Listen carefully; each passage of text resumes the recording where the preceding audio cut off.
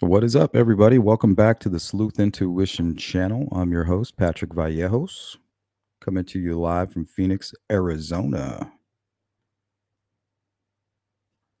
Today, we will be going over everything that I have that relates to Abby and Libby's case out of Delphi, Indiana. We are on part 7. Today, you can expect to hear about the 2 a.m. phone ping. We'll be going over all of the pressers. We may get into the radio chatter, and that's a lot there. I know it doesn't sound like a lot, but just those pressers alone will probably be over an hour. And then for part 8, I think we'll dive into, we'll start with Richard Allen's folder. We'll end up, that'll be part 8, will just be Richard Allen. And then I think part 9 will be Ron Logan. Some random photos I have here. Sequence of February events, the shack, the shoe story, shoe tree, and the Weber property, snuff theory, staged crime scenes, timeline stuff, and was Abby the target?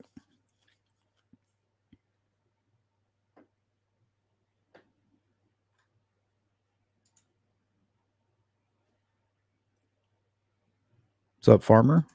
Christine? Thank you, Farmer. And if you guys want these hats right here, we just got a box. These will be the first items that we're selling on sleuthintuition.com. Bam. So it's like $40 or something, but shipping is included. So if you want anything other than hats, yes, go to the Etsy shop. But if you want these, go to sleuthintuition.com. Right now, we are only accepting Cash App and Zelle. So you'll do your order. And then when you send your Cash App or your Zelle, you just put your order number in the notes. And then I'll know which payment goes with which order. And then my wife will know where to send them. So right now we have a small box. They look good. So if you guys want to support my channel, I think that's the most honest way to do it. Selling your merch.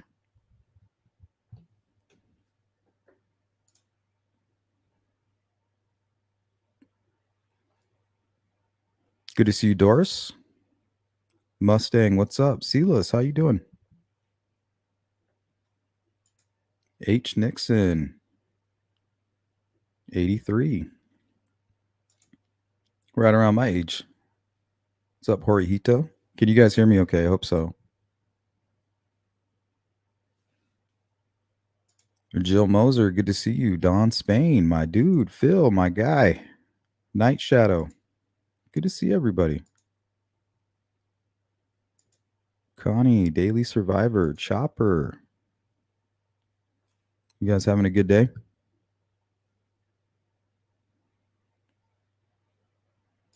It's 9 o'clock here in Phoenix. So I've only had time to yell at the dogs for digging holes twice. And eat a little bit of breakfast, shower, eat some breakfast. And now I'm going to enjoy my coffee. But I have been anxious to finish this series. There's so much information. And I think it's only fair to tell the whole truth, right? And nothing but the truth. So that's all we're doing here. You're going to get a little bit of my my ranting at the beginning. And then all we're going to do is show you facts. And we have a lot of information. A lot of it might seem repetitive or redundant. We're just laying it all out there. What's up, Hathers? Sparky, good morning to you. Jimmy Smash. Jerry, what's up? Molly, Daisy, Ziggy, Cheeks, good to see you. Caricature, what up? Saw you watch Tom Webster too last night. I love his. Yeah, I like Tom. I like Tom and his professional approach and his work ethic. Um, I mean, probably the only one that matches myself when it comes to work ethic. I mean, the dude he'll read anything he feels he needs to. For those of you who are actually looking for information, that is a channel for you. There's not a whole lot of outrage going on Tom's channel. I mean, you're just getting hit with information. Just boom, boom, boom. Fully automatic. But if you're trying to look for some outrage and all of that kind of stuff, yeah, that's probably not for you. What's up, Miss Thang? KDO. Nerdy Cat.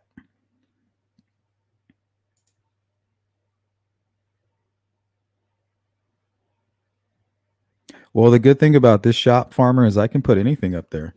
So if you have something you want me to try to get rid of, I'll pop it up there.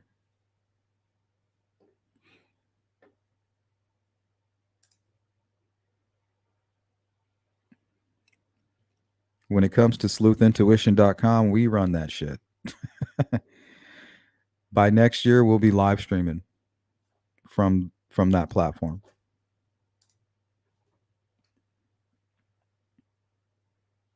Anything that we want. Anything. TJ, what's up? Just watched your Patrick Westfall interview. That was great work, Sleuth. Thank you. I appreciate that.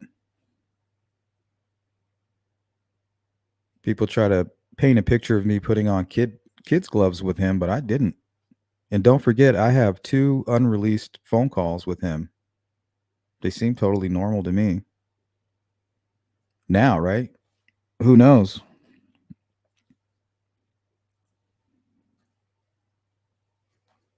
Yeah, they don't seem like anything now. I don't think they will ever be anything, but you never know.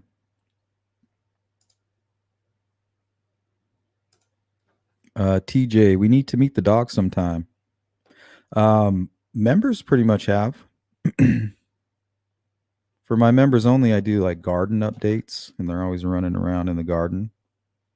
I do walks, bike rides, and chats. We do vent sessions. Yeah, but the dogs are always up in there. But yeah, maybe I will do just a video on that. I'm really pissed off at them right now. They know how much I hate those damn holes. Like I'm obsessed with my grass. Like I work hard to keep my lawn green and my garden green, and they know that. So I feel like it's a personal attack at this point. You know what I mean?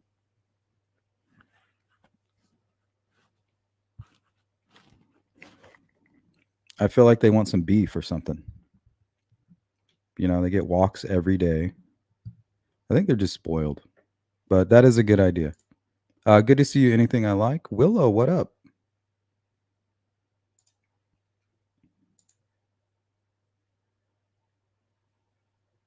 About to hit 41.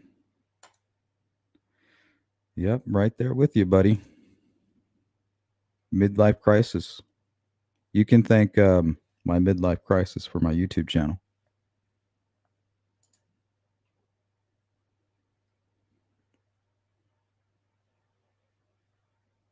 Go fund me for Farmer's new hat. Yeah.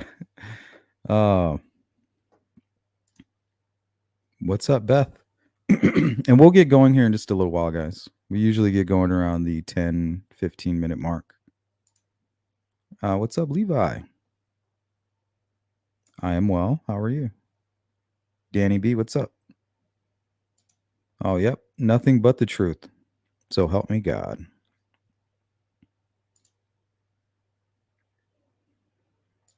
Good afternoon, Hiawatha. Candace, always good to see you. Carol, cracking me up in the comment section of one of my videos. That was funny. Hey, Phony, good to see you. Been enjoying all the Delphi episodes replay. Thank you. You're welcome. Thank you for supporting my channel. You guys, I can't hang around on YouTube without you. You get what I'm able to give you, or what you guys allow me, really. So the time that I'm able to spend on here and focusing in and trying to make it better every day, um, it's all because of you guys. If you stopped watching my channel, it would go away. Um, I would just start contacting more of my old clients. I would just be busy doing other stuff.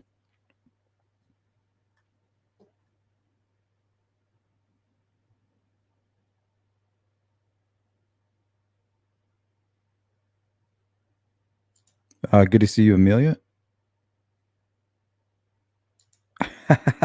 Do an auction like Groundhog's Day. That's funny, Farmer. I think Tech Death would want to join in on that. You guys want to date with Tech Death and Farmer? We're gonna do an auction. That'd be kind of cool, actually, if we could do it in person.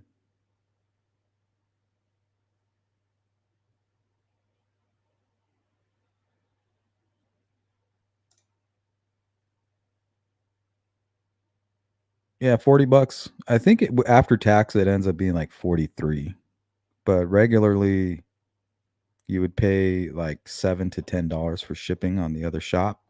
We just threw it in there. Make it simple for you guys. Hey, what's up, Purple Haze? Fire in the bowl.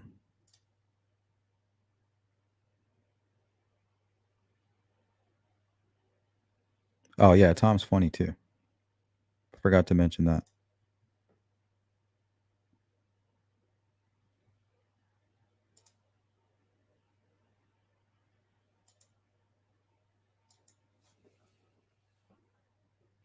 Hey, Molly Sleuth, I don't think you used kid gloves. I think you were polite without agreeing with him, stayed neutral, and let him speak his views without showing judgment to him, even though his views are exactly.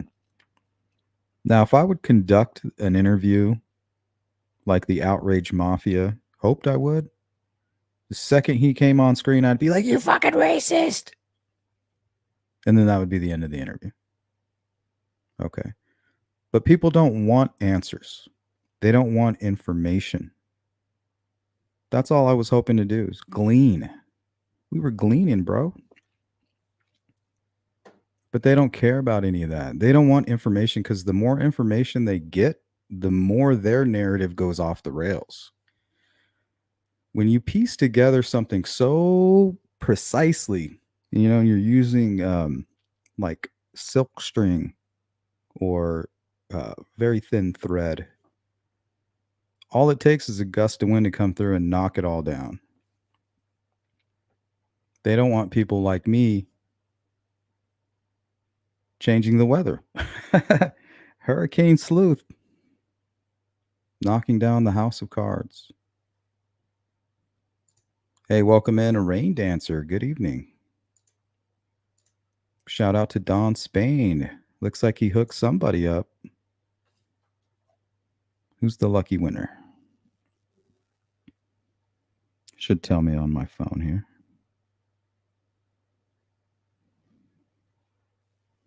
Caricature. Congrats. Thanks, Tom. So, or Don, sorry.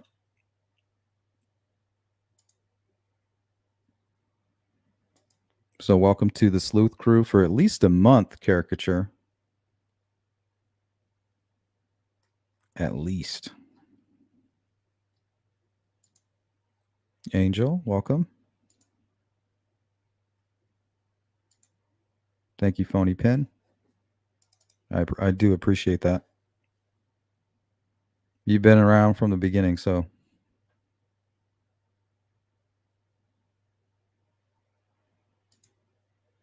thank you, Randall. I appreciate that. Welcome in, Lisa. Patricia, good to see you.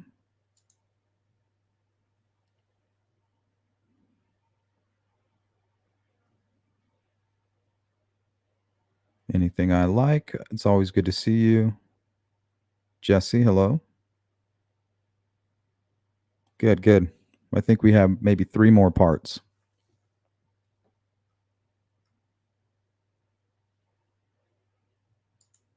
Welcome in, She Warrior.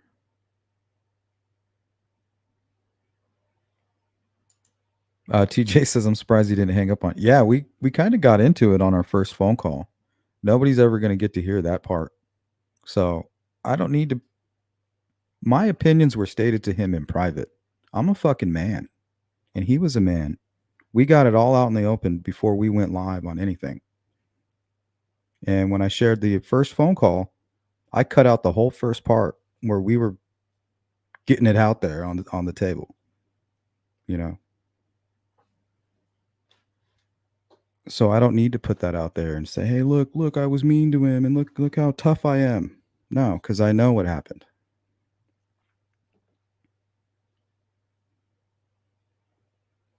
You know, our positions were stated clearly, and that's why we were able to have a civil conversation.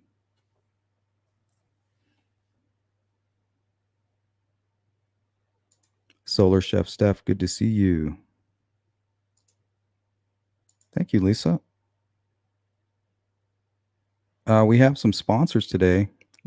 Shout out to Lisa, Don for hooking up Caricature with a membership. Thank you, Don. Very thoughtful. And Phony Pen, who's been around for a while.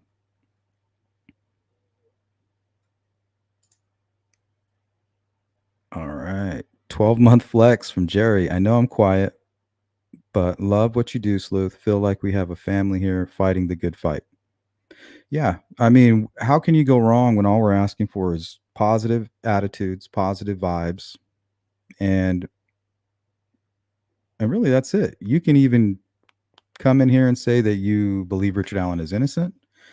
You believe what the prosecution is saying is false and that law enforcement is corrupt. You will not be able to say that you believe the family is in any way involved unless you have some factual information that you would like to hold up on the screen for everybody to see. Otherwise, it's not permitted. And well, actually, that's not even permitted because if you have anything that's implicating a family member, friend, or a neighbor, the public would already know about it because you should have provided that to law enforcement, handed that evidence and information in, and then they will release it when they're good and ready. But we would all know about it.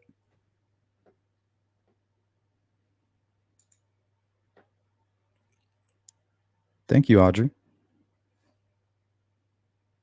Okay, how many of you are familiar with the 2 a.m. phone ping? So the girls went missing on the 13th, but around 2 a.m., 3 a.m. on the 14th, apparently there was a ping. And they don't say it was from Libby's phone. They say from one of the girls' phones.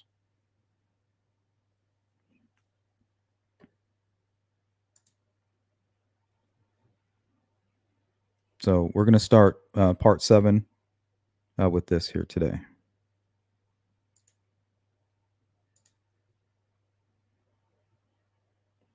Christine says, Sleuth, I remember you had Kelly and Julie on. I was laughing so hard, Kelly testing 1, 2, 3, 4. And she hung up on you guys. I think Bill and Farmer want. Yeah, Bill was being rude. He did, for some reason, he does not like Julie Melvin.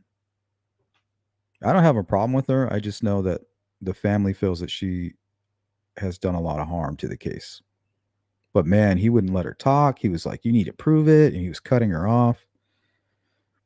But I mean, she held her own. But Kelly, she knows how I feel about her because I know her past, and that's all I'm going to say about that because that's all. It's not worth my time to even talk about it.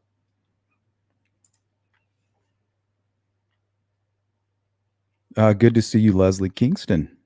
Welcome in. Hey, Kara. David Lowry. Mike Lowry. Welcome in.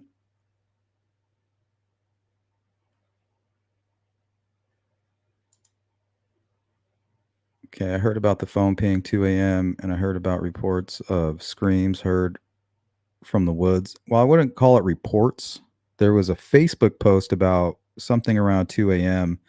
and it is very strange that they mentioned the time 2 a.m. and then they mention here a 2 a.m. ping.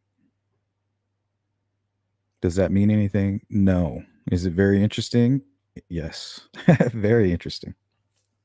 Because we took information from the very beginning where somebody said, "Hey, we were out there searching and we heard screams coming down." And they actually mentioned that it was coming down from um, the crime scene. It was coming from that direction. People just kind of dismissed it, saying, "Hey, well, we do have a lot of animal life around there, and some of them kind of make screaming noises." I think one that was mentioned was a fox.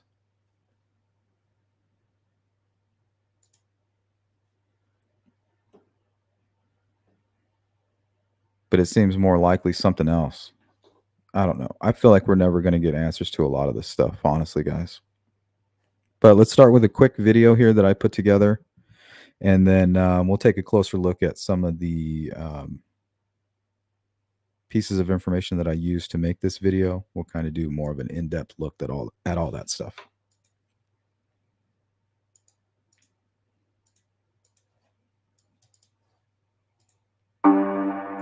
Can you guys hear that? Let's do a sound check before I start playing all these videos.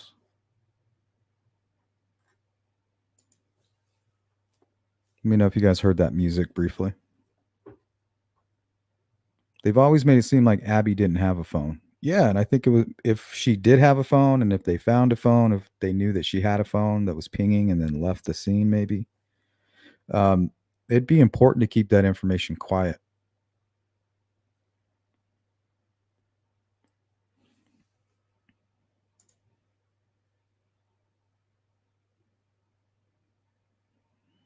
Yeah, it's very strange. The phone ping is right when Eric Williams was out there looking.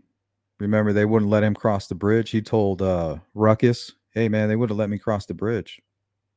But he said, if I would have went down there and lit up the place, I could have found it. And he kept talking about a truck that could go back there.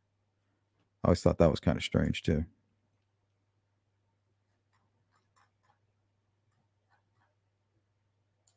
Thank you, Chopper. Thank you, the Maven. Thank you, Farmer. Thank you, Connie. Thank you, David. Molly, Beach, TJ, Sparky. I really appreciate it when you guys give me that feedback quickly. It helps with the flow of the show. Thank you.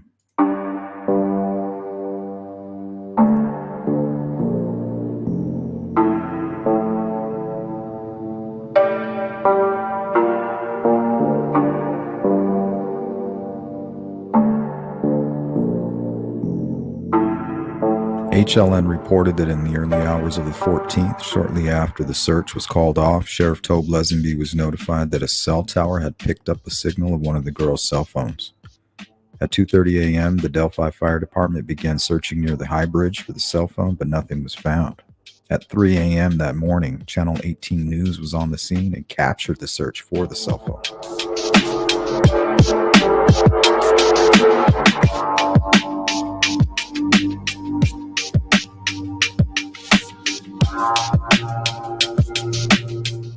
Eric Williams, a volunteer searcher, reported to Ruckus Rock's podcast that he was not allowed to cross the bridge at this time.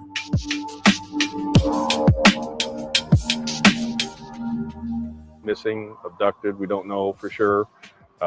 Cell phone has been pinging around town here. There's a cell phone tower, but the ping was last noted about 5 or 6 hours ago. They say the phone's now dead. Mike Patty is giving this interview around 3 a.m. on the morning of the 14th, ready to rejoin the fire department in the search for the girls. Why did they not tell him about the phone? Why did they not tell him it was pinging around 2 a.m.? Was it Abby's phone? Has this not yet been released to the public?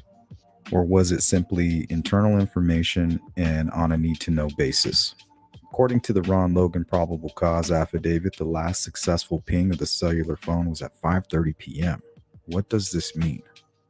A lot we don't know or yet understand. Okay, so that's kind of the gist, and we'll kind of unpack all that. Okay, let's see. Let's start here. Real quick, let's welcome in Cynthia De La Fuente, GP. Good to see you guys. Rob, good to see you, Rob. So help me God.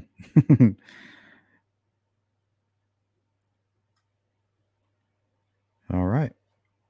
Very early hours of the 14th of February, and not long in the very early hours of the 14th of February, and not long after the official search had been called off for the night, Sheriff Tobe Lesenby was notified that a cell tower had picked up a signal from one of the girls' cell phones. From one of the girls' cell phones. Is that Libby's? I'm assuming, right? But how? We know the last time her phone pinged was at 5:30. And I got a call, I think at 2:30 from the sheriff, and they were wanting some lighting to go out and see if we could find the cell phone because the latest ping was coming back to the area of the Monon High Bridge. Okay. And also there's something very strange about the death certificates. So it kind of feeds into a strange conspiracy or leads us to believe that law enforcement is holding back some information about the time of death. And that might explain what was going on with the hoodies. Were they possibly taken to another location? It kind of feeds into that. You have a crime scene that almost makes it seem as if maybe Libby was killed there and then Abby was taken and then brought back and then killed there. But that's not what the PCA says, and that's not what investigators are telling us. But this piece of information kind of makes your mind wander and wonder about that kind of stuff.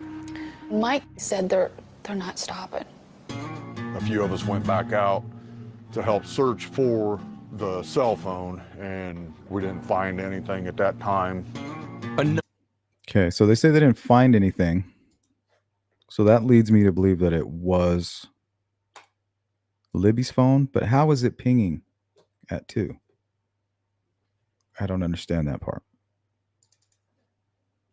Our top story this morning happening right now in Carroll County. The sheriff's office and community members continue to look for 2 missing girls last seen near the Monon High Bridge Trail in Delphi. News 18's Alexis Moberger reports how many have spent hours searching, and they say they will not stop looking until the girls are found. Okay, now they're out here at about 3:30 at this point. We're just praying for their safe return. 13-year-olds Liberty German and Abigail Williams went missing Monday. The girls were last seen near an abandoned railroad bridge known as the Monon High Bridge around 1 o'clock in the afternoon. A little upset, confused, obviously very distraught, just worried. All I want to do is have the girls get home safe. The girls were dropped off near the bridge to walk around and hang out. They had made arrangements to be picked up by... See, this is them going down the hill. They had made arrangements to be picked up by a family member later in the afternoon. But when it came time for the girls to be picked up, they never showed up. Getting scared now. Abigail's mom, Anna Williams, has spent hours worrying, just hoping to hear her little girl is okay. It's getting cold. Been out a long time. They don't know what time they ate last. The girls haven't answered their phones since around the time they went missing. Welcome in. Missing, abducted, we don't know for Hey, sure. Sylvia. Cell phone has been pinging around town here. There's a cell phone tower, but the ping was last noted about 5 or 6 hours ago. They say the phone's now dead. The last Snapchat. Okay, so how is it pinging at 2 a.m. when it's dead at 5:30? Can somebody please help me understand this? All right, we're dealing with another phone, right? What other explanation could there be? They know for a fact that Libby's phone was dead by 5:30. They even put it in the Ron Logan affidavit. That's it. Now, can you ping a phone when it's dead? I don't think so. From one of the girls was from 2:07. Text, I saw a text where they got delivered, but they never got read. Very scary situation right now, and I just want her home. Now many are on an extensive search to find them. Ravines, ditches, trash cans for phones, any sign of girls, and anything we can find to. That was always strange, huh? Remember that? He wanted to call them victims. Anything we can find to just find them. Cans for phones, any sign of girls, and anything we can find to just find them. Deputies, firefighters, and local police are checking every crevice and nook. Looking for answers, looking for the girls. But so are others from the community. And many of them say they won't stop looking, even if it takes Daybreak, fall over with exhaustion. Honestly, I hope they're just hidden up somewhere, scared to be in trouble. Yeah, he's a very close member of the family. I think I'm not quite sure. I just know that he's close to either Abby or Libby's family. That gentleman. This might be Carrie's brother. I'm not sure. In the chat, if somebody could correct me on that.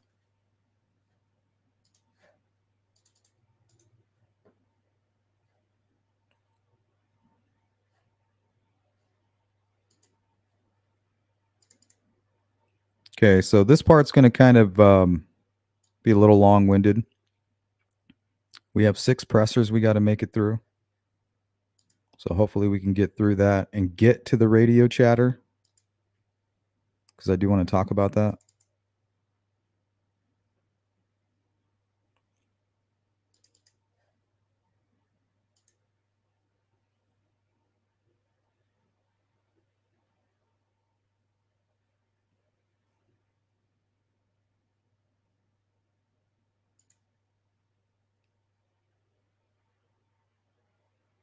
Hey, Priscilla.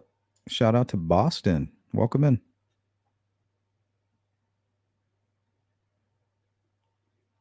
I still don't know, Leslie. I feel like Richard Allen is the bridge guy, but I do feel like there might be somebody else close by. And with his whole mental situation, I mean, was he ever hospitalized? There was another gentleman by the name of JP who suffers from extreme mental health issues. And he admitted to being there that day at 3:30. Are these guys connected somehow through that, through their medical history? Because we know JP is connected to Keegan Kline. Is this the connection? I don't know. There's no real information to tell us either way. But the more we learn about Richard Allen and how he suffers from mental health issues, which is obvious, that doesn't make him look more innocent. It makes him look more guilty, because we look at the Delphi case and we figure a madman had to be responsible for this. That might be what happened. But did he do it alone? I'm not sure. He could have very easily. In one sentence, you have people saying, "Oh, he's a war veteran," and then the second, followed by, "Oh, well, he's only this little tiny guy. He's not capable of anything. He couldn't have done it."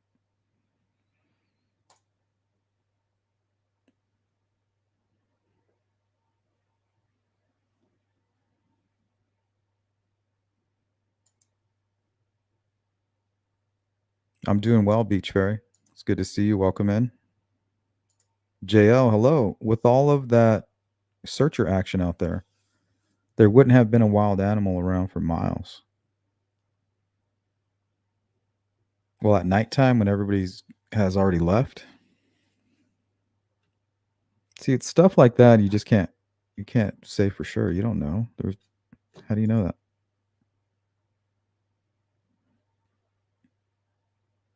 And it appears they weren't out there. They came back out around 2 a.m.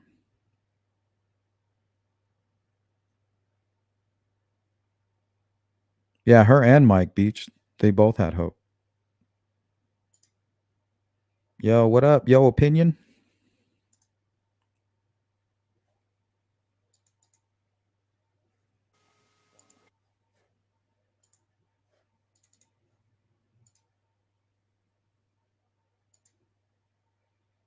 Absolutely, that was Abby's phone. You think so? How did they know she had a phone? I wonder if somebody just came out and was like, yeah, she does have a phone. Like maybe none of the parents, but some of the friends were like, yeah, she had a phone. Maybe they even kept that from the parents. They don't have to give all the information to the parents.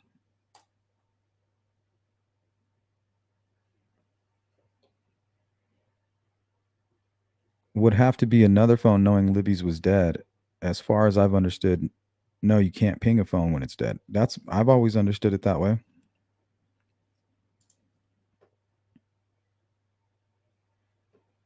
That's how I broke my dogs from digging holes. Wait, how?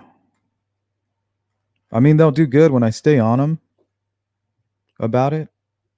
I don't know. I don't know if they're having impulse issues.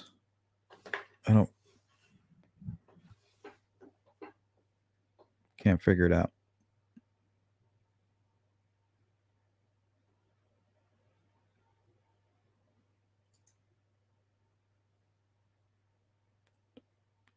Has anyone beside Erskine stated the time of death? Anything I like, it was mentioned in the leaked Frank's memo. According to the memo, they're quoting Holman as stating it was between, I think, 2:30 and 3, or something like that. Yeah, I want to say 2:30 and 3, or 2:30 and 3:30.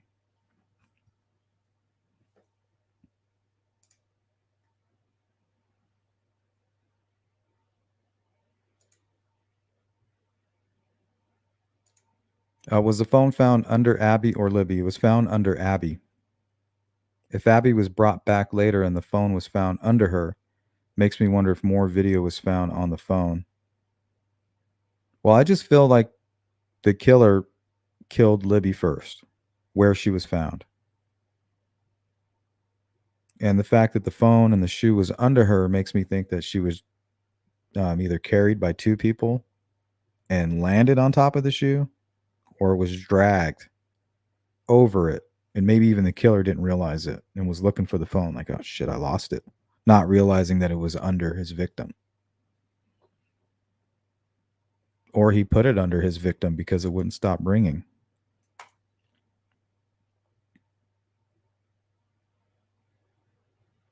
GP, so what's your opinion about them saying that it could be the Paladinos? I see no evidence. The people who brought up the Paladinos were the same people bringing up a lot of crazy stuff. But those folks, yeah, they're all part of the Kokomo crew. Gabe Ellis, that whole, they were known for having 16-year-old girls in their vehicle with videos on their phones with sexual acts with these minors. Yeah, these guys aren't good, but I don't think there's any evidence of them being anywhere near the bridge or anything like. I haven't seen it, other than their connections with like Garrett Kurtz and all of that. TJ, do you have any information on the blood being found in the Weber building matching the girl's DNA? Nope, I haven't seen anything like that at all. Not with my two eyes. So if you have questions about anybody presenting that information, simply ask them. Okay, what's your source? Sleuth, I must have missed how JP had a connection with KK. Can you quickly tell us again? Yes. Callista Schatz, who was Tony Klein's neighbor and longtime neighbor, by the way. Well, Callista had two young boys, Lance and Gabriel, and they were friends with Keegan Klein. I always thought those guys were the other half to the Anthony Schatz account. You have Anthony, which is Keegan Anthony Klein, and then you have Schatz, who is would have been his good friend and neighbor, Lance or Gabriel, who both have extensive rap sheets, by the way. Well, anyway, the neighbor Callista Schatz, who was Tony Klein's neighbor, dated Julian's father. Now, I did an interview with Julian. Those are taken down right now. They may go back up at some point, but during the interview, he explains this, how his father dated her and how he knew Lance and Gabriel. And we know for a fact that she is Tony Klein's neighbor. Media even went over there and interviewed her one day. She opens the door and she says, well, I used to let my kids go over there. Well, Callista Schatz was also part of a much larger, disgusting case, bigger than Keegan Klein. And I'm talking about a gentleman by the name of Rippy. And Rippy was dating Callista Schatz's daughter, or they had a child together. So, yeah, there's a big connection there.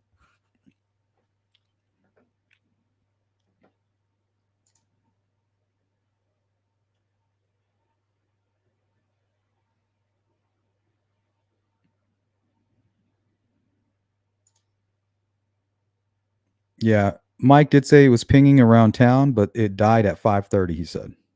Or 6 hours ago or something like that, which would have been around the 5:30 point, which is mentioned in the Ron Logan affidavit.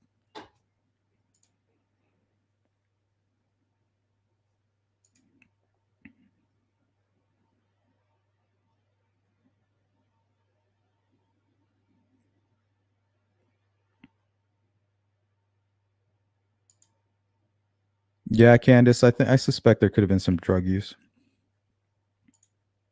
Welcome in, Julia. Good to see you. Did he get a polygraph? I don't know. I don't think so. Probably refused.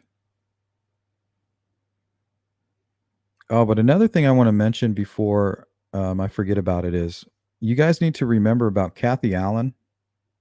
Remember, as soon as Richard Allen was arrested and she was attempting to sell the home, remember, she dug up the fire pit after it had been searched and recreated the fire pit.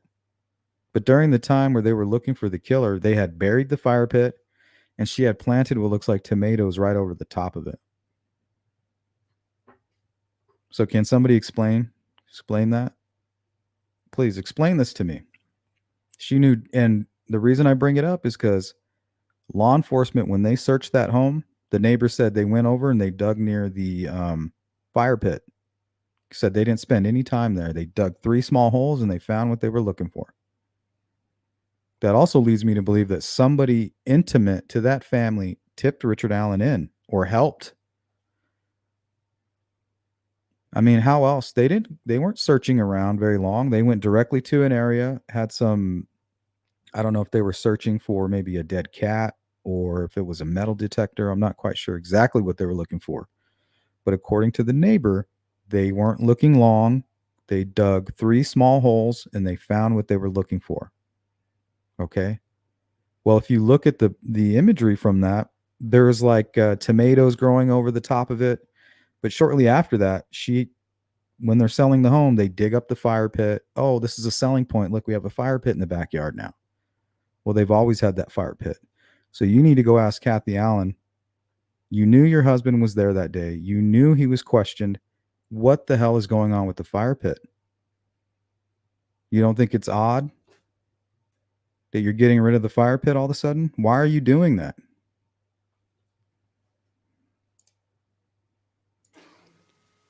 Okay, good morning.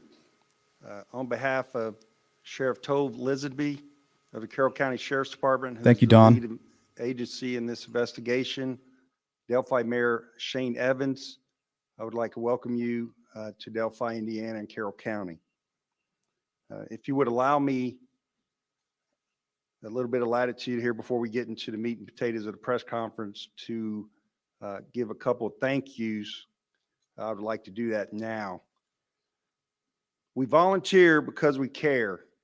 Again, we volunteer because we care. I saw that on a fire truck here in Delphi, Indiana yesterday.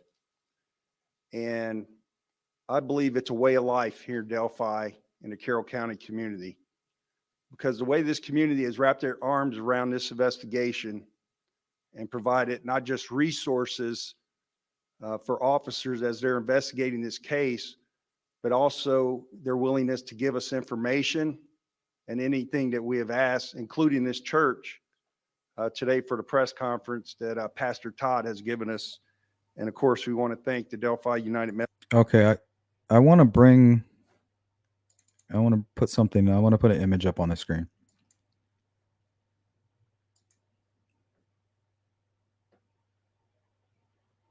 Hopefully I can find it.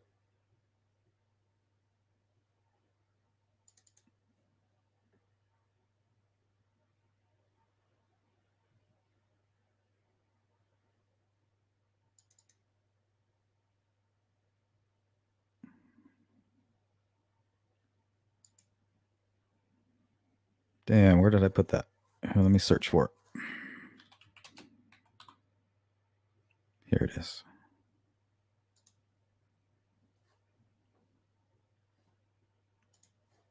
I don't know why I don't do that from the beginning. I label everything that I ever save so that I can search for it. And then instead of searching for it, I just go through every folder one by one. Help me. Somebody help me. Help me, Lord. Okay. So this is where the first presser is being held within this church here. This is a church run by Micah Hudson.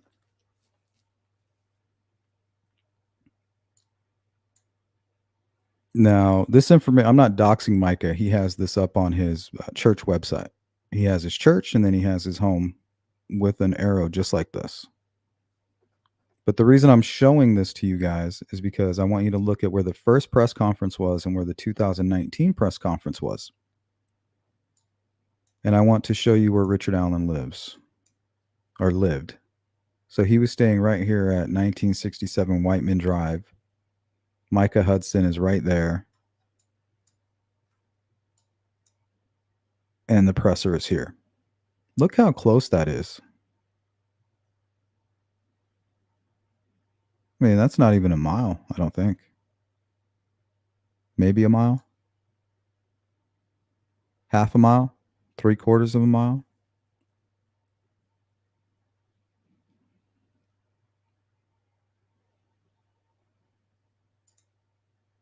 Methodist Church for this facility today. Again, I would like to thank everyone who's given donations point, Root. and any general support to this investigation. I would also like to thank in advance the person who's going to call our tip line and give us that tidbit of information that's going to lead to the arrest What's up, Frank of the Meister? murderers of Liberty German and Abigail Williams. And I would like to thank the media for their patience. I understand there's information that you would like to get to your subscribers, get out into the media. But as you know, we have information that is germane to our investigation that we have to keep close to the vest because this investigation is too important to make any mistakes and give out the wrong information. So again, I thank you for your support and your patience as we. It's all right. We know they're talking about Libby's video, the unspent bullet, things that people have gone out of their way to leak. Oh, I'm here to help Abby and Libby. Here, let me tell you about this really important piece of information that nobody knows about. Here you go. Let's give it out to the public so that the killer can go and burn and destroy their weapons. But I've helped the case. Go through this case. There are a couple of acknowledgments I must introduce today. A couple of folks, department heads that are here. We have Delphi Mayor Shane Evans, Carroll County Prosecutor Rob Ives, Shane Evans. Carroll County Sheriff Tobe So awkward. Lesenby, Lizard Bee. Delphi Police Chief Steve Mullen, Indiana State Police Superintendent Doug Carter, FBI Assistant Special Agent in Charge Greg Massa, and Captain Dave Burston, Chief Public Information I like Greg. Officer for the Indiana State Police. Obviously, the reason we are here today is to give out information in the double homicide of Liberty German and Abigail Williams. On February 13th. Yeah, me too, Rob. And I think they did investigate it. I think Carol was trying to explain earlier that when they went to look at what was going on, they found out that there were some kids that were up late playing up in one of the homes nearby. Abigail Williams, 13, and Liberty German, 14, went on a hike at the Delphi Historic Trails. On February 13th, they were reported missing later in the afternoon when they failed to return to a pickup location as a family member returned to pick them up from their hike.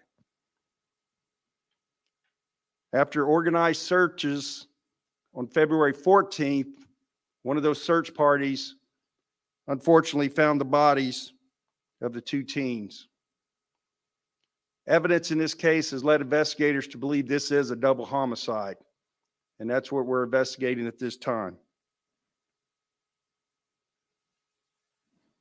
Also shown in front of me is an enlarged depiction. No, seriously, Sparky, that I want people to ask that question. They had a fire pit. The murders happened. The fire pit turns into a garden. Richard Allen is arrested, and the home is being sold, and magically you have a fire pit again. I just want you to think about that. A fire pit that law enforcement were digging in. They dug in and they found something there. Of a person believed to be the suspect in this case. We are actively looking for this person. We believe this person is our suspect. And we would like any information, regardless of how small or minute you might believe that information to be. It might be the one piece of a very large puzzle that helps us get this person in custody. See, and I don't know if they knew about Richard Allen or not, and they were just having trouble putting together something to present to a judge for a search warrant, and they didn't want to give out any of that information.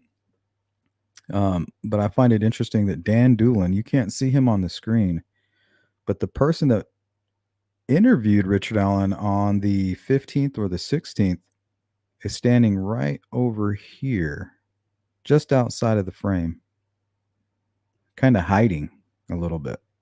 So please call our tip line, 844-459-5786. And again, I would like, as we go through this press conference, to remind the media there's going to be information that is germane to our investigation that we're not going to release today. But at the end of the press conference, we will have time for question and answers. So as we go through our speakers, I ask you to please hold your questions to the end of the press conference.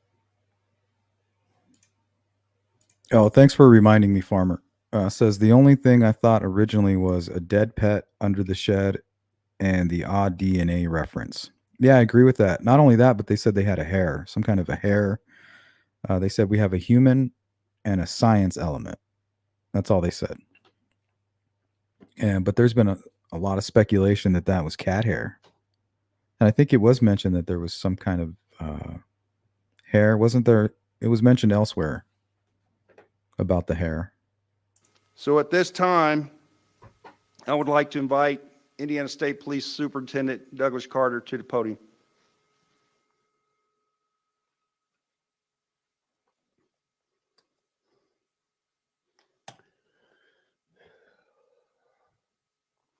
Get the lights, Micah. Words tend to escape Thanks, Frank. during these periods of times, and I've only had Thank a you, couple Cindy. of other situations in my lifetime. I'm able to stand before you and say that. Why Libby? Why Abby? Why Delphi? Why Carroll County? Why the region? Why the state? Why even in the nation? I say that because this is a classic example and a clear example that evil lives amongst us. To the family, to the community, the region, the state,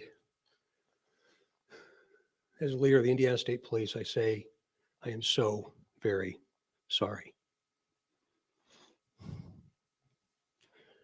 Resources. It's unlikely that any of you will ever see, nor will we ever see or experience again, the level of resources that are attached to this investigation. To the media. My gosh, all I can say is to give you my sincere thanks. See, this isn't like TV. There's a perception that this can be solved very quickly. Anything that we do can be solved very quickly, but this is a testament that it can't, and we need you. We've needed you since last week. We need you today, and we need you tomorrow. And likely we'll need the media all across this nation. So from a simple guy like me to you, I say thank you. To the people dressed funny like me and those that represent the law enforcement profession, please understand we're human beings just like you. I'd stand anywhere in the nation with people standing behind me. And I would suggest to you that every time something like this happens, a little piece of us dies as well. But I also want you to understand how committed we are as a collective one, and we will continue. This has been briefed all the way up to the director of the FBI, Director Comey, and Greg Mass is going to talk a little bit about that. I've had an opportunity to speak to my boss, Governor Eric Holcomb, a couple of different times about this situation. And every time I do, I see this look that comes over his face, just like yours and this community's. And that's the unfortunate experience of experiencing evil. We're not Thank you, Audrey. stopping. The poster in front of you. Thank you, Leslie. Someone knows who this individual is. Someone knows who this individual is. Is it a family member? Is it a neighbor? Is it an acquaintance? Is it an associate? Or maybe that one guy that lives over at that one place that just kind of not right.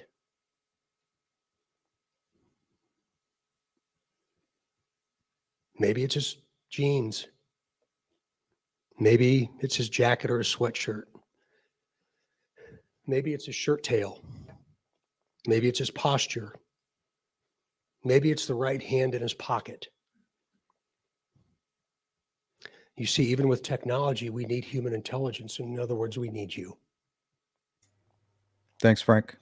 I'm not suggesting that science, that everything that we can do as science has been done, because we are just getting started.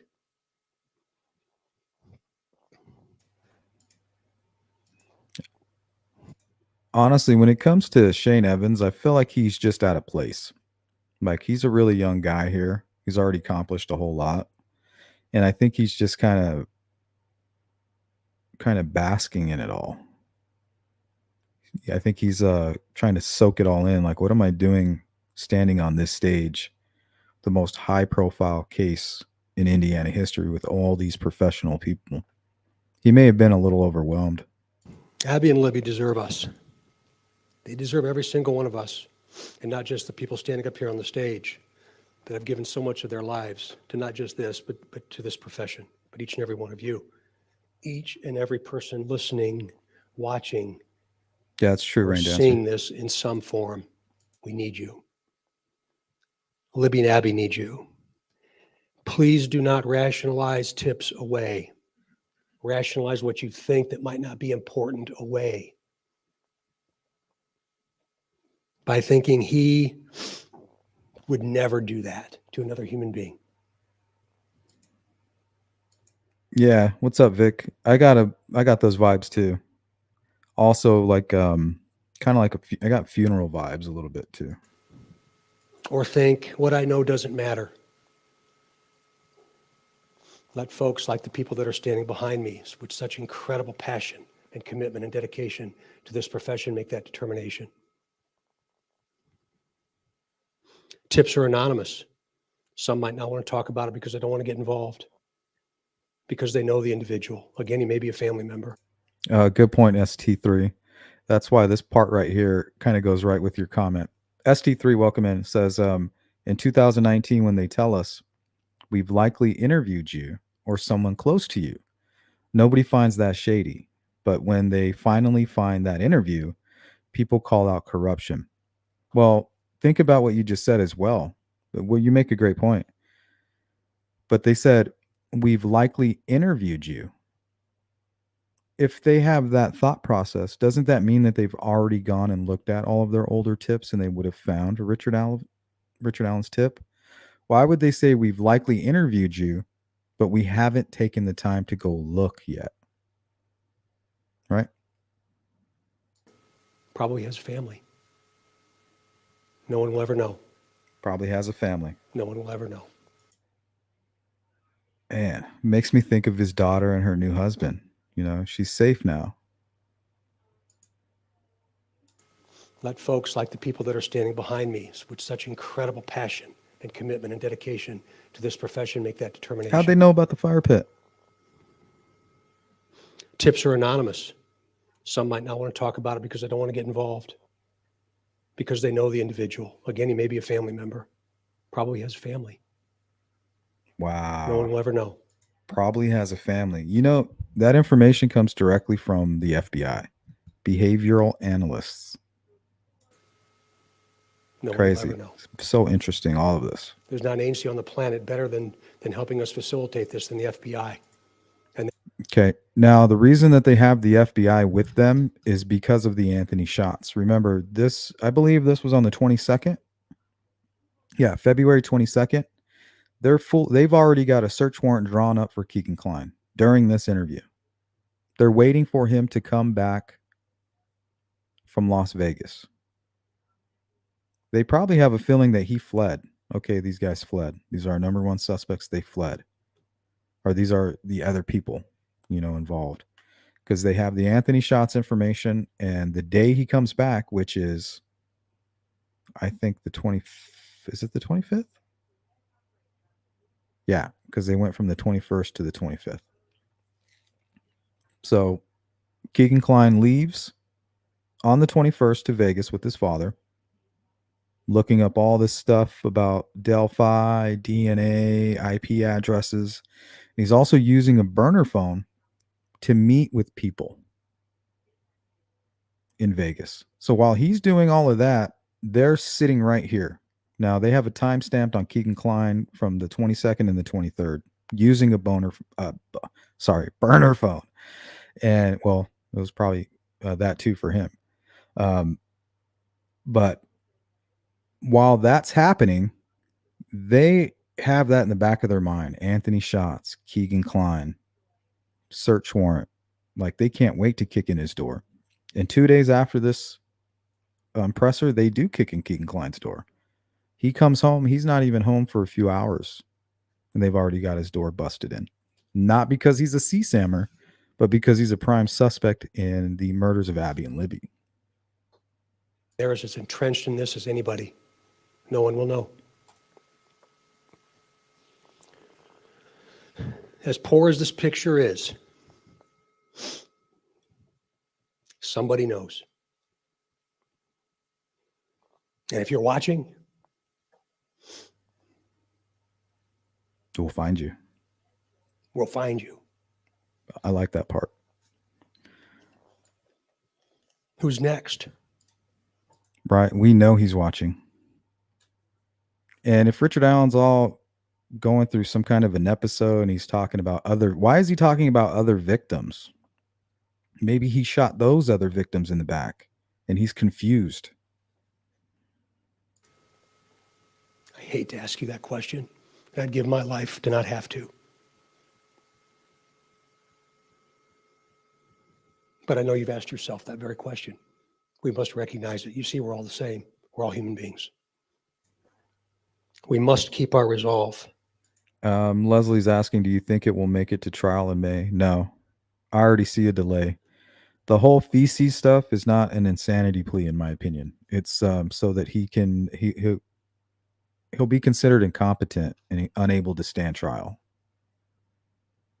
Because the judge isn't a doctor. She can't make those decisions. She just sees shit, and the fact that it's wiped all over the place, incompetent, and then they'll set a hearing, and then they'll have then the doctors will all come in. But yeah, this is a delay tactic, and I told you guys this. Remember, the day that they filed for a speedy trial, what did I tell you? That they're going to find ways to delay this, to look at what people do, not what they say. For Libby and Abby. for this community. And frankly, to ensure that good trumps evil. And it will. You're going to hear more in just a minute about what we know. Do not discount the voice that you'll hear. We will stay committed with resolve, very rarely exhibited with human behavior until this conclusion. Please be patient. Become our partners and communicate with us as often as you can.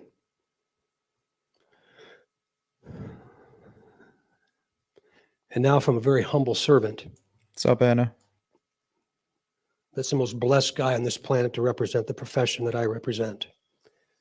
To Abby and Libby. It's my hope and my prayer that you're now experiencing God's promise of eternal peace. Let's go to Rain Dancer. My personal opinion is, but I could be completely wrong. I like that. Yes. That witnesses mixed up DP and Richard Allen, and in 2019 they found out that was not DP. That was Richard Allen. Just a thought. See, I've had a similar thought, but instead of DP, I thought it was JP. So JP not wanting to explain why he was there. I think he was there cheating on his wife, honestly, not committing a murder, but he could have.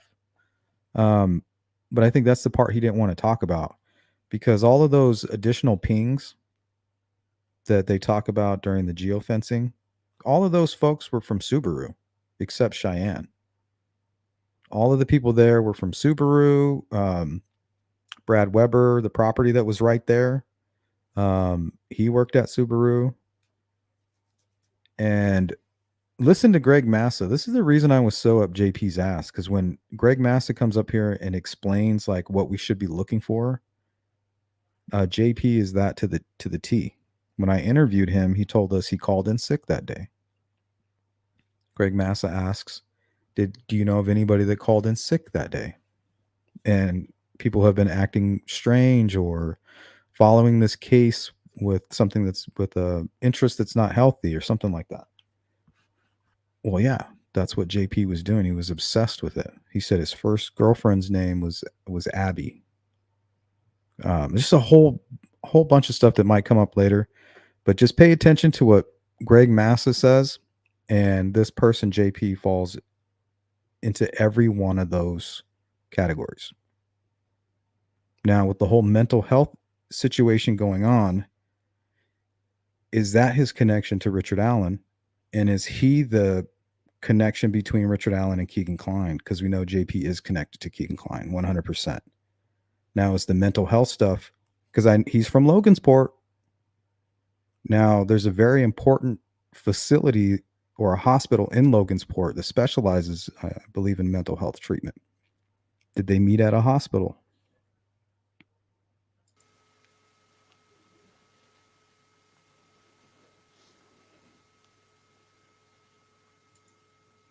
At this time, I Thank would you, like Daisy. to invite Greg Massa, Assistant Special Agent in charge for the FBI, to the podium. Good morning. As the Assistant Special Agent in charge, my role is to supervise and lead the FBI's criminal investigations across the state of Indiana. 9 days ago, the guy that you can see over Greg Massa's left shoulder here, that's Mike Peasley. He's a big part of a program called GRIT, and they take down organized gangs and stuff like that. He's a SWAT team instructor. So this dude back here is a badass. Both these dudes right here, they don't look like much, but yeah, they can fuck some shit up. we had an agent that was participating in the search for the missing victims. And from that moment until this morning, we have stood shoulder to shoulder with our law enforcement partners here. The FBI plays an important support role in this investigation, this joint investigation. I'm very humbled by the response that the resources that are under my direction have brought, and hopefully the contributions that we are making. On any given day, we have 20 FBI agents that are here providing investigative help, whether that's running down leads, conducting interviews, helping with lead tracking system, providing intelligence analysis support, providing technical assistance. Every night, I update our FBI headquarters to our Deputy Assistant Director. And as the superintendent mentioned, this has been briefed to the FBI Director on 2 occasions. So whatever resource that the FBI has available, whether it's here in the state of Indiana or nationally, we have brought those resources, and we will continue to do so. We were committed to working around the clock, as we have been. Beach Fairy, you weren't supposed to hear that part. I mean, for Kagan Klein, that's exactly what he probably called it. Over the last 9 days, and will continue to do so until this case is solved. To the members of the community, when I met with our behavioral analysis unit, and let's go to Julia's comment here. Law enforcement searching the fire pit doesn't really surprise me. The thing is, when they searched it, it wasn't a fire pit. The fire pit had been filled in, the bricks had been removed, and there were tomatoes planted. So it went from a fire pit to a garden. My question is, how did law enforcement know that there was a fire pit there originally? And why were they digging there? And then why did Kathy turn it back into a fire pit when she sold the home? So yeah, if there's a fire pit, yeah, you would dig up, you probably dig that thing up 6 feet down, because there's people who will dig underneath the fire pit, bury something, whether it's a body or something valuable, and then they'll go ahead and bury it and then put the fire pit over the top. So yeah, it would be the first place you should search, but there was no fire pit there when they were searching. There was just a garden where a fire pit used to be. Only question is, why was it filled in, turned into a garden, and then turned back into a fire pit? Their expertise and their experience, it is oftentimes even unwitting that a member of the community may have information that is germane to this investigation. And I'd like the community to go back 9 days and go back to the afternoon of February 13th, Monday, February 13th, and just think if you had an interaction with an individual who. Okay, so this part right here, it's almost like he's explaining this JP person to a T. Watch. Inexplicably canceled an appointment that you had together. Check. Or an individual called into work sick. Check. And canceled an important appointment or a social engagement. And at the time gave what would have been a plausible explanation. Check. My cell phone broke, or I had a flat tire on my car. Check. But in retrospect, that excuse no longer holds water. Check. That may be important. Likely so are behavioral indicators that this individual may have exhibited since the afternoon of May 13th. Did this individual travel unexpectedly? Check. Did they change their appearance? Check. Did they shave their beard? Check. Cut their hair? Change the color of their hair? Check. The superintendent mentioned the clothes that this individual was wearing in the photo. Did they change the way they dress? Yes. Did their behavior change? Did their sleep pattern is different now? Did they start abusing drugs or Check. alcohol? Check. Whereas they would not have. So crazy. But the thing is, this dude, JP, he was interviewed, and I don't know what happened during the interview. But he gave a hair follicle test for the second time, a second blood test, because he was interviewed 2 weeks after the crime happened.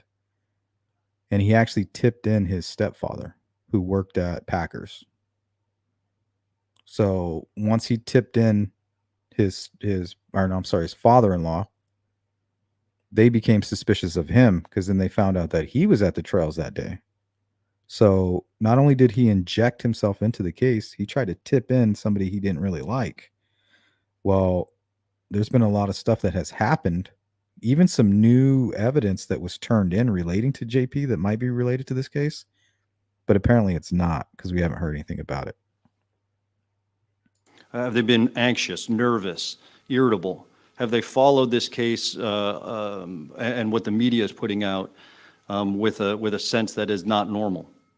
Have they had ongoing discussions regarding their whereabouts on that afternoon or thereafter? It's just so crazy that he is describing this person, and every piece of information that he's looking for is spot on. You can't exclude one piece of that from that person, JP. Please, if you have that information, Crazy. call that into the tip line. After this press conference, the FBI will be putting out a series of these indicators on our social media, so it'll be available not only to the citizens of this community, but across the state of Indiana and then nationally as well. We'll also be utilizing digital billboards, and in any way we can spread this message, we will. A good point. Sheik says even in the interrogation with him, they say because of their investigation, they started looking at the pedal ring, not the other way around. Yeah, they served a search warrant on the Delphi murders of Abby and Libby. They had no idea of they probably did at that point, of the CSAM. But honestly, I don't think so. They had to conduct the search, get the items, and then do a digital forensic search on those items. And they used a third-party company that is used by a lot of law enforcement. I'll just finalize my remarks just to say that to my law enforcement partners behind me, to the community at large, 9 days ago, the FBI stood shoulder to shoulder with you. We're not going anywhere. We will be here until this case is solved, and I am confident this case will be solved. Thank you.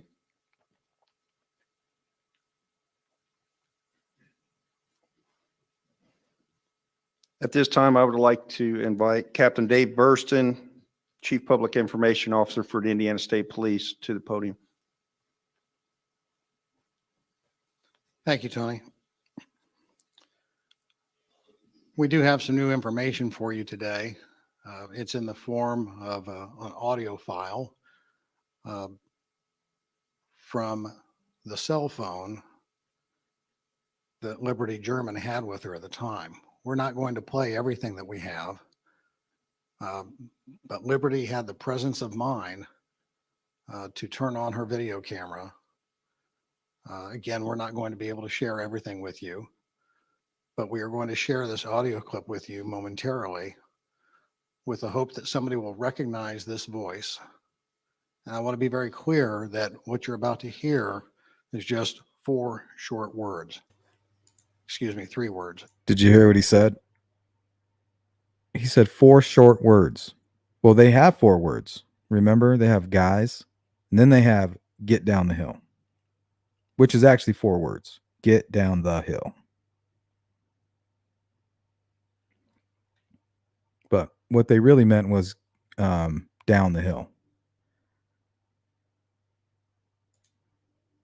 Of a Freudian audio slip. file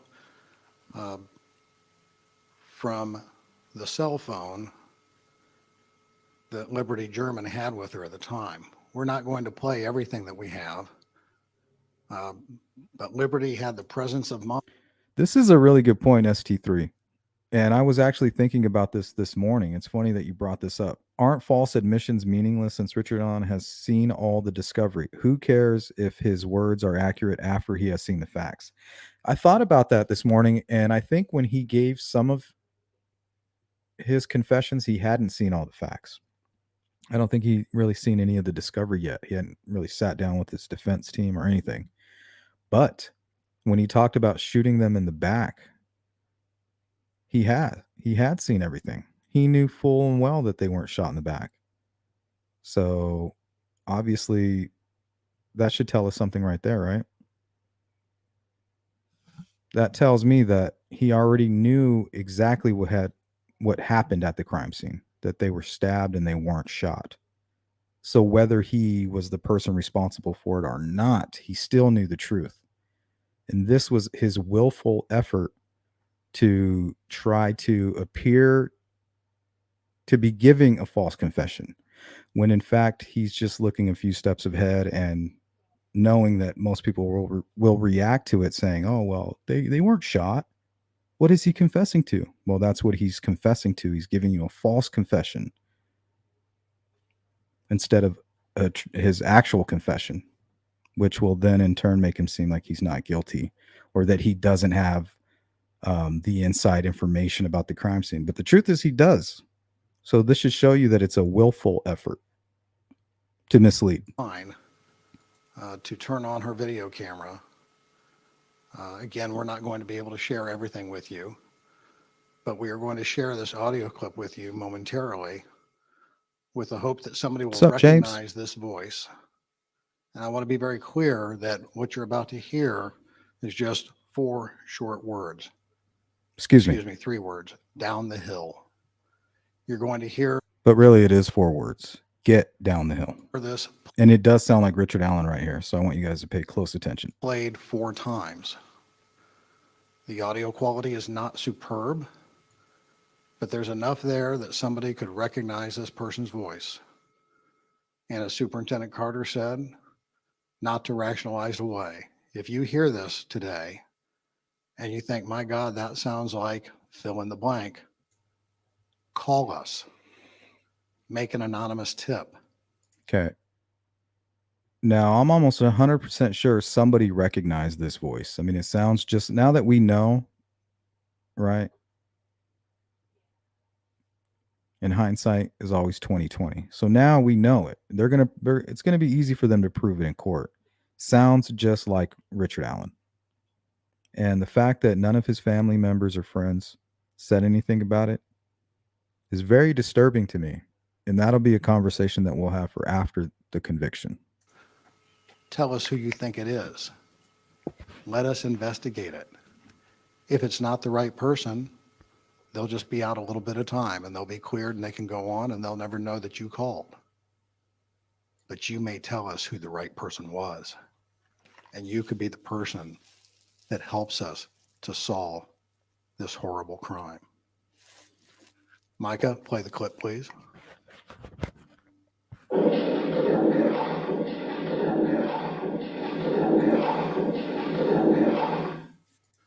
And this horrible crime. But you may tell us who the right, this horrible crime.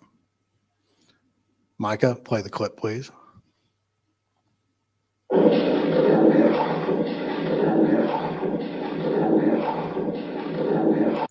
Micah, play the clip, please. Would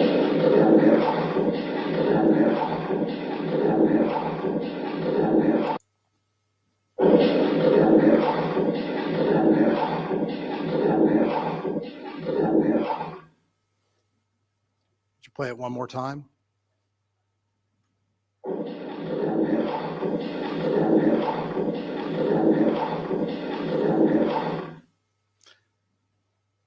So that audio clip later today will be available on the Indiana State Police website. You can simply go to our website and add the extension /delphi.htm. There will be information on that website that talks about the reward that is being collected now. Sergeant Slocum will talk more about that, the amount of money that's been raised towards solving this case. And really, money shouldn't be what drives somebody to help solve this. Yeah, Farmer, Just a that's sense of Mike community Peasley. and He's a wanting to bad help motherfucker. and to get this person off the street. I did a show on Mike. You guys should go check it out. The image that you see there of the suspect, that came from Liberty's phone. I think many of you had speculated that before. We weren't prepared to discuss it at the time. We have more video. We're not releasing it. It's germane to our investigation. And it's important that we spread that person's voice far and wide for somebody that will recognize who that is and will call us and tell us.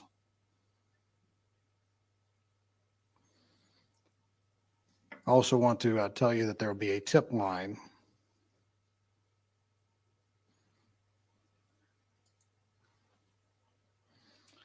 There's an email tip line.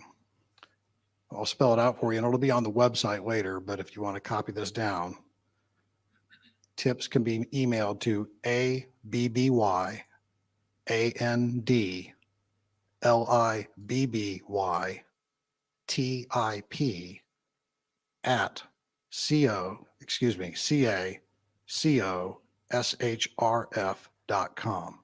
So that is Abby and Libby Tip at cacoshrf.com. Phone number, email, call the Delphi Police, call the Carroll County Sheriff's Department, call the state police. Help us to capture the person responsible for these murders.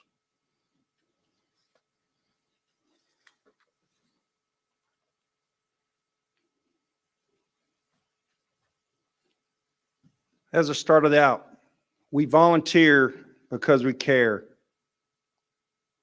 I believe that's a way of life here in Carroll County and the Delphi area. As Captain Bursa indicated, we now have monies for a reward. I believe we're in upwards to around $41,000, with $25,000 being donated by the FBI, $10,000 by the Indiana Packers, a local business. The Andersons have donated. That's weird. I just noticed something about this photo.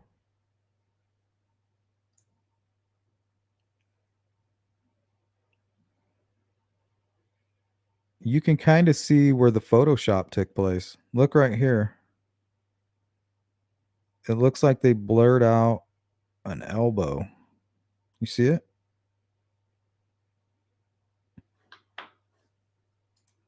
Here, let me see if I can screenshot this. Might be tripping.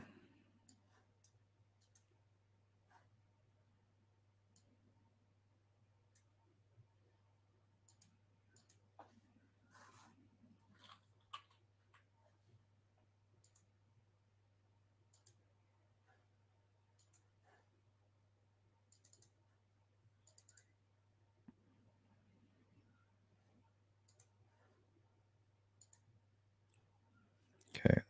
From this angle, you can kind of see it pretty clearly. You see it right here?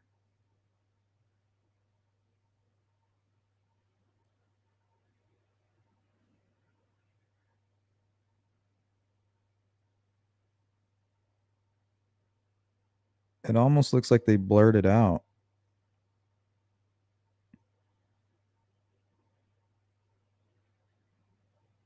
I don't know. I'm tripping. Don't mind me. As Captain Bursa indicated, we now have monies for a reward.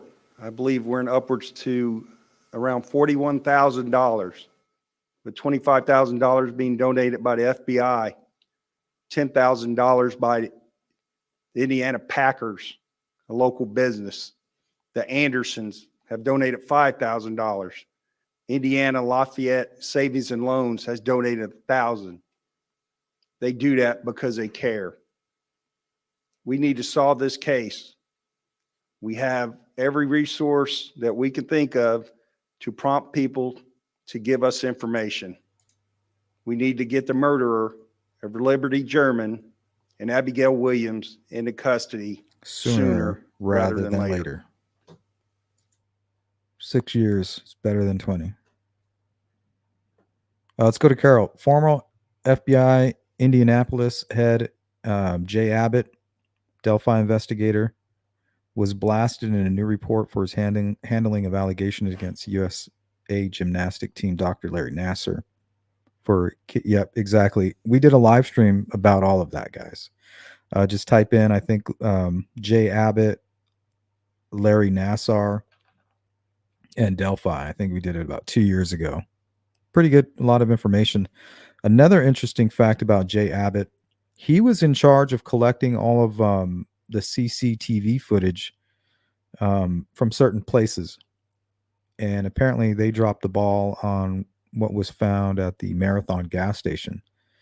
But it's my understanding what was actually on that footage was one of the Maxwell folks, and I think it may have led to one of the first search warrants, had pulled into the Marathon gas station. And I don't know if this is a fact or not.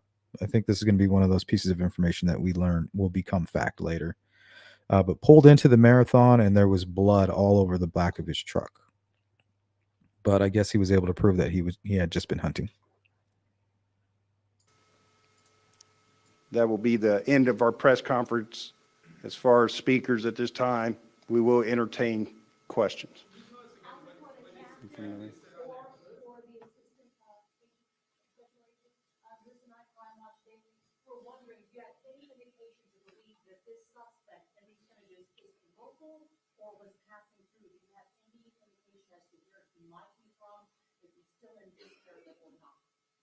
Like,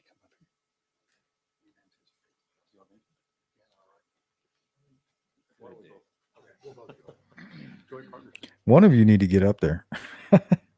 is there any specific information that says the person is local or from far away? No. Could this be a stranger crime?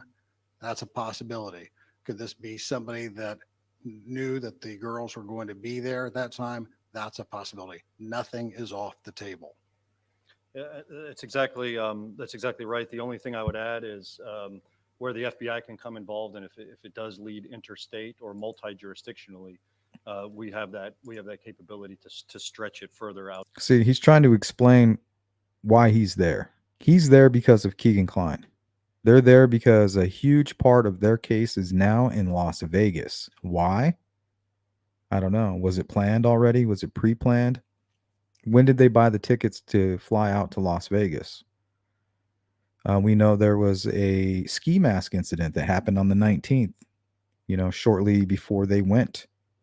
Or no, the 20th.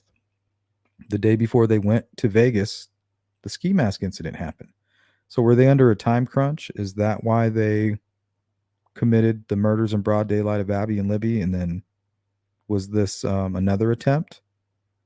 Somebody who was talking to the Anthony Shots account? Or was this an effort to tie up loose ends? You're the only person that will point law enforcement to the direction of Anthony Shots. You are the only person. And that's what they tell Keegan Kline. They say, this is how everything happened last time, was this incident right here. This is how we got, and I'm sure they would have found Anthony Shots. They may have already had Anthony Shots, but this is what they tell Keegan. This is how everything started last time, was this incident. And what happened with this incident is there was a police report and everything. They showed up and they said, well, I was talking to Anthony Shots. I gave him my address. Next thing I know, there's a guy with the ski mask on looking through my window. That's what law enforcement told Keegan Kline. Now, the next day, Keegan Kline is flying out to Vegas where he's looking up how long does DNA last on a body? Can you search IP addresses through social media applications like Snapchat? Things like that. They're looking up and listening to the voice of the killer constantly. Well, on top of that, they're also using burner phones that are looking up prostitution and have child porn all over them now, just from the 2 days that they've activated it. And they're looking to meet people off of Craigslist. Now, Keegan told law enforcement that it was for drugs for his friend, who's a big drug dealer in Indiana. And that's why he didn't want to say. Well, that's a bold-faced lie, because nobody's going to send you to Las Vegas to connect with somebody on Craigslist. You should just lock yourself up. Why don't you just go try to make a deal with the receptionist at the police station? You have better luck. Side of this immediate community across the state or across state lines.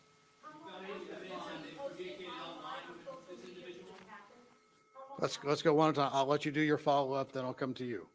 What's your follow? Go ahead and do your follow-up. How long after Liberty posted to social media did this crime happen? Did the murders happen immediately after, or was there time for someone to see them on social media and then meet them on that trail? As a special, we know. Okay, real quick. If you couldn't hear the question, she was asking, was somebody following them on social media and then knew that they would be there that day, and that's why they targeted them? And he's going to respond. Know that there are going to be lots of questions that we specifically cannot answer. See, and he doesn't want to talk about the social media part of it because their main piece of information is Anthony Shots at this point. That is why the FBI is standing with them, because that son of a gun is in Las Vegas at this moment. Because there are things that we do not want to tip our hand to the person that's responsible for this. And think about it. Why are they in Vegas at this very moment? It may not be to sell CSAM or a snuff video or any of that. It could be just to be close to the Mexico border. They're they're much closer to the Mexico border there than Indiana. And all they got to do is hear, hey, there's an APB out on me, on these individuals. Okay, let's get out of here. But they see this press conference from Vegas on the 22nd, and they realize that they're not the suspects. Keegan Kline came back and he said, I knew I was fucked. I even packed a bag, and I was going to sneak out at night when I was in Vegas. So he's packing hidden extra bags and saying that he's effed as soon as SWAT team kicks in his door. I mean, there's something there, guys. He could have been talking about the CSAM, I'm effed. But I don't think so. I don't think he was worried about all that. That kind of information we're keeping close to ourselves. Is it reasonable to think that that's an area, one of two things happen. That was a chance encounter. That's possible. Don't think it's likely, but it's possible. Okay, why did he say that? Or that person knew that they were going to be there. That's possible as well. See? Those are things that we're looking into. He's basically telling you that's what they believe. That's an area, one of two things happen. That was a chance encounter. That's possible. Don't think it's likely, but it's possible. Not likely. Or that person knew that they were going to be there. That's possible as well. Those are things that See, that's what they believe. They believe that those girls were lured there, most likely by somebody connected to the Anthony Shots account. we're looking into. Question over here.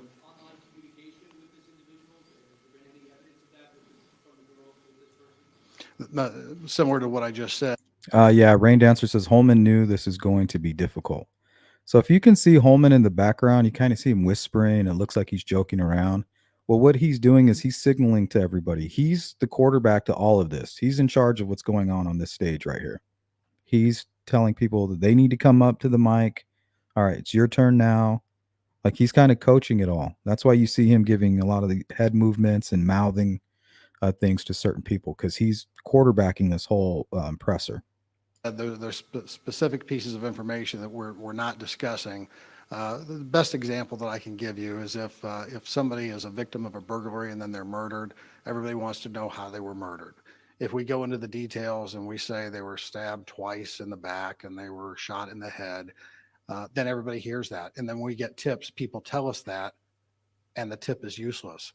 We're keeping information that will only be known by the person or by who that person told.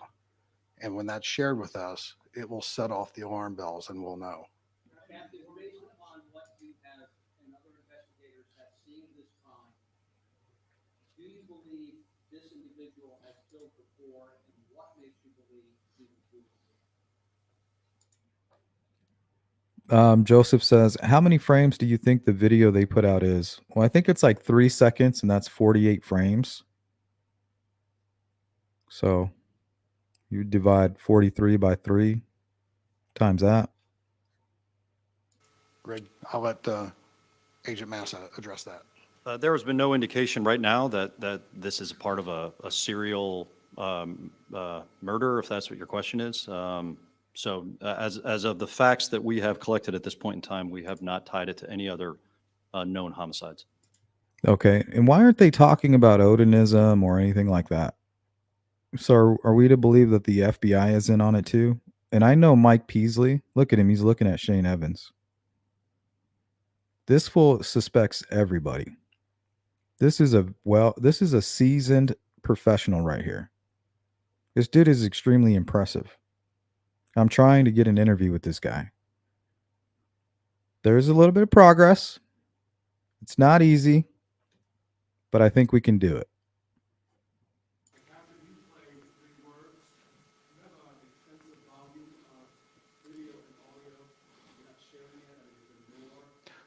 We have other information that we're not sharing, and specific to your question, Raphael, keep in mind that there the likeliness, the possibility of more than one person. We're not saying that the voice that you heard is the same as this person here. This is all very complicated, very involved. And as much as we would like to tell you everything, more importantly, we want to solve the crime.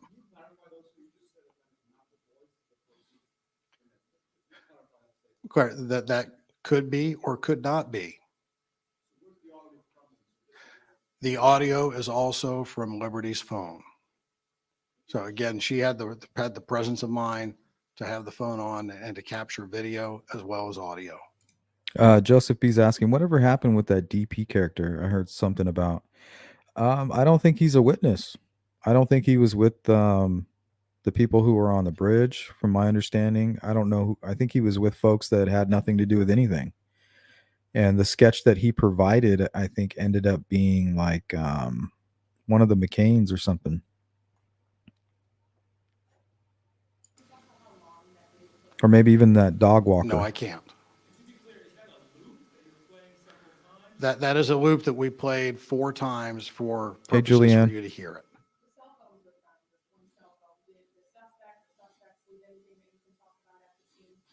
No, there's nothing I can speak to about the scene investigation and collection of evidence. So she just asked about the cell phone. What can you tell us about cell phone or cell phones from the victims that were recovered? And remember, they didn't want to say, hey, we found Libby's phone. They wouldn't say where they found the image of the bridge guy. Times for purposes for you to hear it.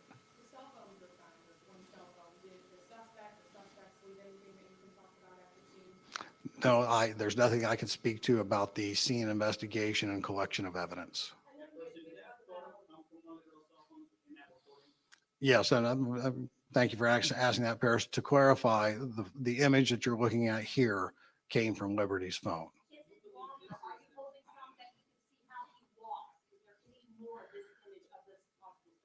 There's nothing that we are prepared to release at this time. Anna says, I never figured out the importance of withholding the word guys. Let me see if I can show you why and why they weren't really thinking outside the box. Because at the very moment that they say guys is where where he shows them the gun. So he's saying guys, and they look over at him, and he pulls it out and shows it to him, and then he puts it, and then he tucks it back under. So I don't think at the moment in time, they didn't realize that they could just take the audio from that part.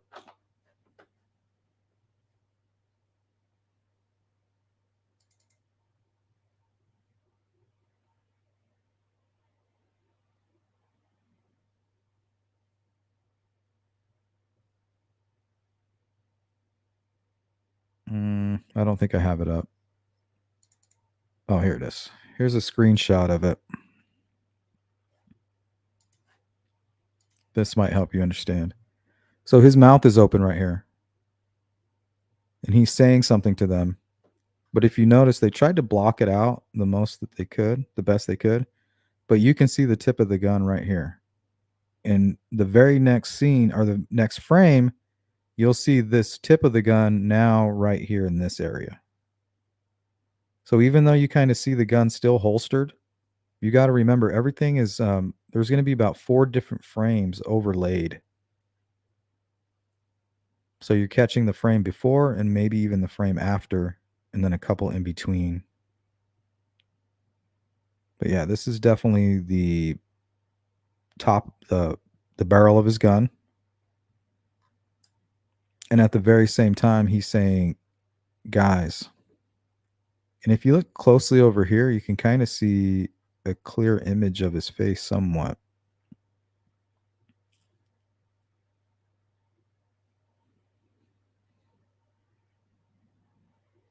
Kind of right here. Sunglasses. Short-billed hat. And then the hoodie around it. And Richard Allen's chubby cheeks.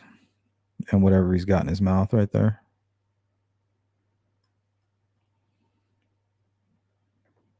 So he's telling them, guys, right here.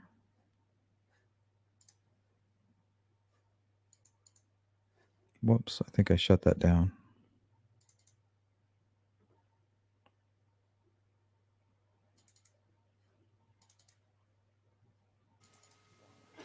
An investigation and collection. The person that at least participated.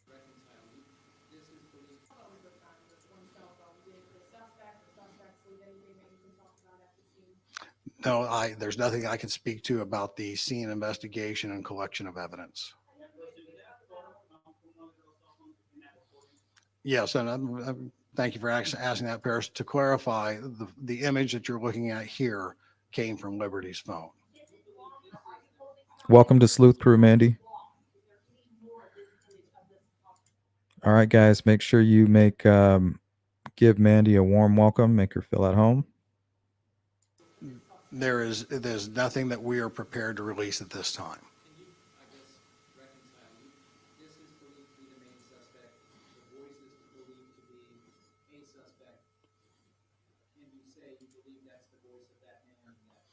No, I can't say that because we weren't there. We know that voice was captured from her cell phone. We know this image was captured from her cell phone. Keep in mind, all of you are in the television business. What do you see out of the TV? You see this. You don't see what's over here. You don't see what's over here. Something else before I forget. Excuse me. One of the witnesses said that when she saw the bridge guy walk by her, the suspect, he had reddish brown hair with some gray in it. So that's why it was hard for them to figure out the age group. Betsy Blair's like, hey, I saw a younger guy. And they're according to their timeline, they're thinking, well, the guy, we have a better description from 3 witnesses who walked right by him, and they say he has gray hair. So when they hear Betsy Blair say, well, the guy, he didn't have gray hair. He had like curly hair. But remember, it's hard. You're not supposed to remember what you saw. So if somebody had like a little beanie on and it's a grayish color, like the one that he wears, and it bleeds into your actual hair, you may remember it that way. So there's lots more that we're looking at.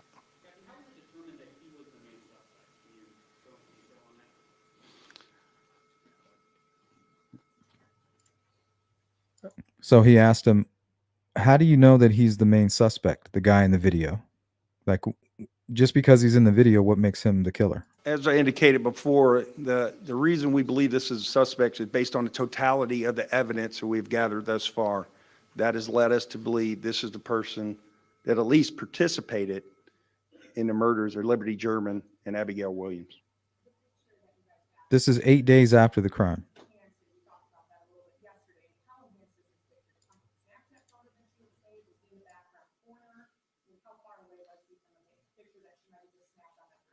Now, we're not going to release that part of the information, but it did come from her phone, which entails that even though we enhanced it, it's the best we have. That's the image we're giving.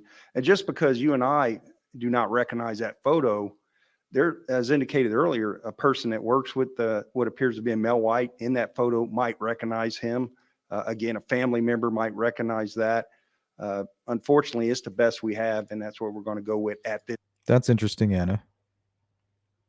I could see that. This time, if we decide to go other routes later, we'll let you know. Just to clarify one point here, do you believe that based on the evidence you guys have, that Libby took herself on instruction recording specifically because this person seemed suspicious or was creeping her out in some way? And if so, what's your reaction to a 14-year-old having the presence of mind to do that? This young lady's a hero. There's Shout no out to doubt. Berlin. To have enough presence of mind to activate the video system on her cell phone to record what we believe is criminal behavior that is about to occur. As far as the first part of your question, that's something we're going to keep close to the vest as part of our investigation. But there's no doubt in our minds that that young lady is a hero.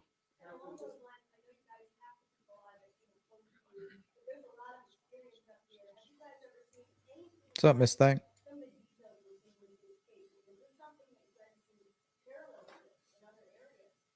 Well, unfortunately, when you're in the law enforcement business, there are crimes that occur in this nature. As far as the time frame and different things, in my experience, are unique to my career. But there are a lot of smart people standing behind me that will probably have a different answer But again, rest assured, we're using our resources to put the person and or persons that murdered Liberty German and Abigail Williams into our jail here in Carroll County. The only thing that I want to add to that is all of you have more questions than we can answer here today without compromising the case. I think we all can agree there's one thing we want to do. We want to capture the person or persons responsible for this crime. We wanted to get this video, to get the audio clip out to you. We wanted to confirm to you where that image came from. We've accomplished those two things here today. We encourage you to play that audio I to agree, your Cheeks. audiences frequently over the days to come so that we can develop a tip to that tip line or to the email address that I gave you or to the website information that will be on the State Police website at 10:45. At this time, we're going to conclude the news conference. Thank you all very much for coming here today. And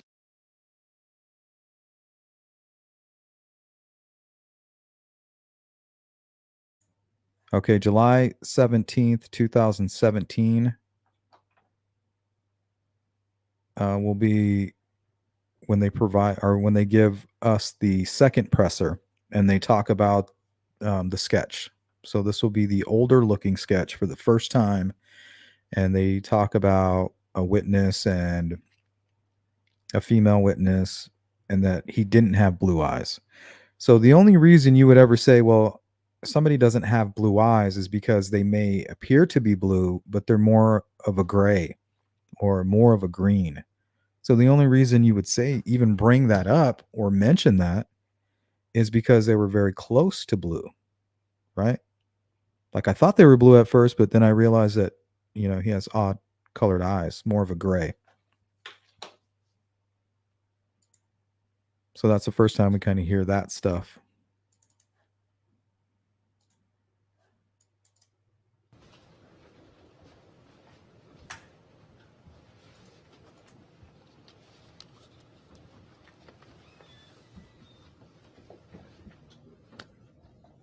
We all here? Okay. Good morning. Thank you for showing up. Basically, as you all know, Lisa, they might be. sent you out an email with 2 photos in it. We would like you to put both those photos in those when you talk about this case. We want the original photo that was put out earlier, and Lisa, some of the smartest people I know are the biggest dumbasses I've ever met. we also want the composite photo. So please, when you're putting out your information, we would like all that on there, please. Introduce a few people that are standing behind me before we get started here. You got Lieutenant Tom McKee from the Indiana State Police Post at Lafayette, Jeff Liggett, or Tony Liggett, sorry, from the Delphi, Carroll County Sheriff's Department. I'll get this right here in a minute. This guy's smoking weed before this or what? Kevin Hammond from the Carroll County Sheriff's Department, Jerry Holman from the Indiana State Police Detectives out of the Lafayette State Police Post, and Tony Slocum, he's a public information officer out of the Peru Post. Kim Riley is the very reason that we have Doug Carter. The release that was put out. So I'm just basically going to open it up to questions. I will tell you now that most of the information that you have in the news release is about all that can be released at this time. So there's not going to be any. You guys, just so you know, this is a bad copy of this presser. So we're not delayed or it's not your computer or your phone. This is just a weird kind of glitchy copy. Sorry. Anything else real exciting, I guess would be the word, that's going to be put out there, but I'll be more than happy to take questions and we'll go from there. How did artists develop this sketch?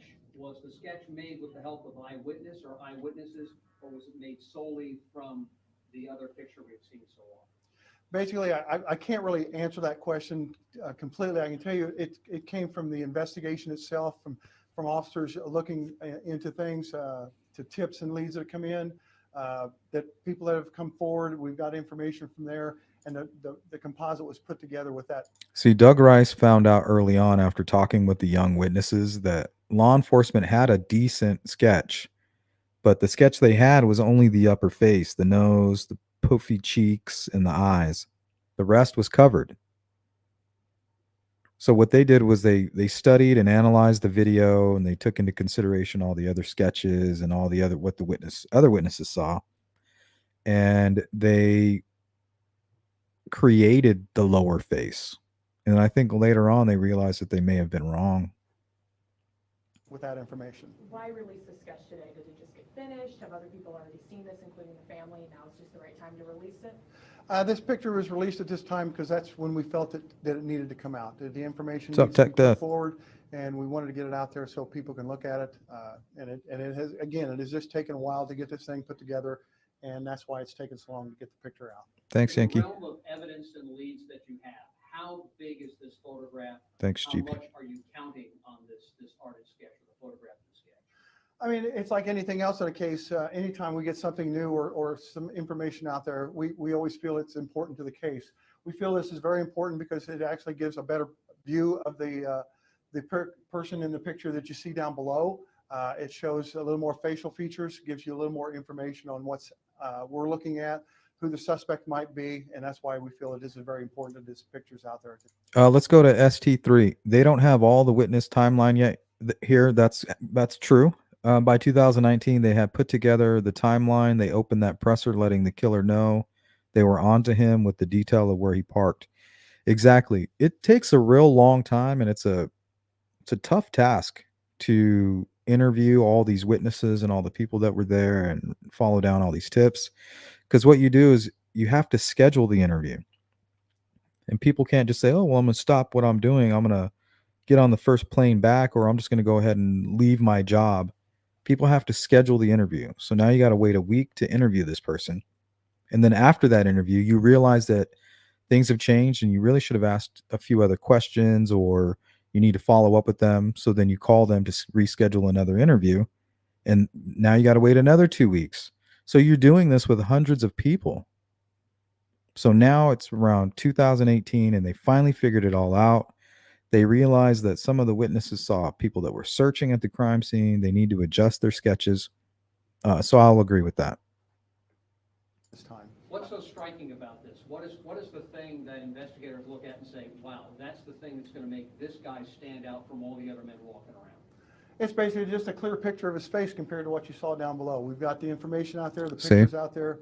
Now we got this composite that we feel that is the same. We feel it is the same person, and the Young sketch was done on the 17th.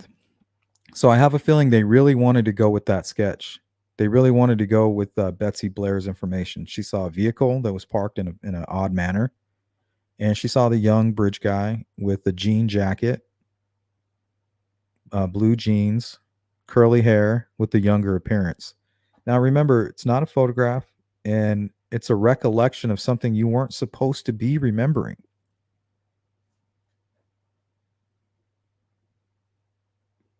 just want to make sure that people realize that that picture is this person. We're hoping, and that we're hoping get that picture and take that picture and get us some information on a possible suspect. How confident are you that is accurate? We're pretty confident. The information that was received, with that information, we've been able to put that together. Again, this thing wasn't drawn up overnight. We've been working with this picture and with the suspect. Okay, so this is the person who came back a little bit later in the case. This is the person who saw the muddy and bloody guy and saw him on 300. And that's why they're doing this press conference just a few months after the one we just watched. They're like, okay, now we have a new witness that came forward. Why she came forward late, I'm not so sure. But it did lead them down a strange rabbit hole, which leads me to believe they didn't know who Richard Allen was, because they were thinking that they were looking for some kind of a hitchhiker. So all through like early 2018, they were very invested in this hitchhiker theory. And I think that has to do with this information here. So he's trying to tell you, well, we have a witness that saw the muddy and bloody guy, and this is how she described him. So the witnesses that we have that would put this together. So it's not something that we did overnight. This has taken a while to put together. Those witnesses, did they see them in the area, or did they call the tip line with that information? I really can't go into that because we don't want to compromise the case itself. But when you say witnesses, so multiple people were able to help you out with this? There was people that were able to help us out with this, yes. So a lot of people will say you guys are releasing this now because you've run out of leads. That's not true in this case. Right? So when he says people, what he means is this. Hold on. Let me see if I can find it.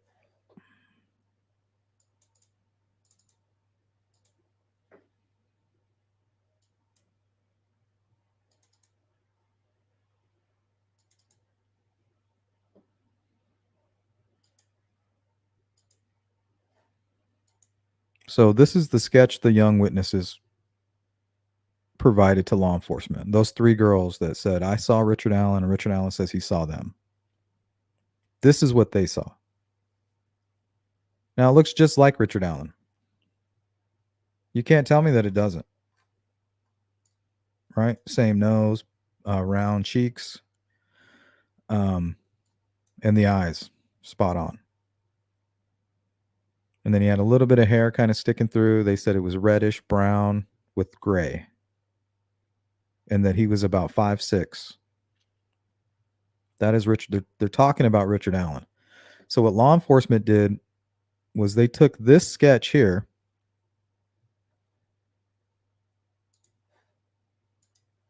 Maybe this will be a better way to look at it.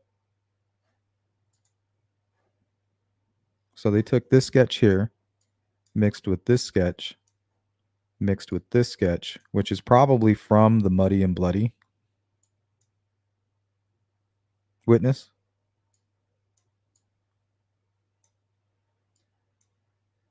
And then they put this together.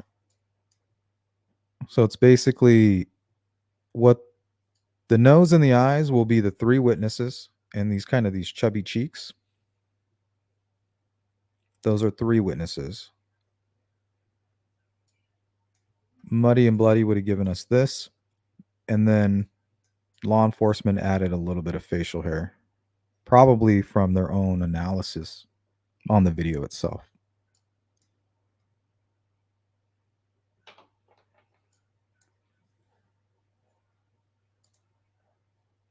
No, we're still getting anywhere from 5 to 10 tips a day. We're still getting emails, so it's not something that is just, this case is not dried up. It's not a cold case. This case is still very active. If you didn't have those tips, we may never have seen this picture in the first place, right? The possibility, yes. What's the attitude of the troops working on this? I mean, the fact that there's a composite that's Good point, Cheeks. infinitely clearer than the picture we've been looking at. I mean, what's the move? What is the feeling among investigators who've been grinding away at this for 5 months? Well, anytime you get new information, officers are always excited about that information. It kind of builds up their confidence on the case itself. With this information here, we're really, it really excites them, lets them know that, people are still caring about this case, that people are still interested. And when we can get somebody to come forward with more information, if we can get a name or What's at up, least Brian? a location of this subject, that would be great. But officers have never really gotten down on this case. I think What's up, they're, Mills? James? frustrated maybe, but as far as solving this thing, it's something that's we've always felt like we're going to solve this case. Who made the sketch? ISP? Did you guys bring somebody specific in here to talk to those witnesses to come up with the exact look of this person? Or how does it It's work? basically just been a accumulation of all the departments have come together and we put this composite together. Now in the release, you talk about not to focus Good on answer. Adam and not the effort. Can you talk a little bit about that so people at home know why? Well, they if you see the original picture down below, it appears that he's got a hat on that's got the flaps down over, I don't know, James. kind of down over the face. We want to make sure that you focus on the picture. We want to make sure the face is what you're looking at and not to worry about the hat. Even though that hat is not quite the same as the one in the picture, we want the facial features is what we want you to look at. Okay. And they keep bringing up this dang hat.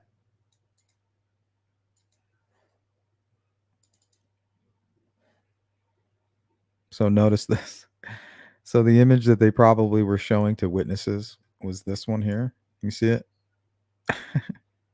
So they fold the hat away from it like that.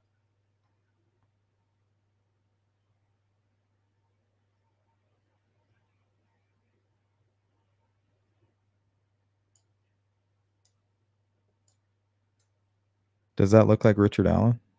I don't think so.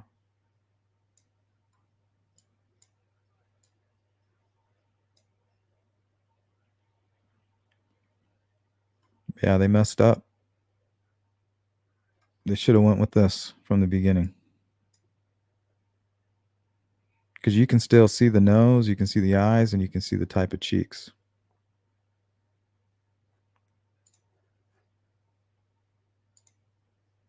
If someone did recognize this person, what should they do?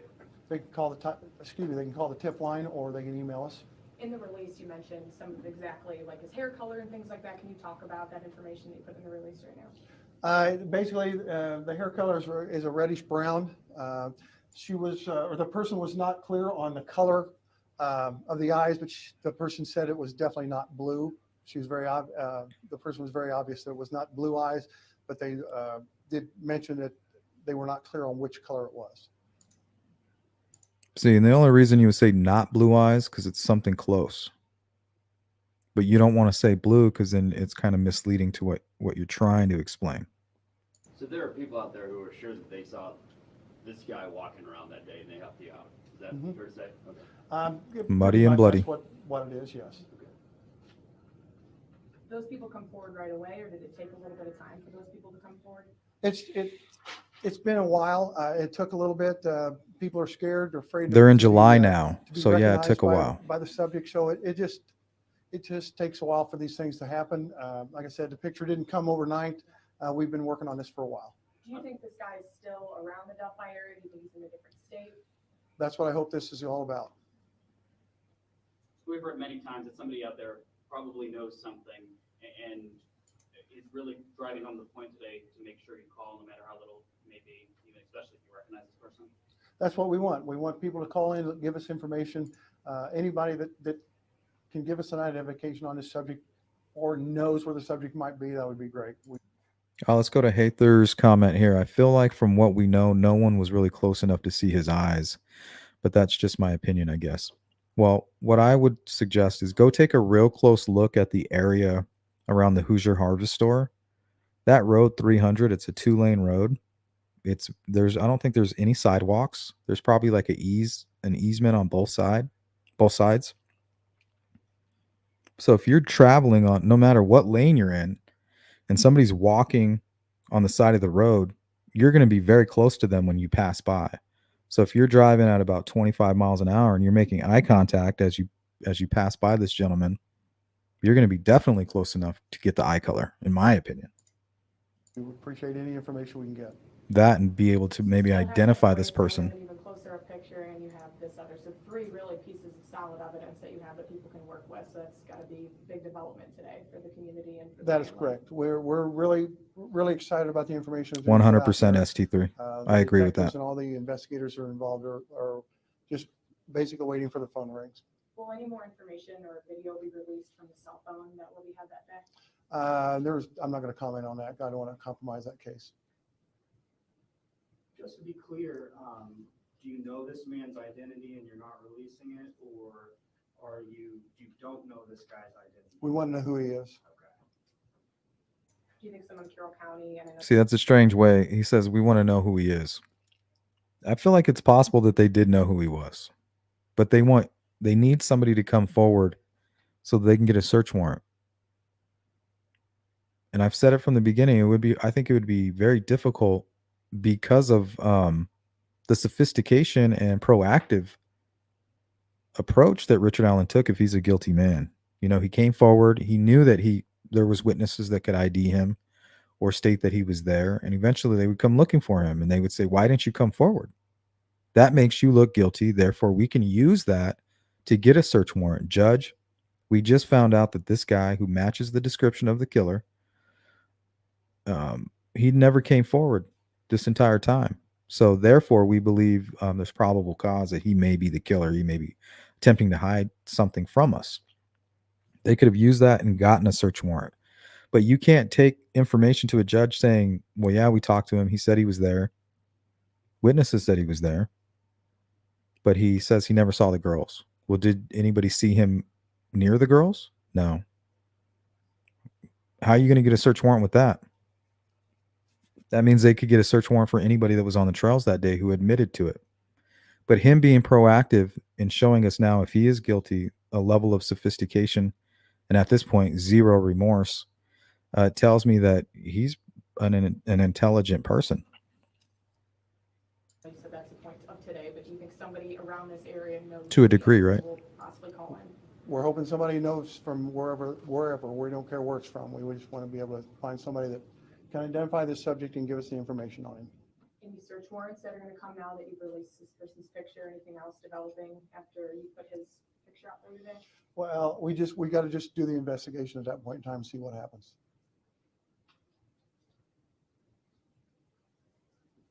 Anything else?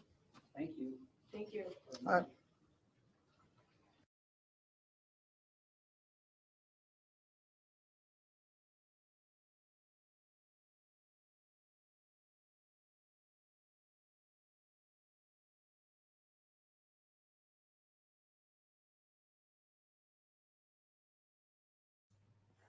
So that took place July 17th of 2017.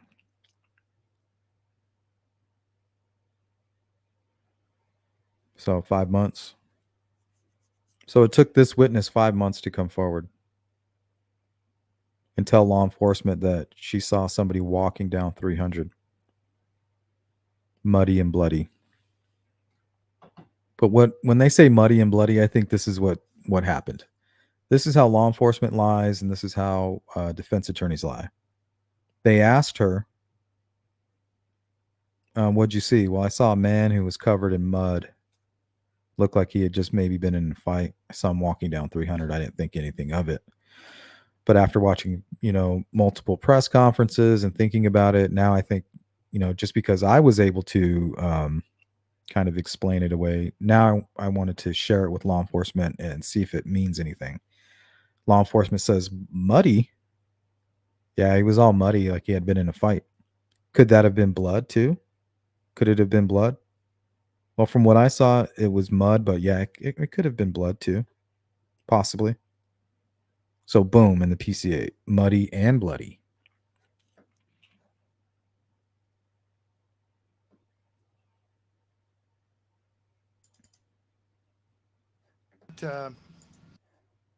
Okay, so this is the 2018 presser. And I want to show you, see if I can find something real quick.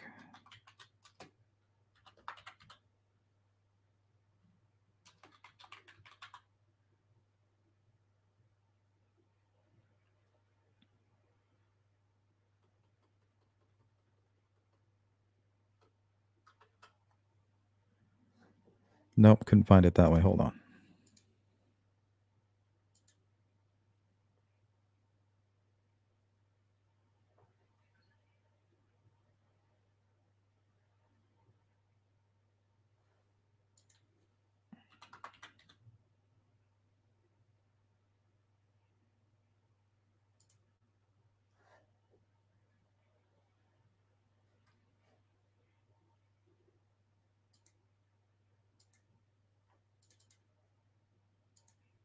Okay, now we're situated. Okay, so I was looking closely at some of the photos that were posted on Twitter from some of the journalists and reporters and the media that was out there. They were using some really good cameras and got high detailed, high res images. You can see Randy hanging out over here. You got Anthony Greeno.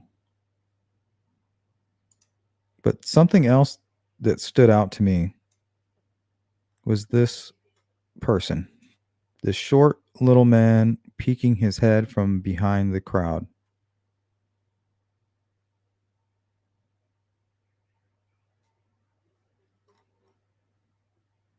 Now, remember the 2019 presser, they said that the person might be here.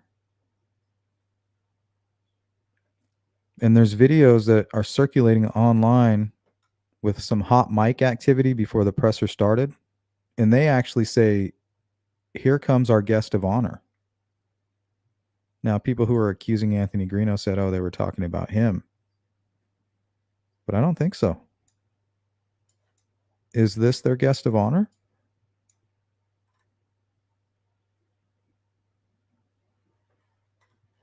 Now, remember in the 2019 presser, and there was 2 of them, oddly enough, they made everybody sign in.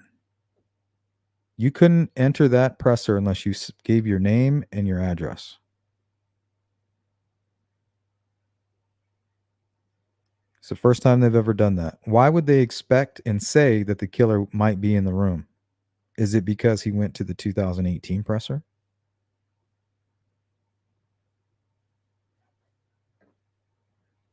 Food for thought.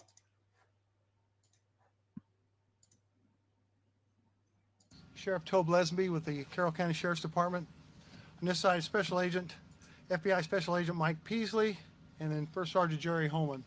They're going to discuss today the things that have been going on over the last year with this case.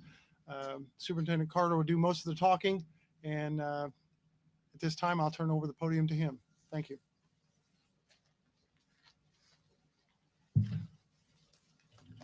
Well, first of all, welcome I didn't really know what to expect when I stood on this trail just a little bit ago, over the course of the last 15 minutes, but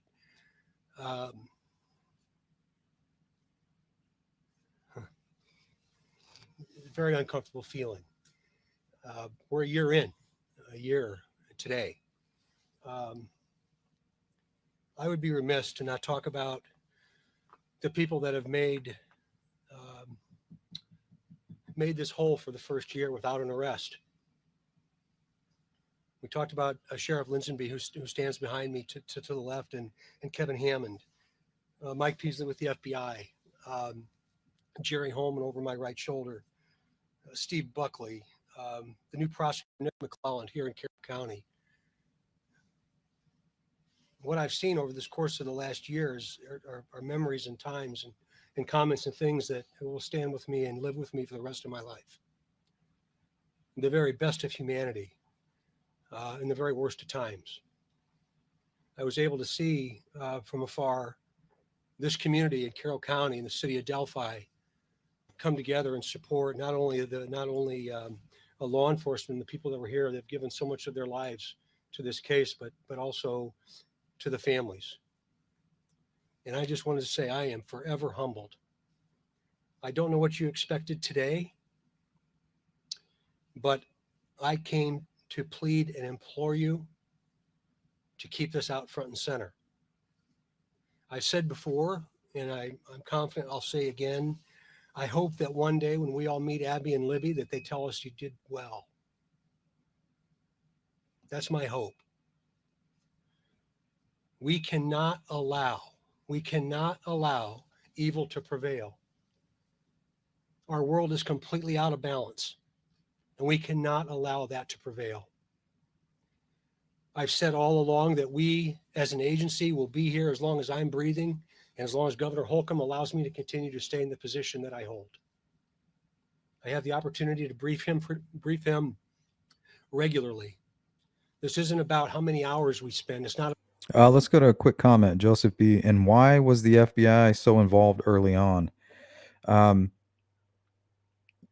mean, to me, it's clear. It was Keegan Kline, the Anthony shots, and the fact that their number one suspect or piece of information had fled the state, potentially, right? They are now in Las Vegas. Indiana can't do anything about that. They need the FBI. They need their help to cross those jurisdictions. That's why we have the FBI. About how much it cost. It's about every single asset that the ISP has. We will give to this sheriff, this community, and to each and every one of you, because I refuse to accept evil as a standard bearer in American society, not here.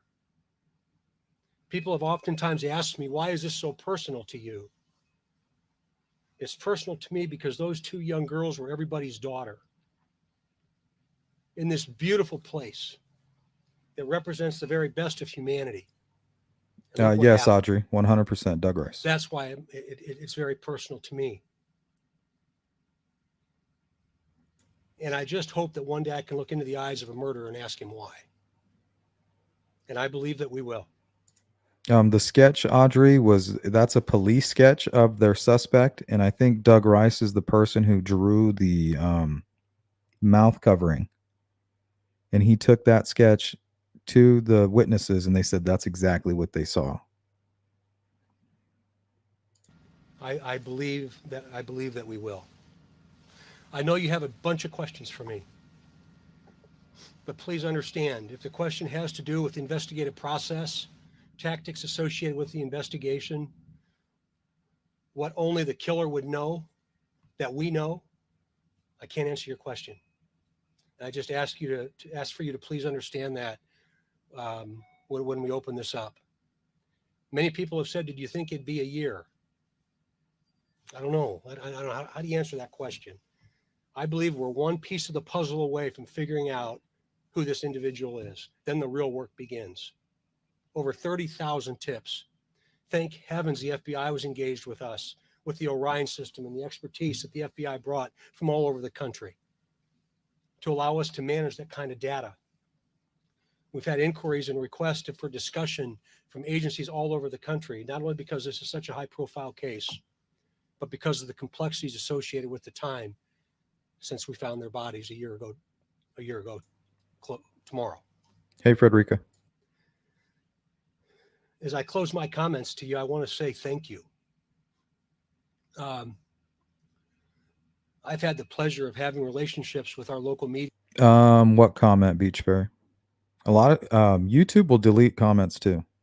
So I didn't delete any comments. So you guys don't get all crazy on me. And our statewide media and even our national media for more than 30 years. I appreciate our partnership. I've had the opportunity to travel to the East Coast and the West Coast with Mike and Becky and the families to continue to perpetuate this message if somebody out there knows who this individual is. None of that's possible without you. 100%, Audrey. Really, really important. If you compare them, they're very How close. important and what the importance of the role is that you play. Technology is wonderful. Good point, Beach. And I think they took that gamble and they paid the ultimate price. They wasted a whole lot of time. Maybe. Or they were just expecting anybody who knew who this guy was to come forward. And that's the upsetting part. Because a lot of people did recognize Richard Allen. They made fun of him that he looks like the bridge guy. He stopped showing up in public places. He got rid of his social media. Like, this guy is guilty as hell. And we're going to see it. They're going to put it on full display if we can get to this trial, which I don't think they ever will.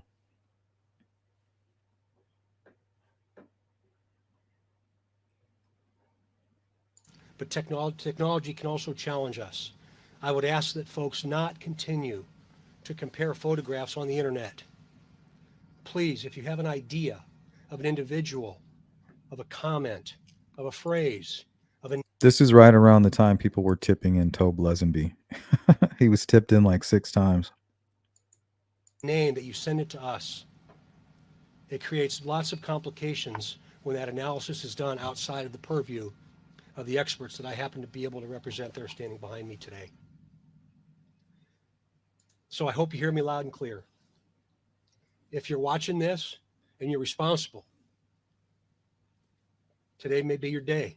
It might be tomorrow, but I can guarantee you your day's coming. We've got to perpetuate the relationship that we have, and we've got to not stop. Ladies and gentlemen, I've seen detectives that have given their lives to this case, that have held off and discussed holding off retirement, that have canceled family vacation. Let's go to this question, ST3. We need to remember the sketches are designed to remind people who may have seen somebody not to match up later. And also, I think it's more to exclude folks, right? We're not saying that this is who we're looking for, but it's something close to this. So if you suspect some guy who's really tall and skinny, who might be of Asian descent, that's not who we're looking for, right? You can tell that much with this sketch. Now, you may live in a town of folks that look like this sketch, but at least we know that it's not such and such who is 6'5" and something along those lines. Just something that doesn't match with the description. With a sketch, you can eliminate all these other things. We know it's something similar to this, all right? So don't bother us with an African-American male who is in a wheelchair, because we know for a fact that that's not what we're looking for. We're not able to be specific with the sketch, but we're going to help eliminate a lot of random information and tips that might come in without it. That work nights, weekends, and holidays, so that we can explain to you one day and to this incredible community, to our state, what happened. So our commitment is longstanding. It's real. It's as real today as it was 365 days ago, and it'll be as real tomorrow as it was today. We are not going away. Mother of Dragons, welcome We are in. not going away. With all that said, the floor is yours.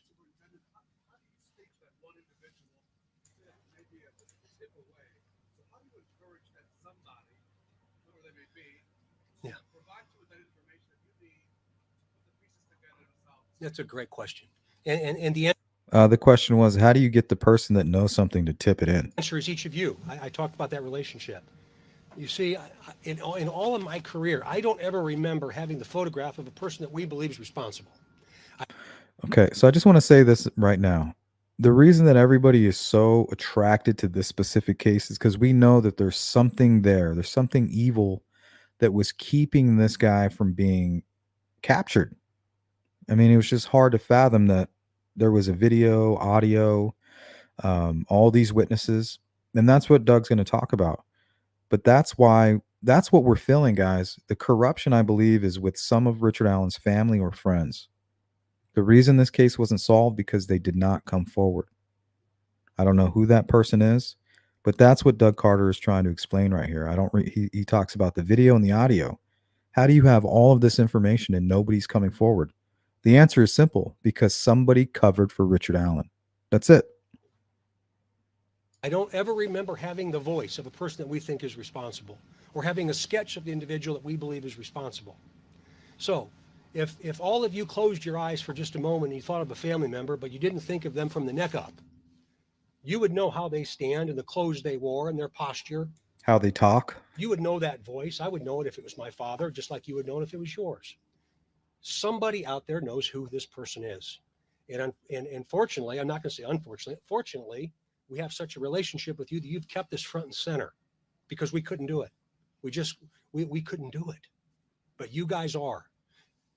I don't think there's multiple pieces to the puzzle, ladies and gentlemen. I think there's one piece, and it's having one individual with the strength to say, that was my brother, or that's my dad. See, it's like that's all they need. That's my cousin, or that's my neighbor, it's my coworker. It's like they're totally ignoring, as if they know who Richard Allen is. They're just ignoring him like he doesn't exist, because they need the family, the friends, the neighbors, coworkers to come forward and say, look, yes, it's him. That's all they needed. Not one person came forward. And you ask, how is that possible? Well, it's very possible when you're dealing with a very sophisticated criminal.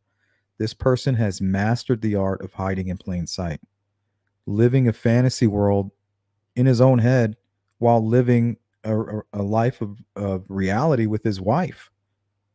That's what we could be dealing with here. That's all we need. And I think we're one piece away. One piece. So he's telling like the family members, the friends, we need you guys. You have to come forward. We can't do anything. This guy has got us by the balls. He didn't even hide the fact that he went there. He didn't hide the fact that he parked at the CPS building. He didn't hide anything because he knew that that was all the information that we had. Well, if you bring that same information to a judge looking for a search warrant and the judge asks you, well, did you interview this guy? Yes. Okay, what did he have to say? Well, he corroborated everything. Okay, well, you have nothing, because the only important pieces are the ones that he left out. The fact that he did run into those girls, did target them, and did murder them. He's going to leave that part out. Okay, so what do you have? Nothing. You can't search his home to run a test on his gun. You don't have enough. Good question, Raphael. I appreciate that. Yeah. Yeah, it's another good one. How do you measure progress? How do we how do we know if we're making progress? Tips. I think if we do this mathematically, it's over 30,000 tips. I've heard this guy say to me multiple times, Superintendent, when we're out of tips, we're going to start all over with the ones we got. There's this notion that this is cold.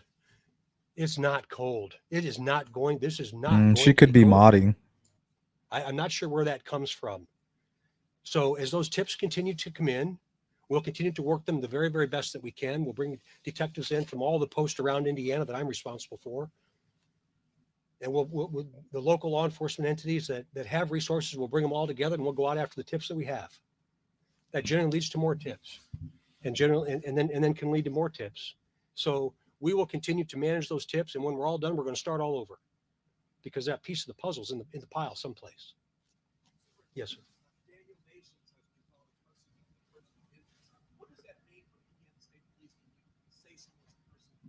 Well, I think that statement is, until there's somebody arrested, we're interested in almost everybody. But we, as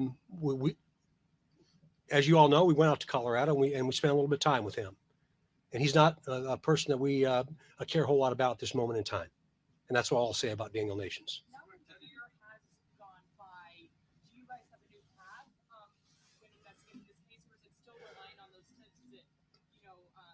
what you've been doing every day for the last year. Yeah. I think that repetitive nature is going to reveal something that's right before us, and we just don't know what it is yet. Superintendent, you have been on the national TV programs. You have harnessed the resources of your agency, also the FBI, Carroll County. Is there something that you have not done, sir? I mean, as you look at your checklist, what have you not done? I don't know, James. I don't know. What is that? Is there something you haven't done? You know, you're going to get into my soul a little bit with a question like that. Yeah. And I'm going to tell you why. I want to tell you why. Because of what my eyes have seen and what the eyes of these fellows behind me have seen that you haven't seen. About 3/4 of a mile from here. There is not a day goes by at the end of my day that I don't think is tonight the night that I'm going to get a call that something bad happened to somebody that I represent, an Indiana trooper someplace in Indiana. Or is there something that we haven't done that we could do? Is there a level of support that I have not given to this sheriff or Jerry Holman and the multitude of resources that we have here in Carroll County? What are we missing? You see, we're human beings just like you. And this continues to play in our minds. Every single morning I wake up and I realize my phone might have rang, but everybody's okay. Yeah, it was crazy, But is Joseph. today the day in Delphi? Is today the day in Flora? It comes to my mind every single morning and sometimes in the middle of the night.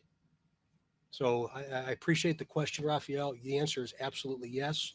I can speak for myself, and I can't even. Yeah, Anna, but you got to add the fact that she knew that he was there at the trails and that he matches the description. And if anybody was going to know the voice, it would be her, right? So it makes me wonder. Fathom what the folks standing behind me must think and the way in which it's affected their lives.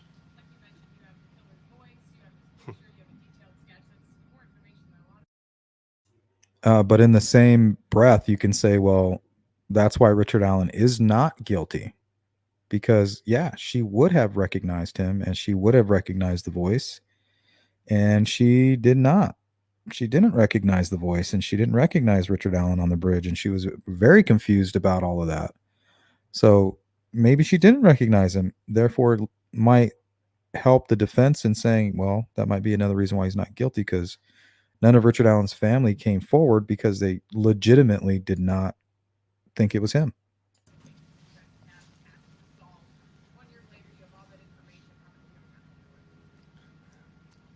Answer the question for me. I wish I could answer it.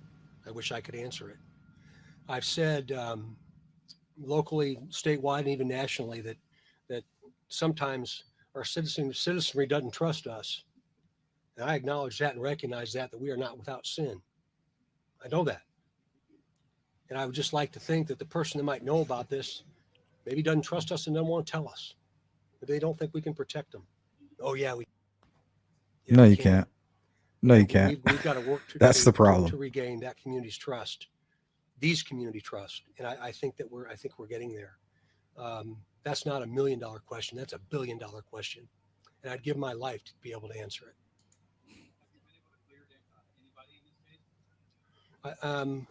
I think that the people that we have talked to at this point in time, we feel confident that there was no involvement.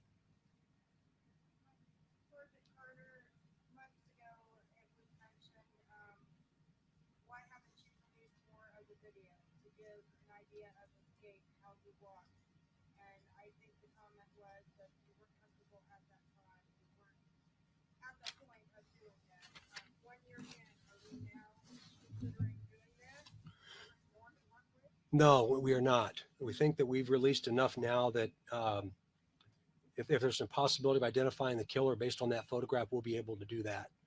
And that's all I can say about the video and audio that we have.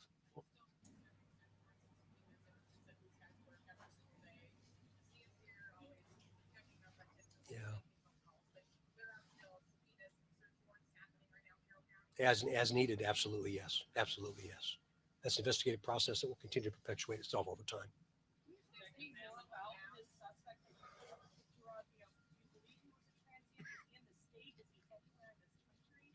$1 billion question, isn't it? I don't know.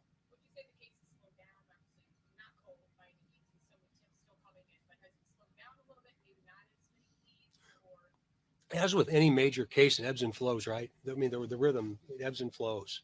And this one is certainly no different.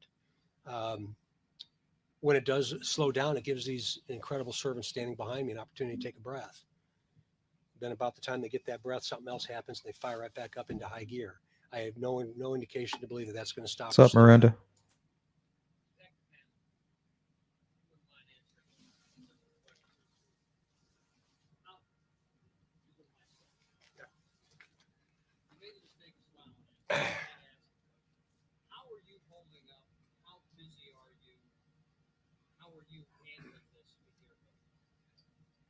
Physically, I'm handling it fine. As Superintendent Carter says, I think about this every night I go to bed. I lay in bed thinking, what could we have done today? Who do we need to follow up on? It's a never ending with me. Weekends, I'm still working on it. There's weekends I've come into the command center and just do stuff on my own just to get stuff done by myself. So it's 24/7 almost for me. Having your local relationships with so many people here, you've been on this case since the beginning. Has that helped you and helped Indiana State Police? It's helped a lot. A lot of the state police that come in from other posts don't know the area, don't know people, so they'll come into me or even Detective Liggett, who's also helped. We help them out, get them to the right people, and follow up where we can. People are trying to find something to do. They want to be part of the solution. So, what do you suggest that they do as we enter the second year? Besides giving you that call that you need, what can the public do to help you get this on the right track? As far as local, the public's been fantastic. The support has been fantastic from Carroll County, from food to snacks to beverages. Just every time I go to a local store, they're, hey, we're thinking of you. We're proud of you. So the local support has just been great. But just stay vigilant. If you see something, let us know.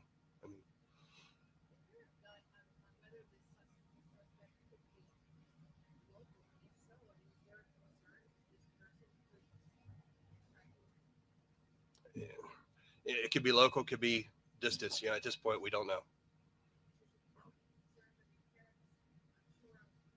Again, always be visual of your surroundings when you're out and about. How has this case changed you as a person? You guys talked to people here with Superintendent Carter talks, when Toad talks, every single investigator, you can tell it's really taken toll. It has. So, I mean, seeing the family, having to give updates, or sometimes they're not updates at this point, how does that affect you? So you go home, you can't get it off your mind. It affects me because I have children at home too. So I am more vigilant with my own children than what I ever was before this had happened.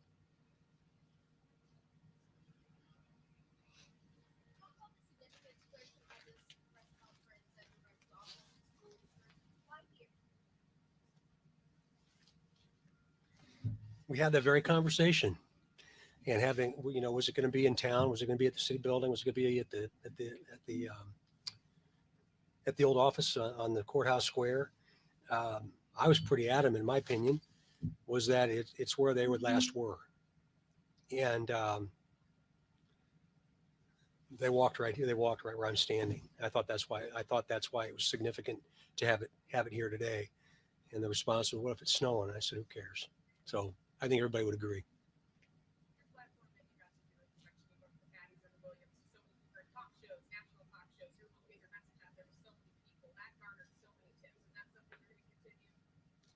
Listen, every single opportunity that we get to throw this out to the front, whether it be in a newspaper in small town southern Indiana, or whether it be on a national stage, Dr. Phil was 135 countries and I think 20 million people. Absolutely, yes. Again, it resonates with the relationship with all of you. Please understand the importance you play and how important it is that you're here. I didn't know what to expect when we flew in, but I looked down and I saw this line of cars, and I'm so grateful, so very grateful to you. It's my hope that murderers, killers watching us. It's my hope. Take two more questions. Whether there has been speculation on social media, whether he's watching now on TV or online, he may think it's a year. I got away with it. Your response? Keep thinking that. Keep thinking that. Yes, sir. Yeah. Yeah.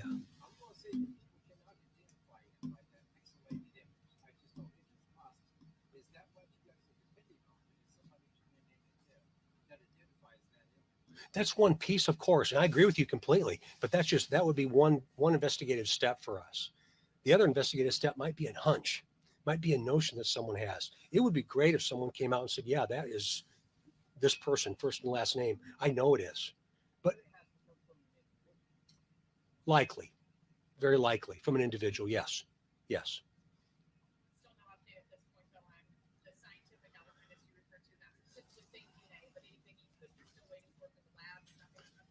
No, the science piece of this, I'm going to keep very, very close to the vest. Very close to the vest. Thank you very much for coming today. We appreciate your time. Thank you all very much.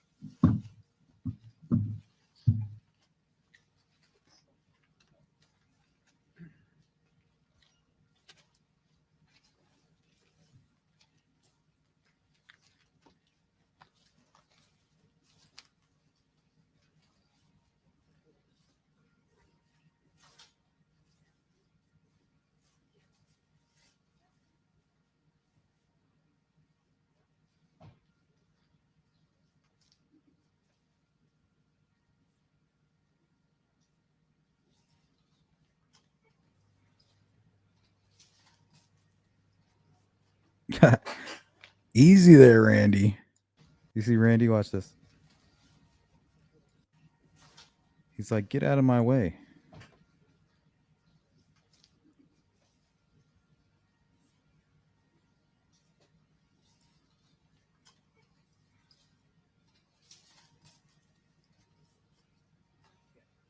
Pretty limber. That was Randy Grab it.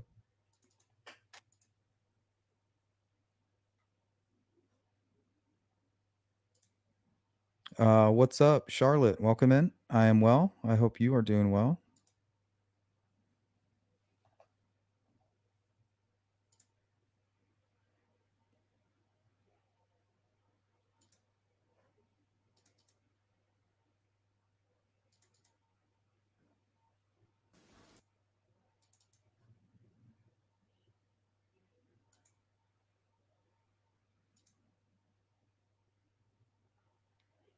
Man, Anna says, in defending Richard Allen, I think the possibility of 2 blood drops with DNA of both girls and DNA from an unknown male would be comforting. Yeah, it would. But the thing is, you have to realize just because it's unknown doesn't mean that it doesn't belong to Richard Allen.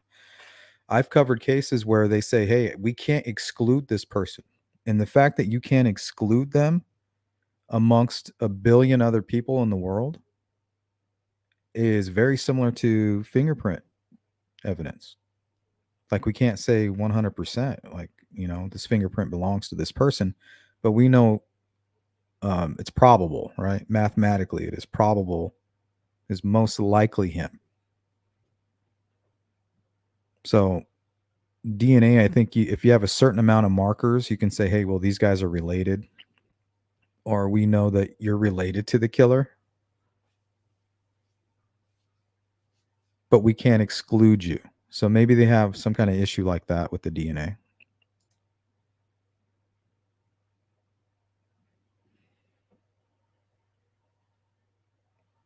Yeah, he did tell a whole lot of lies. I think he even admitted to telling some. T. Lemon, welcome in. Richard Allen will take a deal and confess everything if he is intelligent at all, and if not, well, he'll wait until he has to. Right now, he's bluffing.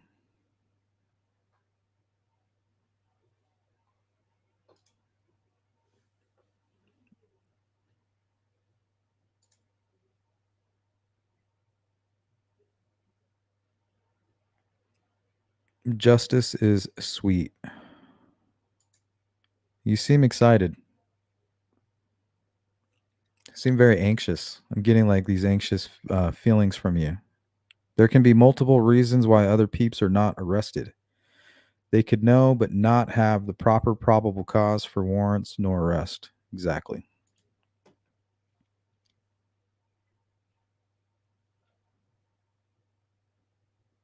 Thank you, Miranda. I appreciate you saying that.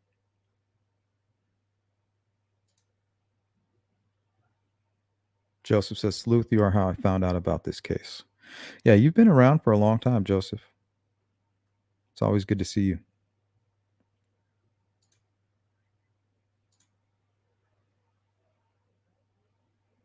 Yeah, you may. I think you need at least 21 markers or something like that.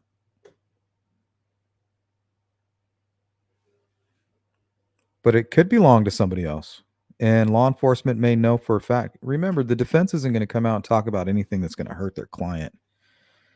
And right now, they're trying to get Richard Allen off on a technicality. They're trying to delay. They're doing all these tactics to shake something loose. But anything other than going through a trial process is their strategy.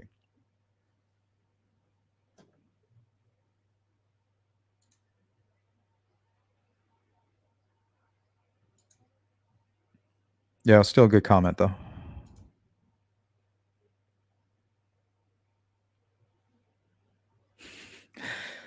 Take a deep breath. Inhale. Exhale.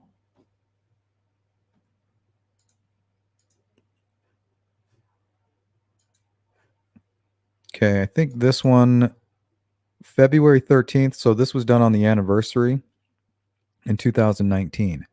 Now remember, just a few months after this, they do another presser. So they actually had reason, and it could have been a Hail Mary, but I believe there was a reason for it. There was a purpose for the new direction presser.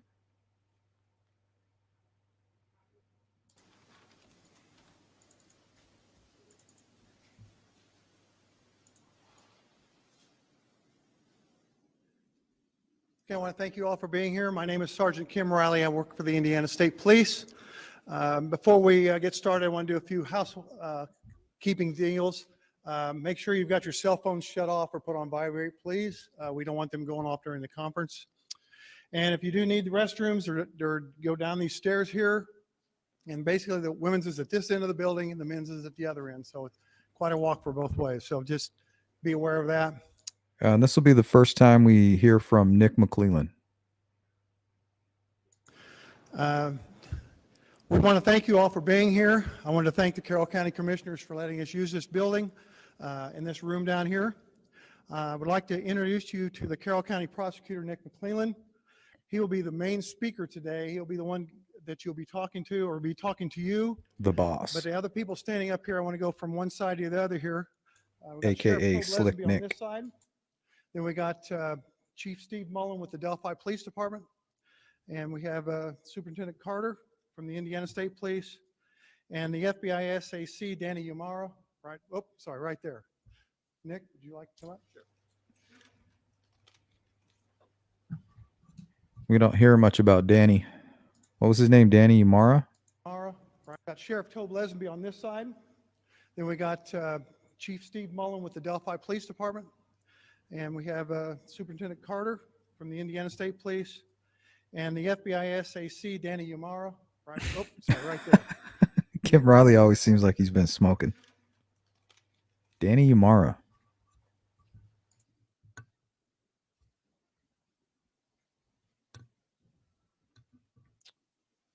Thank you, Mr. Riley. As he stated, my name is Nicholas McClellan. I am the newly elected prosecutor here for Carroll County. I want to welcome and thank everybody for being here today. This is an important occasion that we want to meet and talk about. Before we get too far into what I want to talk about today, I want to remind everybody this is not the only open case that we have in Carroll County.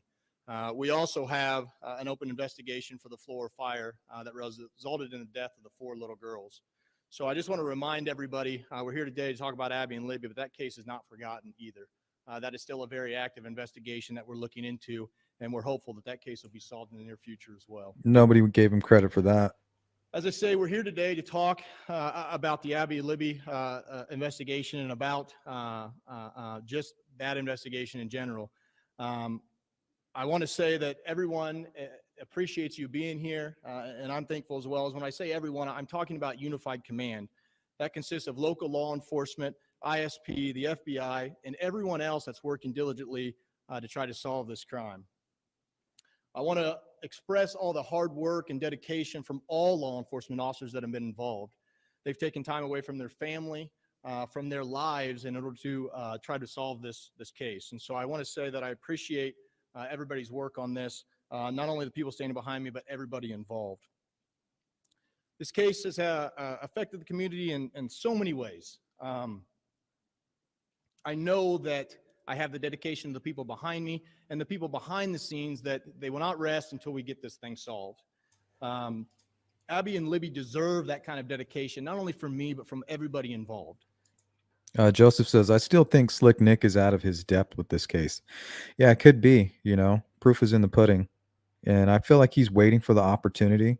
I think he knows the burden of proof lies solely on his shoulders and his team. And I think he's ready for this.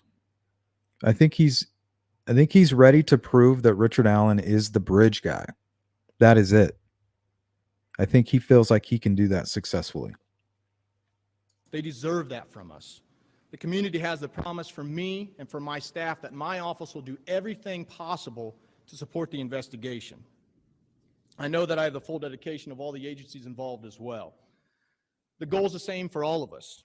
It's to bring the individual responsible for these actions to justice. As Mr. Riley stated, we're not going to discuss the specific aspects of the investigation today. I've directed all law enforcement to review all requests with me, all public requests before a response is given. That is simply to protect the integrity of the case. My main goal is to protect this case, to make sure that we don't do anything to jeopardize trying this case once we have someone arrested. And so in that vein, please be patient with any request that you make. Please understand that when you make a request through law enforcement, that they've got to meet with me, and we're going to meet as a group and give you an answer if we can, an answer that we can give you that doesn't compromise, again, the integrity of the case. Again, I appreciate everyone's patience, and I know everyone has the same goal that we have. And again, that's to bring the individual responsible for these actions to justice. So I hope everyone understands and appreciates that. I hope everybody understands and appreciates the process, and hopefully we can work together. Media is an important tool that we can use, an important tool that we want to use.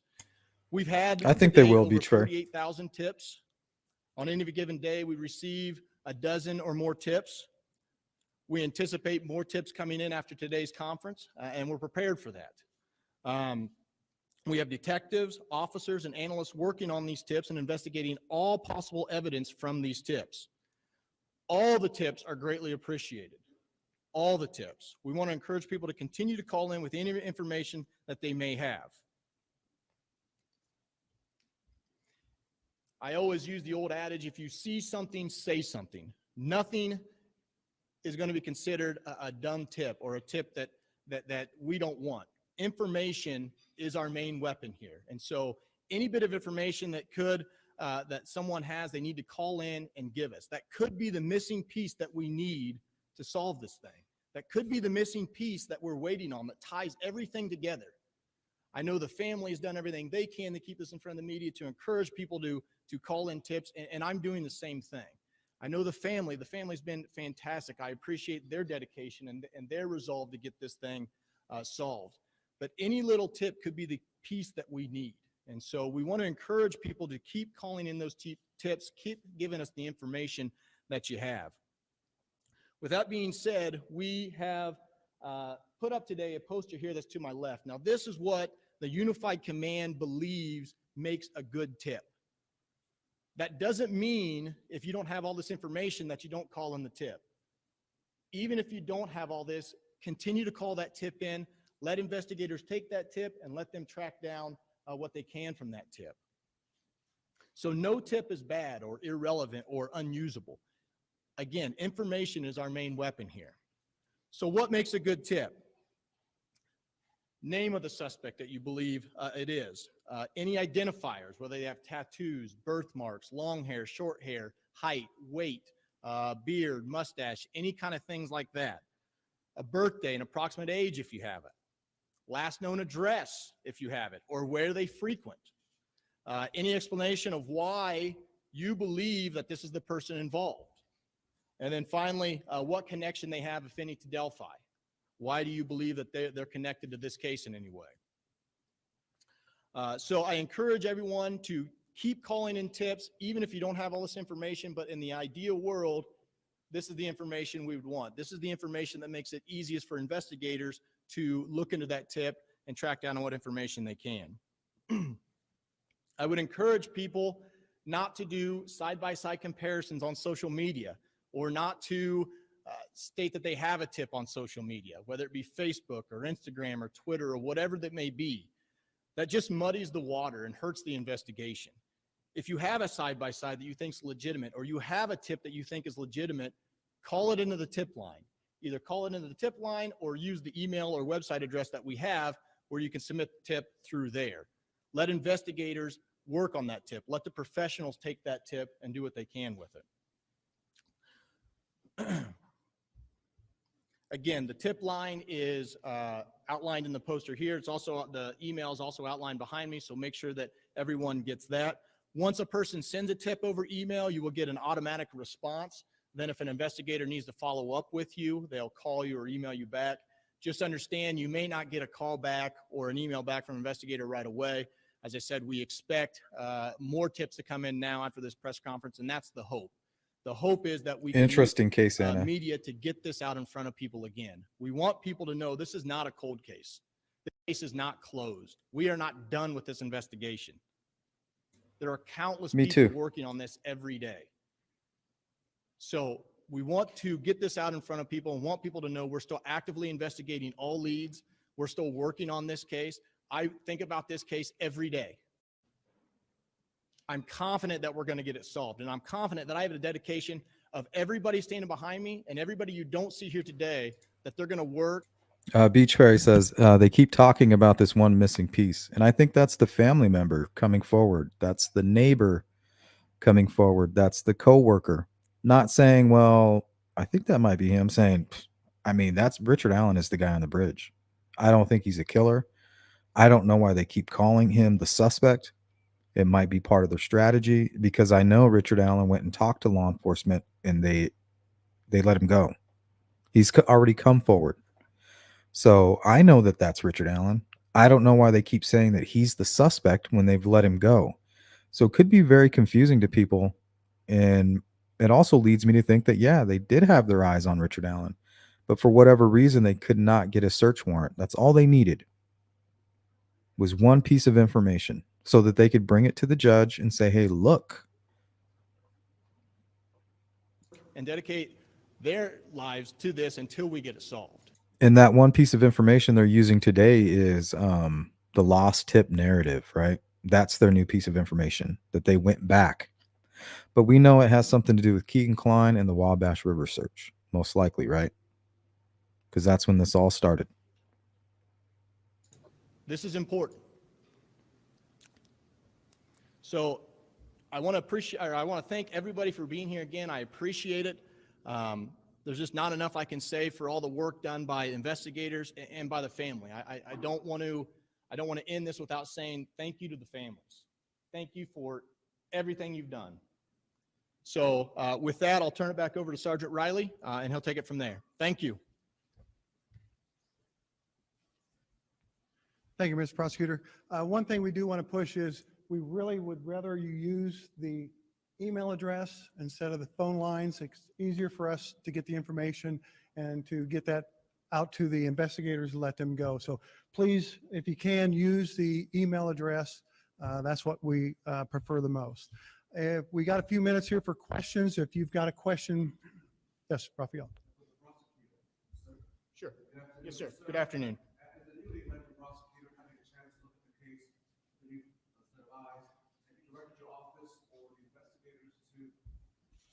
Take another look, or have there been any instructions from your office to have a mountain of information to how to proceed with this case in light of the fact you have 38,000 tips and counting? Right, and so I don't know that that's my role to tell the investigators how to investigate the case. I want to be more of a support to them. If we have a resource in my office that you can use, I want to make that available to them. Having said that, I think investigators constantly relook at evidence every day. Is there something I miss? Is there something else I can Lost tip narrative, do? maybe? So I think that's constantly going on, but in my opinion, it's not my place to give direction to the investigators on how to run the investigation. I just want to be a support for them with anything that I can do through my office. 100% Beach Ferry. Can you repeat the question? I apologize. I think that's the part Doug was The talking reward about. is still there. We're going to learn To about my all that. knowledge, I don't know the exact amount, but I think it's around 225,000. So the reward is still there. So I think that is still there available.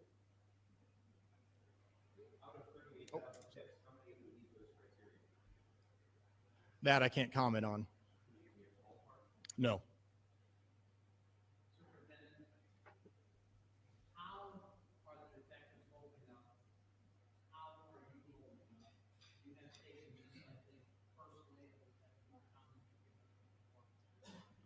Well, Rich, no, It's a I good did question, not. ST3. And how this has affected me Great pales question. in comparison to how it's affected the family Hey, members, what's up, this Anthony? community, and these incredible investigators that Good to committed, see you. literally have committed their lives to this. I really appreciate the question, but we can't lose sight of that. But on the other side, Me too. On the other side, I'm inspired by what I see. And I had somebody recently ask me about the word hope, and I have tremendous hope. Seeing what's happened has been an extraordinary journey for me. Yep, And Audrey. most importantly, though, while we're standing up here today, I think all of us would probably agree the people that matter are flanking us. We just get to represent them. So Rich, I appreciate the question.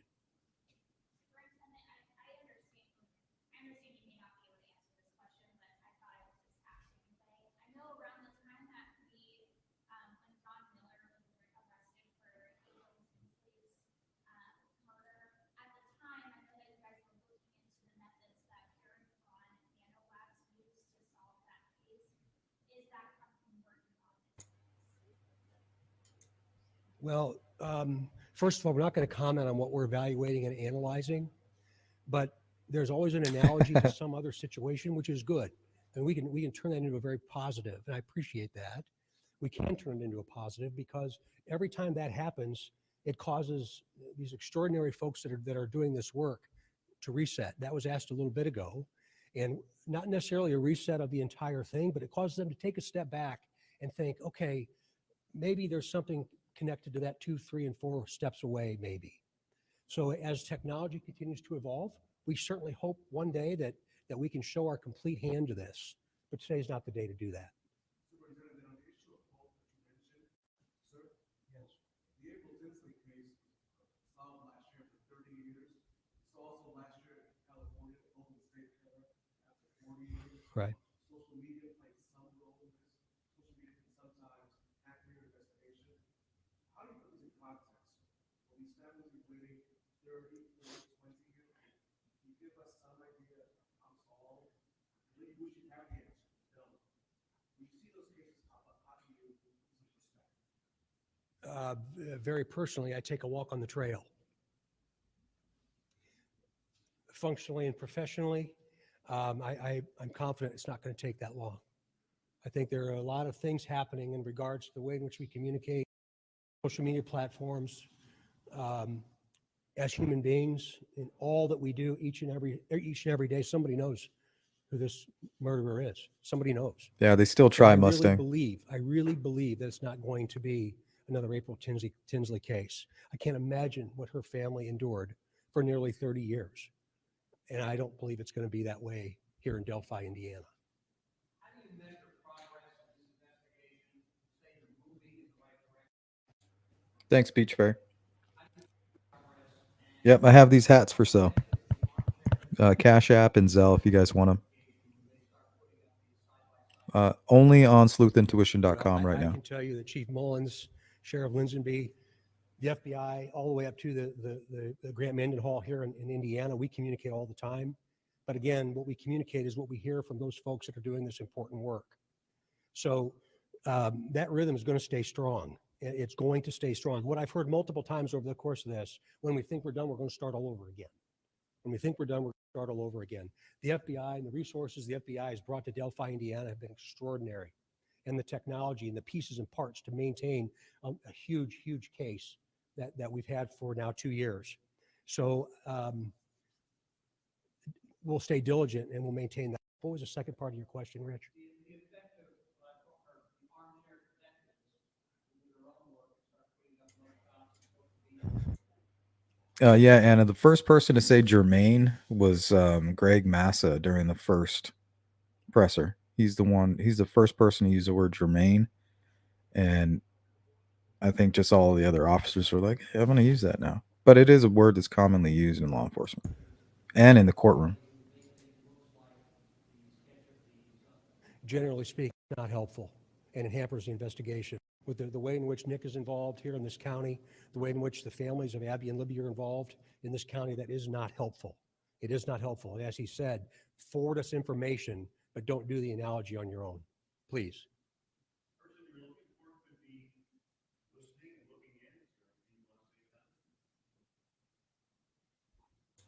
Yeah, and I think a lot of that, Jesse, welcome in, by the way, you can blame on the FBI.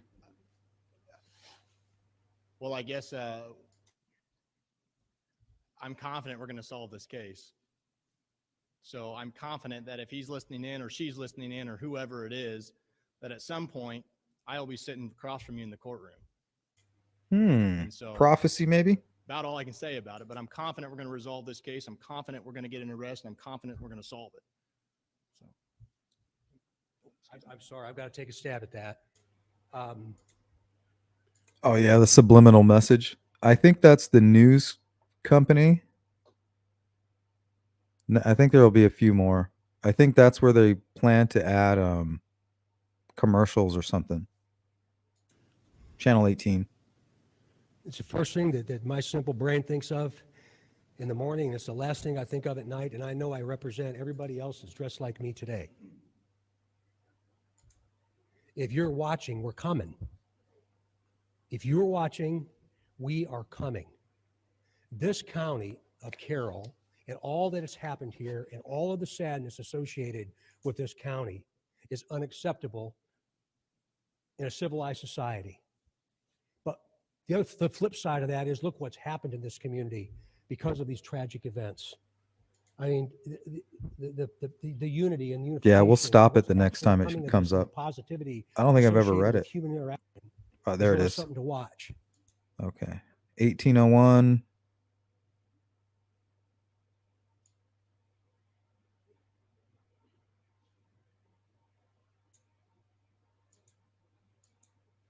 The flip side of that is look what's happened in this community because of these tragic events.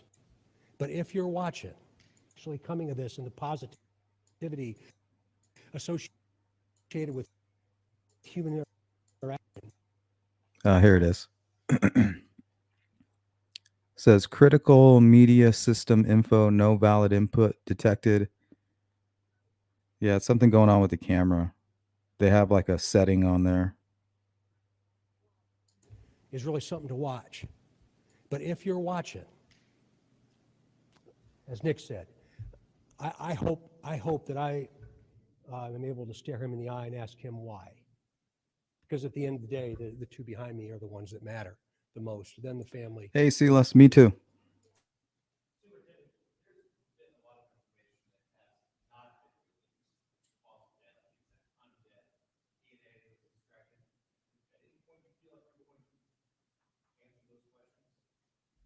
at this point, we don't comment on anything about the investigation. We're here to focus on Abby and Libby and focus on that. Look, this is not a closed case.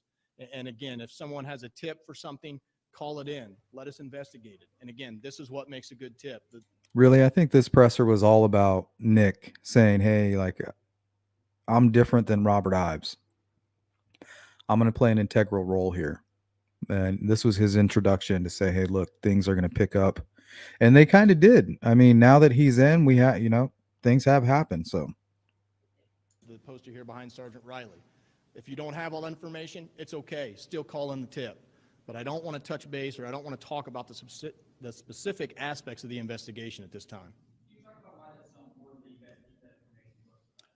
The main reason is for the integrity of the case, right? At some point, this case is going to go to trial or come to the courts. And we need to make sure that the integrity of the case is solid. And so that's the main reason. A few more questions. So, Mr. Prosecutor, just to be specific, Beach Fairy says Carter is getting riled up, it seems. I think that Nick is rubbing him the wrong way. I think he's uncomfortable with this. I feel like they're even somewhat in competition.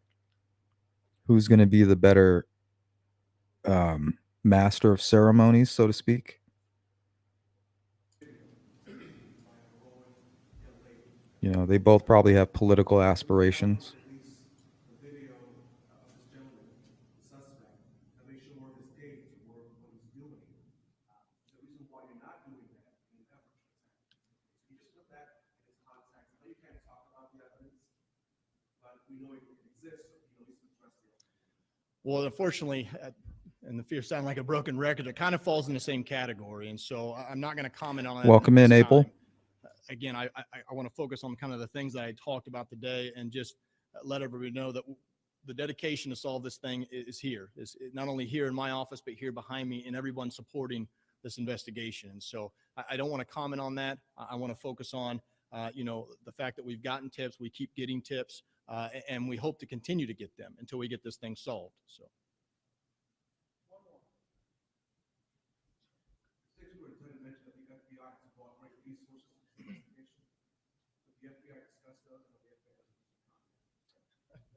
I apologize, but no, we won't discuss anything regarding this active investigation, but we do provide any and all resources we have to support and advance this investigation.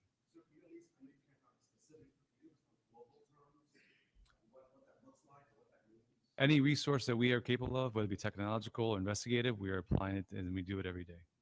That's all I can tell you. I'm sorry.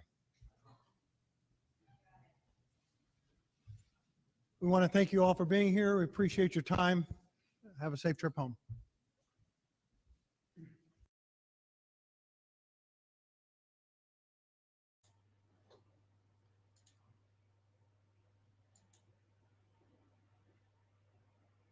Was there anything in the PCA for Richard Allen other than the tip that was used to search his home? As I recall, his presence on the trail at the time and his ownership of a gun they were looking for was enough.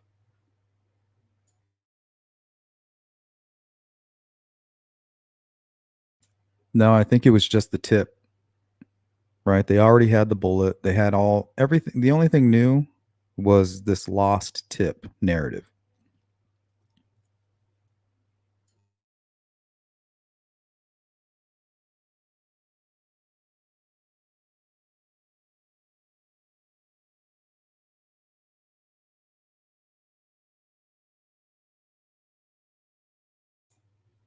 Okay, so it looks like we have two more. We're almost done.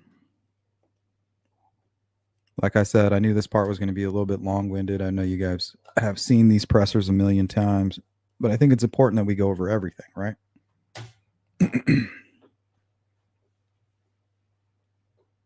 So that was February 13th, 2019. Now, just a handful of months later, we have another presser out of nowhere. 2019 New Direction.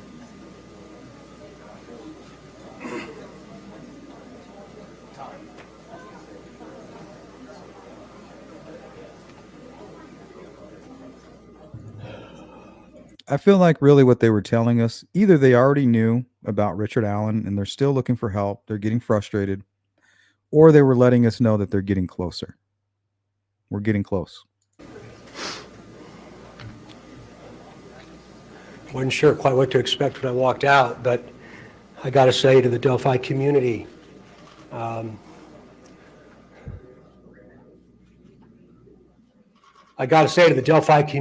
grateful I am. You inspire people that you don't even understand, and you don't even understand why.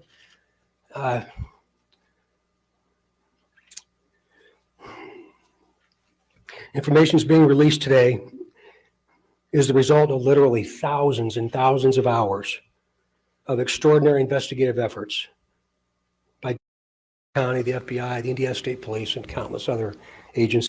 Is this just a nothing burger and Doug is trying to sell it here? Or are these real emotions? Is there something new? Is there something that's changed the direction?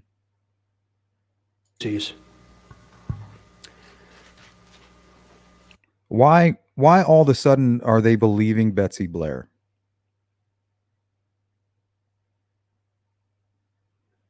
right? They believed Carball right from the beginning, even though she came forward late.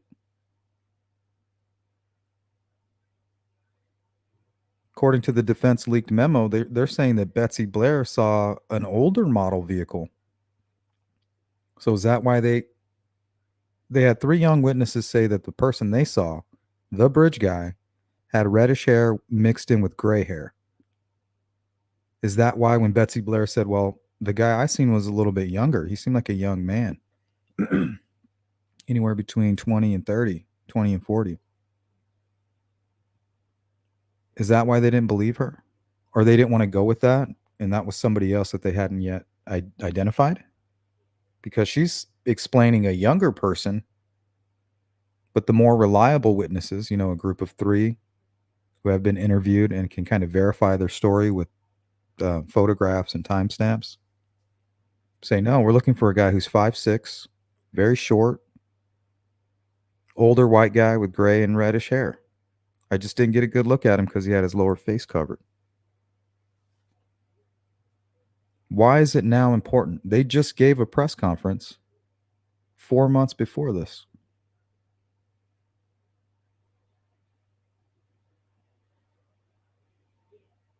This community surrounded us some 26 months ago. And you did everything you could to support us, but most importantly, you surrounded the family of these 2 little girls. Gosh, I'll never forget it. After you hear what we're going to release today, I'm going to ask for your continued support, your continued understanding, your empathy and compassion as we move forward to find out who did this, and we will. We're seeking the public's help to identify the driver of a vehicle that was parked at the old CPS DCS welfare building in the city of Delphi that was abandoned on the east side of County Road 300 North next to the Hoosier Heartland Highway between the hours of noon to 5 on February 14th, 2017. If you were parked there or know who was parked there, please contact the officers at the command post at the Delphi City building. Okay, so this is information they've had from the beginning. Why are they telling this to the public now? Why do I feel like they're just talking to close family members and friends, relatives of their suspect? Like their law enforcement is now understanding that they might be kind of explaining things away.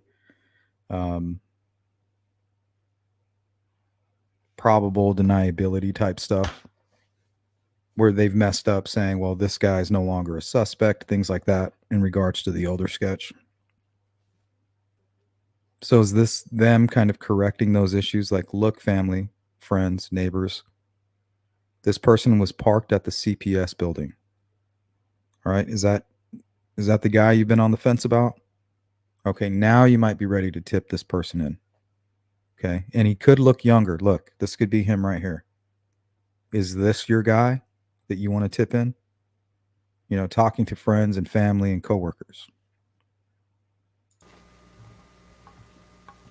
We're releasing additional portions of the audio recording from that day.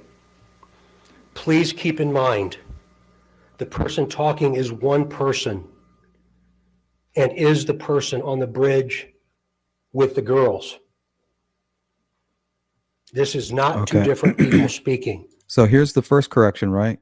We watched Burston in the first presser tell us, hey, we're not telling you this is the same guy. We have a video of this guy, and then we have a voice of this guy.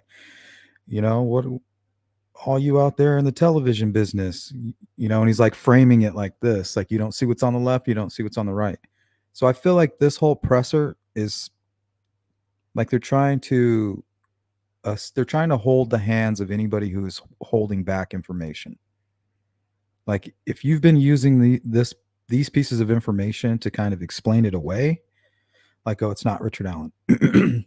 Well, we're here today to kind of clear up some of these misconceptions or miscommunications while adding a few more, right? Please listen to it very, very carefully. We are also releasing video recovered from Libby's phone This video has never before been previously released. The video shows a suspect walking on the bridge. When you see the video, watch the person's mannerisms as they walk. Watch the mannerisms as he walks. Do you recognize the mannerisms as maybe someone that you might know? Remember, he is walking on the former railroad bridge. Because of the deteriorated condition of the bridge, the suspect is not walking naturally due to the spacing between the ties.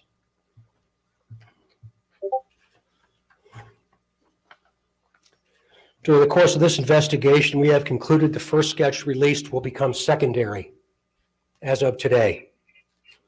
The result of the new information and intelligence over time. Okay, so why did they put out a bulletin saying that this person is no longer a suspect, but here they say secondary? The confusion here is ridiculous or strategic, I don't know. Leads us to believe the sketch, which you will see shortly, is the person responsible for the murders of these two little girls. Okay, and if they think there's others involved, is he saying they believe this is the actual physical killer? But no, he says involved. We also believe this person is from Delphi, currently or has previously lived here, visits Delphi on a regular basis, or works here. We believe this person is currently between the age range of 18 and 40, but might appear younger than his true age.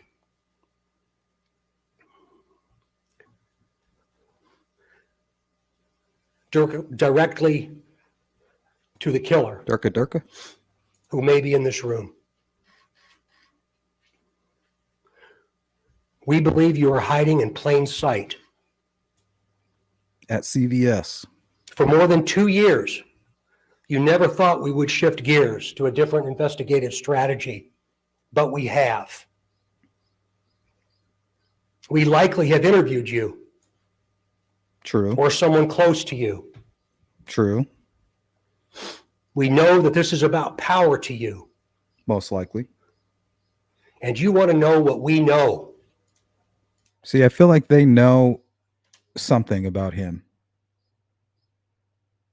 This makes me feel like Keegan Kline was in communication with the killer at some point. Because he was arrested right around this time, 2019. What was it, August or April? 2019. Richard Allen or Keegan Kline is arrested right around this time. That wasn't known to the public either. So he's now arrested, and they start talking to him about the largest CSAM ring in the public's history. So what do you guys think? We likely have interviewed you. Or someone close to you. We know that this is about power to you. And you want to know what we know. So I feel like what he's talking about here is something that maybe the FBI found. They're watching Keegan Kline, they're letting him go free. And then you have Richard Allen reaching out under his alias, trying to communicate with Keegan Kline. Maybe not as Richard Allen, but maybe trying to solicit something from him, or maybe a temperature check. So they've intercepted a communication. And I think that's why he says this here. What do you guys think? I'll play it one more time. Or someone close to you. We know that this is about power to you. And you want to know what we know.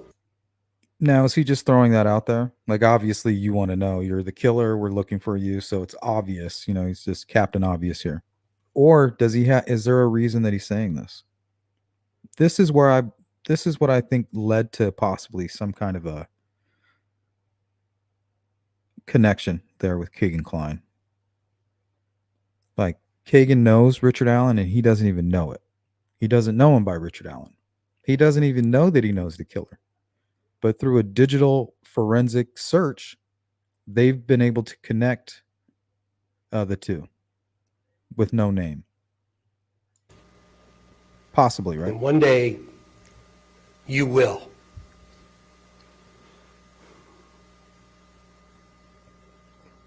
A question to you.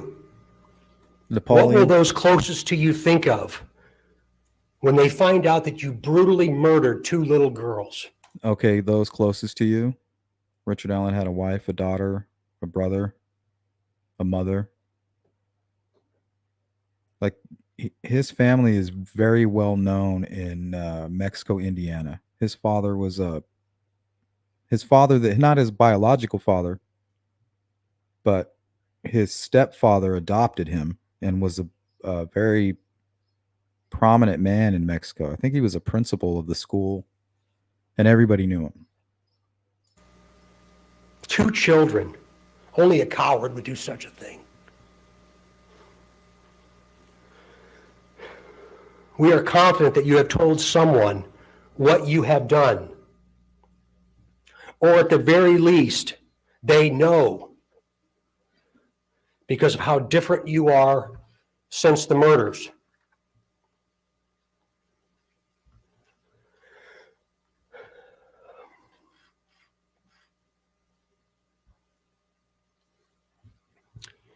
We try so hard to understand how a person could do something like this to two children.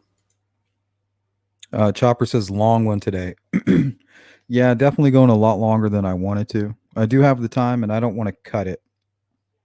I want to get all the pressers in one live stream. I don't want to cut it and then come to the next one right in the middle. It just didn't seem like the right thing to do. So we'll finish this one, and then we have the latest presser, and then we got to go.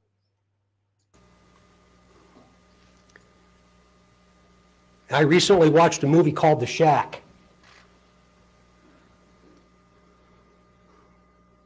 And there's also a book that talks so well about evil, about death, and about eternity.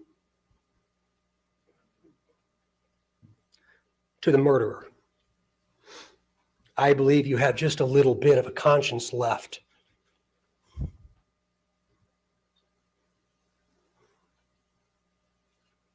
And I can assure you that how you left them in that woods is not what they're experiencing today.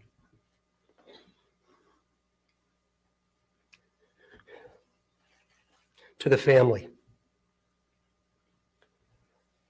Yeah, I agree, James. I hope that you all will give them some time, because we're going to be asking that there's no media inquiry or no media response for at least the next 2 weeks, and I hope you understand why. The family found out about this information this morning.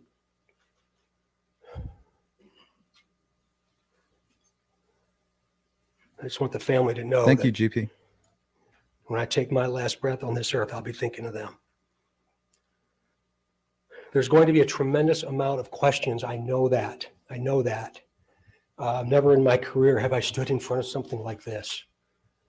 Please be patient with us, please. We're just beginning. We are just now beginning. And I can tell you on behalf of the sheriff and the police chief, so many other partners that have stood with us over this period of time, that we will not stop.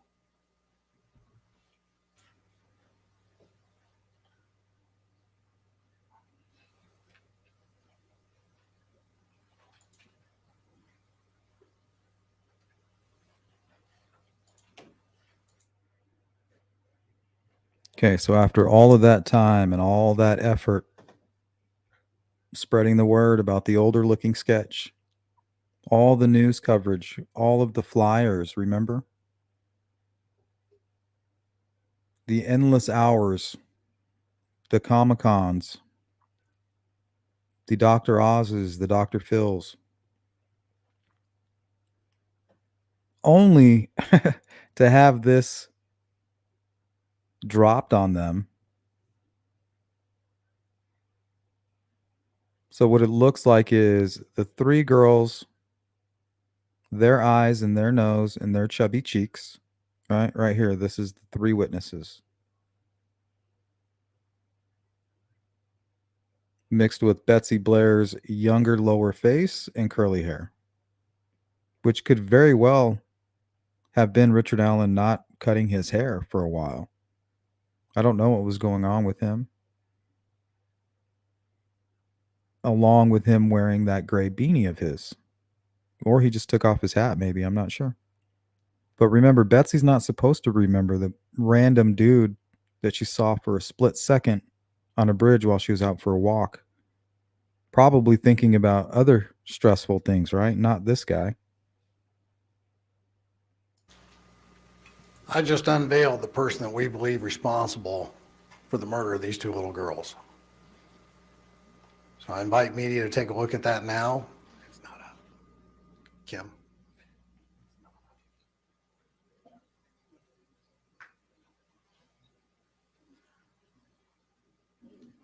We're also going to show you a video not You got it, previously Sparky. released that You superintendent make it spoke possible, to, all you guys. and also the Especially you audio members. that's additional to what's been previously released. There's only a slight change on it. Yeah, Give Sergeant I think Riley it's the just a best, second as GP. he gets that up and ready.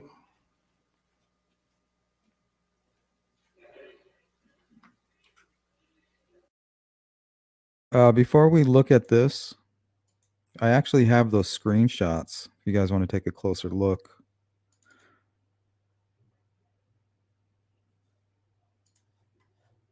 So he kind of leaves his laptop open for a minute. And here, I think that's even the case number, possibly. They really didn't want to leak that.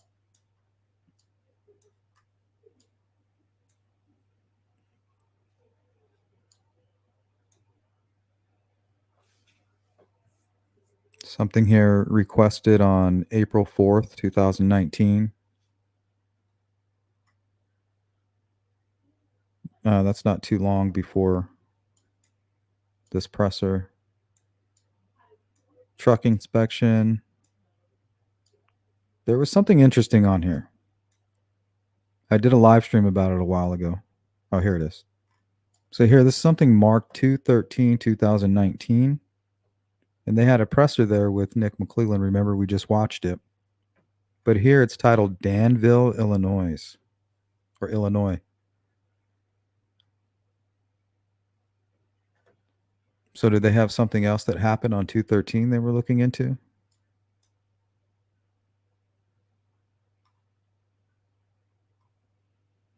ISP photo. Not sure what that's all about.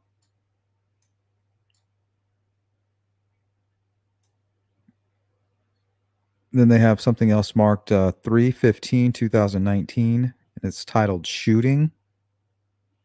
Shooting video.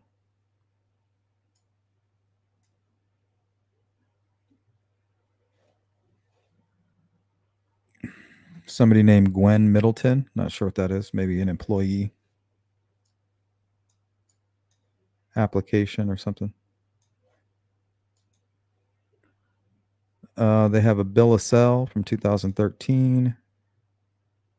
I'm not sure if that's the same case number. Interested in somebody's probational.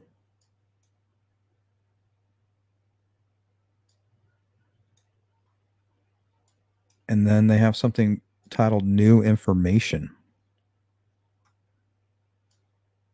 So what's new? Or is that just something he titled for whenever he has new information, he makes sure that he leaves a trail here?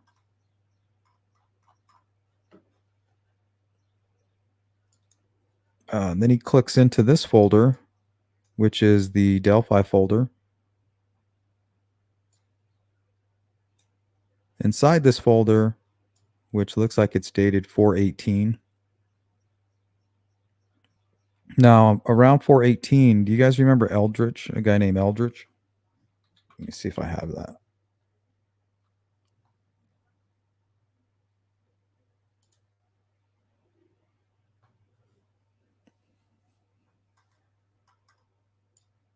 Okay, now this was published one day after that. So one day after this guy was arrested, let's read this article real quick. A man who resembles a sketch of a suspect wanted for the murder of 2 Indiana teenage girls has been issued new child molestation charges just hours before police investigating the killings announced a new direction in their probe. So this guy might even be who provided some new information, Eldridge. And look how they busted him. Charles Eldridge, 46, was handed 5 new child molestation charges by Randolph County prosecutors on Thursday after they say he repeatedly sexually abused a child under the age of 14. Right? The same MO. Abby and Libby, 14 years old. 13, 14. Eldridge has been in custody since January 8 on separate charges after he was apprehended in an unrelated sting operation where he had allegedly arranged to meet up with what he thought was a 13-year-old girl for sex. Okay. Upon his arrest, Eldridge reportedly admitted to officers that he has had multiple sexual encounters with another child under the age of 13. It's understood the new charges relate the purported confession. So on the 18th, it appears that he may have come forward here. Now remember, on the 19th, 18th, he comes forward and is interviewed. The 19th, they put out a media update saying you guys can expect a press conference, a New Direction press conference on Monday. So does it have anything to do with him? Like, he doesn't have to give the name Richard Allen. He can just say, well, I communicated with that Anthony Schott stuff, and it wasn't Keegan Kline.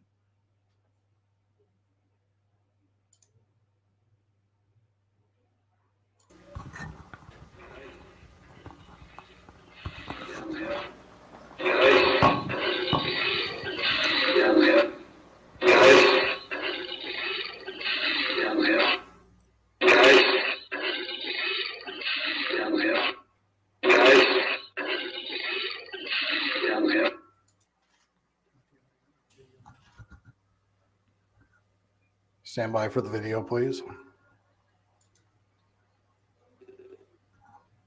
There is no sound of the video.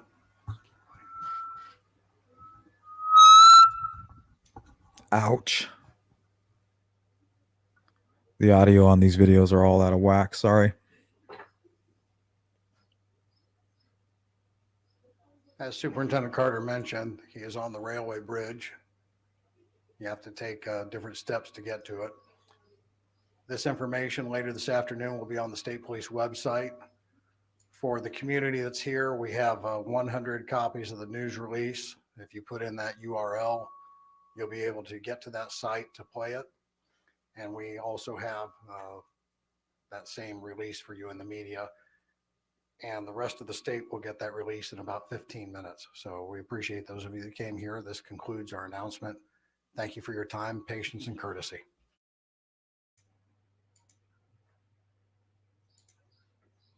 All right, 2019, and we haven't had a presser since the arrest of Richard Allen. Before we go to the final presser, let's take a closer look at what was going on behind the scenes there. Remember, they stated that the killer may be in the room.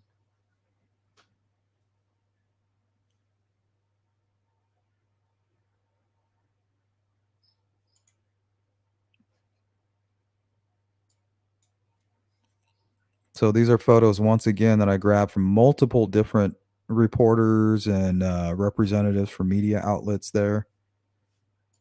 Most of these were posted on Twitter by them. You'll see some familiar faces. I think that's Burston in the background. Is that Barb? That might be Barb. Got a hot shot cop here with his glasses all cool.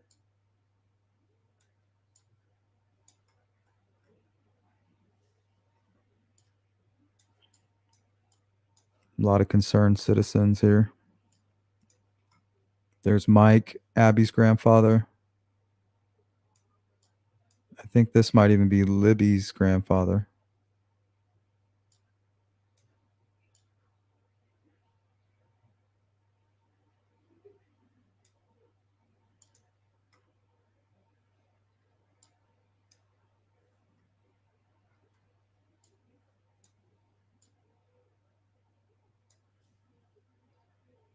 A lot of concerned people here.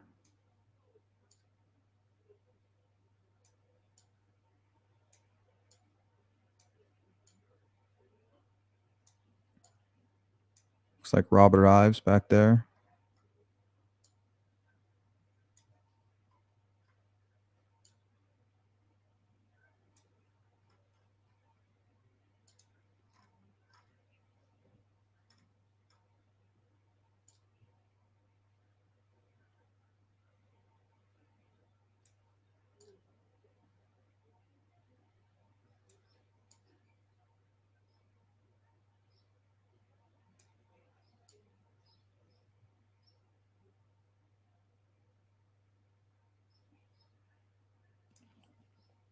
This guy's wearing sunglasses for some reason.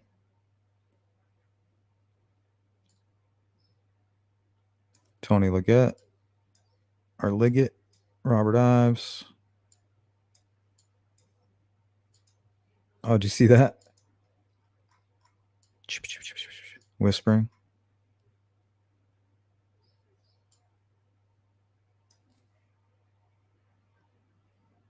Like, oh shit, you know who that looks like?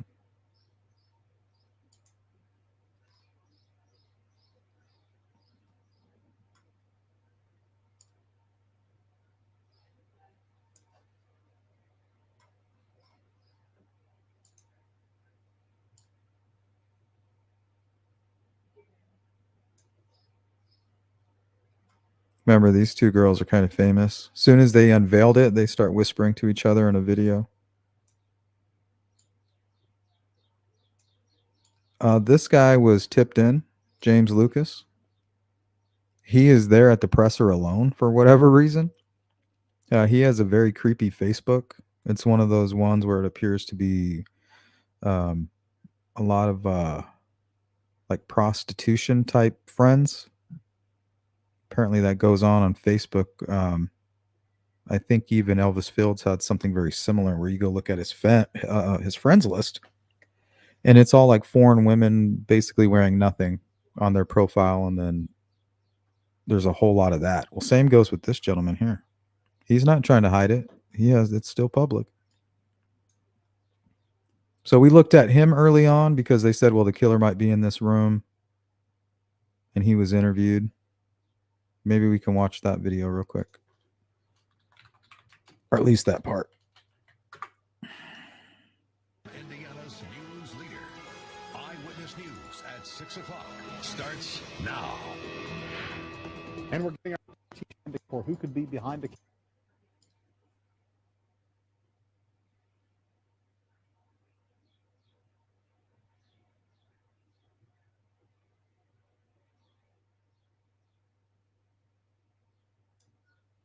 what information he's got for us. James Lucas says police also asked to speak with him. It was scary. I never expected it. So if you can group up like Lucas says he was one of the hundreds of searchers. Police asked him a few questions, checked his phone, then let him go. They said if they need me later, they would get a hold of me. All while a community is coming to grips with the horror of what occurred here. So very strange. So the guy who was tipped in. Oh, thank you, Priscilla. I appreciate you. So they said the killer could be in this room. So we definitely took a good look at James, but it's obvious that law enforcement had their eyes on him. But look, he's just here alone at the press conference. Looking hella bridge guy-y. Right?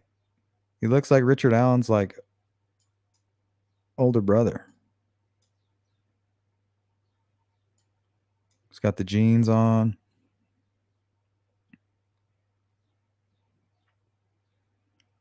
To the killer who may be in this room. And they made everybody sign in.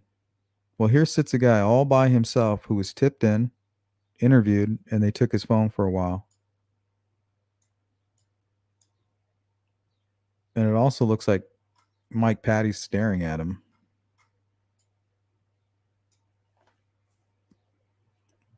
So is Abby's grandfather. They're like staring at him. See that?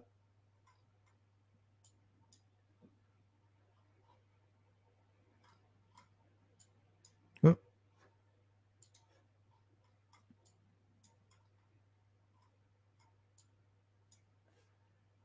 It's like they're looking right at his ass.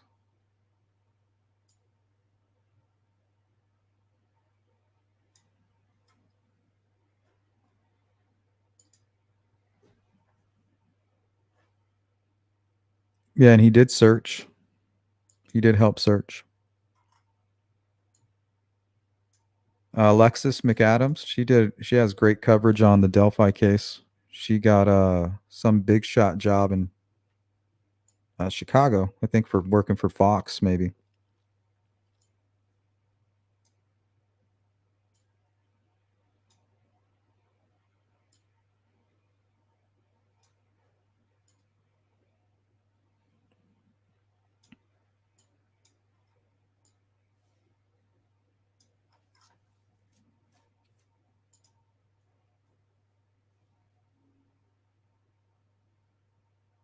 You got it. Thanks for watching. You can thank all my members and the people who support my channel for the time I'm able to put in.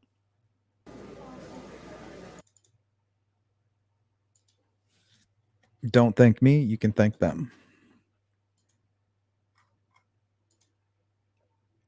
People like Phony Pin, Don Spain, Lisa, Jerry, Don with his flex, Frank Meister from True Crime Talk with Frank Meister. Cindy Lean is a longtime supporter of my channel. Leslie as well. Thank you, Audrey. Frank again. Daisy. Mandy joining the Sleuth Crew.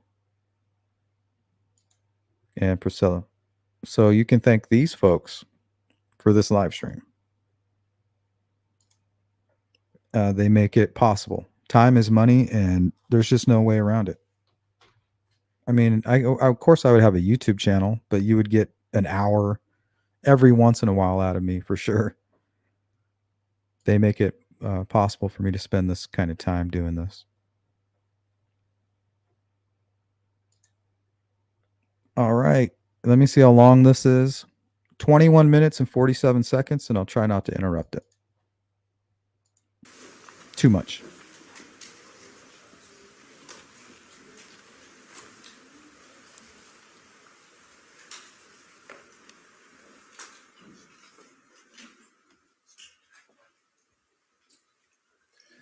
Good morning. My name is Sergeant Jeremy Piers, Public Information Officer for the Indiana State Police Lafayette Post. I'd like to thank you all for being here and thank the Delphi United Methodist Church for allowing us to use their facility. This morning, we're going to provide an update on the investigation into the murders of Abigail Williams and Liberty German. Before we get started, I'm going to introduce to you our speakers, Superintendent of the Indiana State Police, Doug Carter, the Carroll County Sheriff, Tobe Lesenby. Thanks, Anthony. And the Carroll County Prosecutor, Nick McClelland.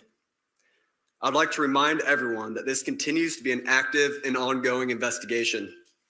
At the conclusion of this press conference, we are going to answer a limited amount of questions out of respect to the investigation and the process that will follow today. We will not discuss evidence that is related to this investigation. On behalf of the Delphi Double Homicide Task Force, thank you all for your continued support. I would now like to introduce to you our first speaker, Superintendent of the Indiana State Police, Doug Carter.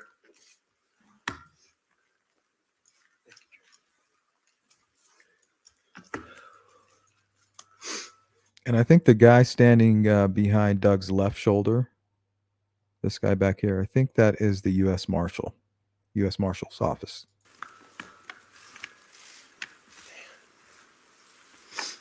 Give me just a second here.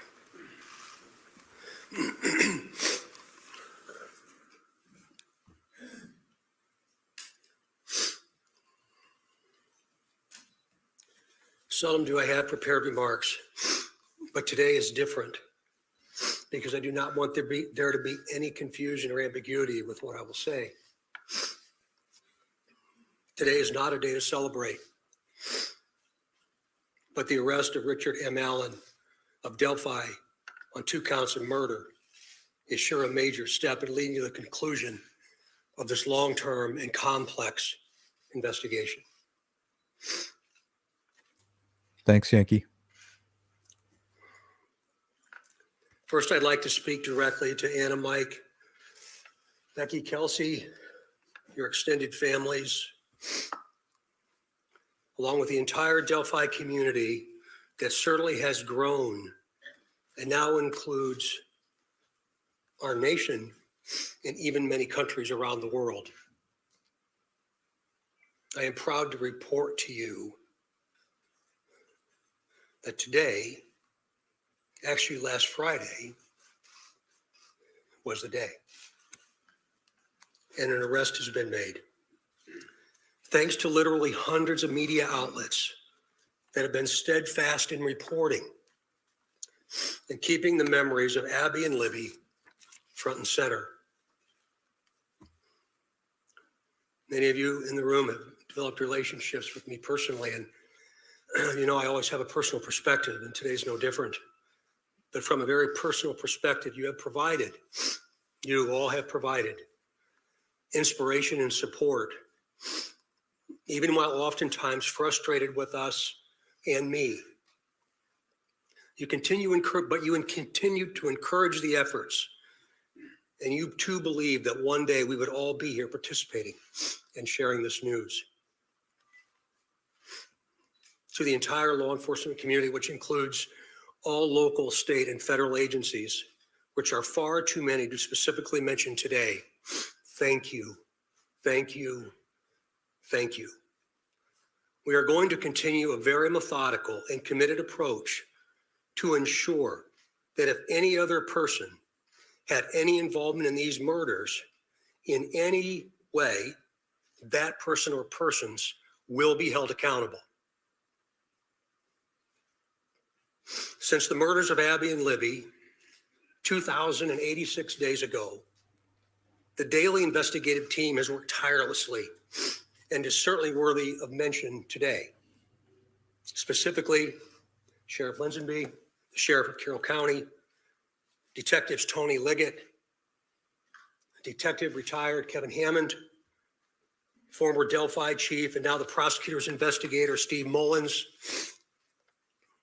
State Police First Sergeant Jerry Holman, Detectives Jay Harper, Dave Vito, and Brian Harshman, along with members of the United States Marshal Service, specifically Agent Jeremy Clinton and Agent Bill Colfers.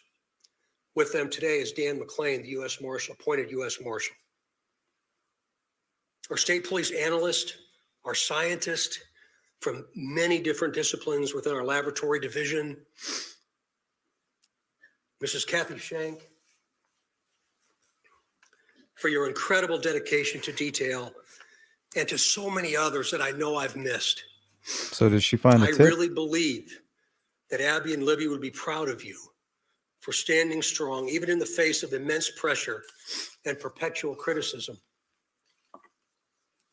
Some of these individuals have postponed retirement, passed on promotional opportunity, have dedicated personal time away from their families, given up nights, weekends, and holidays, all while in the pursuit of accountability for Abby and Libby. I know that today's announcement will not diminish your resolve, and I hope you have found just a bit of peace in this most complicated world. This is really important.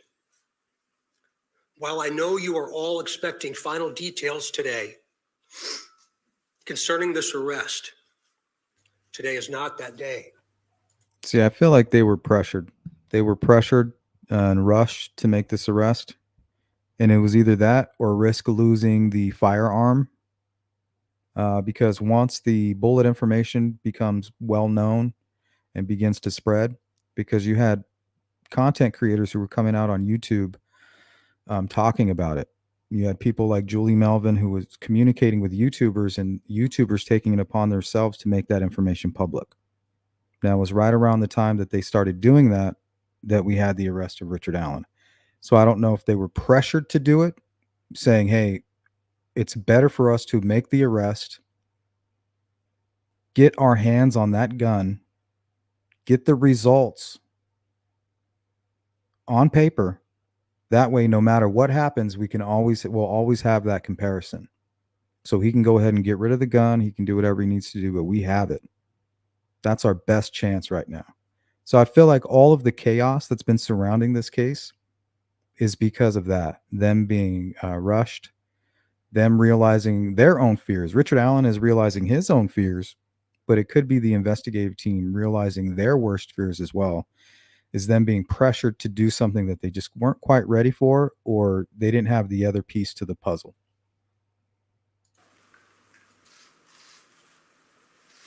Today's not that day. This investigation is far from complete, and we will not jeopardize its integrity by releasing or discussing documents or information before the appropriate time. Prosecutor Nick McClellan, of course, will share additional information about what we can and cannot say, and also explain to you why the probable cause affidavit is temporarily sealed by the court and not available. And by the way, he has been a tremendous asset to this team. I'm yet again asking you for your patience and please your understanding while our system of due process works. Also remember that all persons arrested are presumed innocent. All persons arrested are presumed innocent. You all. Let's go to a quick comment here by ST3. The story of this case may simply have been waiting for those ballistic results. Yep. Give us that one piece, right? I wonder how many guns have been tested over the years. Well, there's two that I know of. There was one done at the Maxwell search. He had a .40 caliber handgun. So we've known about it since 2017, and we kept our mouth shut. We never said it. We never brought up that bullet.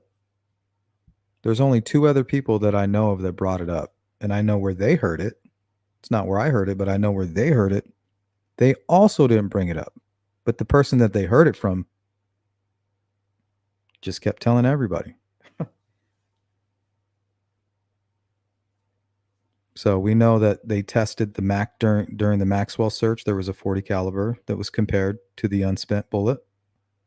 And then during the Brad Weber or the Weber search, Brad Weber had a .40 caliber weapon there at that home. And then that one was searched. So that's why it's going to be so important during a trial. They're going to show those results. And hopefully they have a good, some good markings on Richard Allen's to compare it to. Nice and clean, like to just prove it perfectly. They're going to show you the comparison to the Maxwell search and to his bullet from the ejector. And they're going to compare it to the unspent shell. And the jury's going to go, oh, wow, yeah, that's not even close. Okay, well, let's go ahead and pull up another comparison that we did here during a search of the Weber residence. Same gun, Sig Sauer model 226. Same caliber. Here are the comparisons for that. Oh, yeah, not even close. Okay, now go ahead and put up Richard Allen's test results and the comparison, and the jury's going to be like, oh my God. Because it's going to be an exact match, guys. Exact.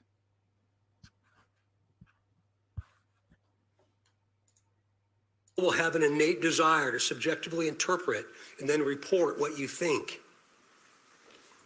Hey, Monica. We in the law enforcement realm cannot, and you should never allow us to, talk about what we think concerning facts, but rather discuss and share at the right time what it is we know. The time will come when additional details can be released. Yep, I agree with that, Today is ST3. not that day.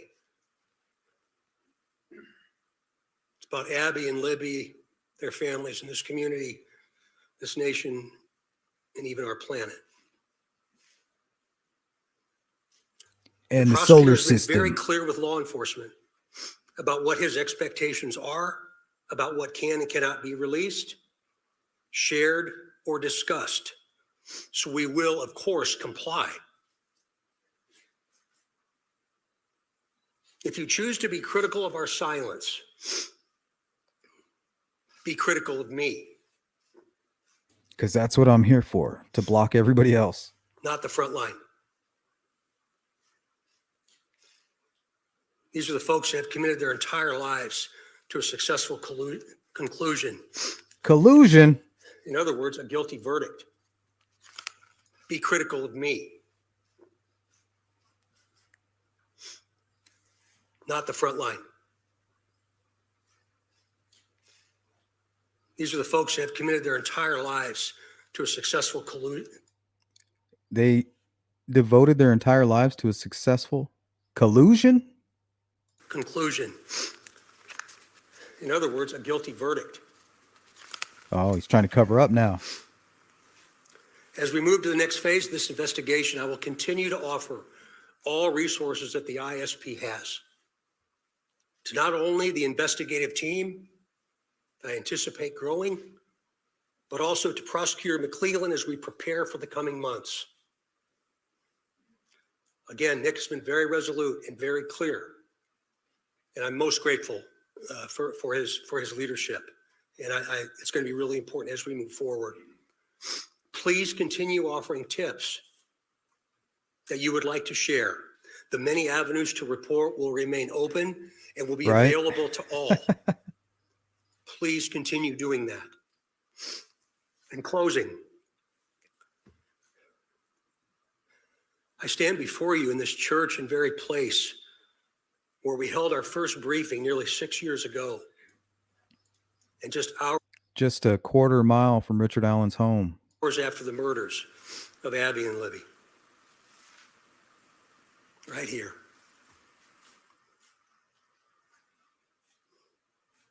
Pulling in today, I wasn't really sure what emotion I would experience. But peace came over me. Right, Sparky? You heard it. He admitted I it. didn't expect that to happen.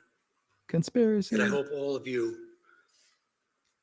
with all the different responsibilities you have from around the planet today, have felt some of that as well.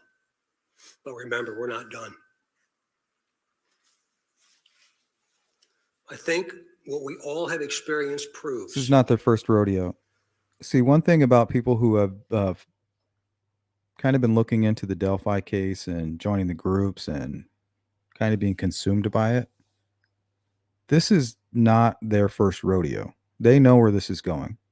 First, it's the investigation, then it's the capture of their suspect, and then the uphill battle is all the courtroom stuff, the trial, and finding that conviction somewhere in there, right? Fighting against all these very slick defense attorneys and things like that. It's not an easy task. How do you find multiple killers? They obviously think there's multiple people involved without ruining the investigation and not sacrificing anything for the trial. Very thin line they got to ride here. And the defense team right now, their job is to find any issue with that. They're looking for any technicality that they can exploit. That together there's nothing we cannot do. But more importantly, giving of ourselves, all of us,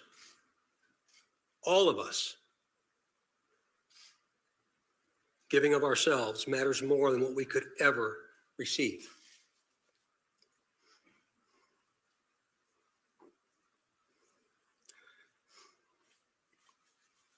Abby and Libby, though in death, have had a profound effect on so many of us, on how we live, and as importantly, who we all should be. I agree with that. I would now like to introduce to you my friend and Carroll County Sheriff, Tom Ledsby, for his remarks. Sheriff.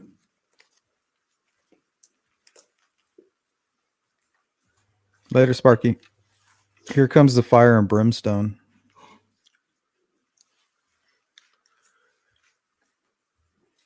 I believe in a God of justice and righteousness. Today, I believe that same God has provided us with justice for Abby and Libby. As Sheriff of Carroll County, Indiana, I want to publicly and sincerely thank each individual who played a role in helping us during this 5.5-year investigation. Whether it was in an investigative capacity, providing tips, cards or letters of suggestions or encouragement, phone calls, and thousands of other countless ways of communicating. I earnestly thank those who prayed for this moment in time. We now move forward through the Indiana criminal justice system, allowing the system to provide its due diligence and process in providing that justice which is owed Abby and Libby, their families, and this community. Thank you.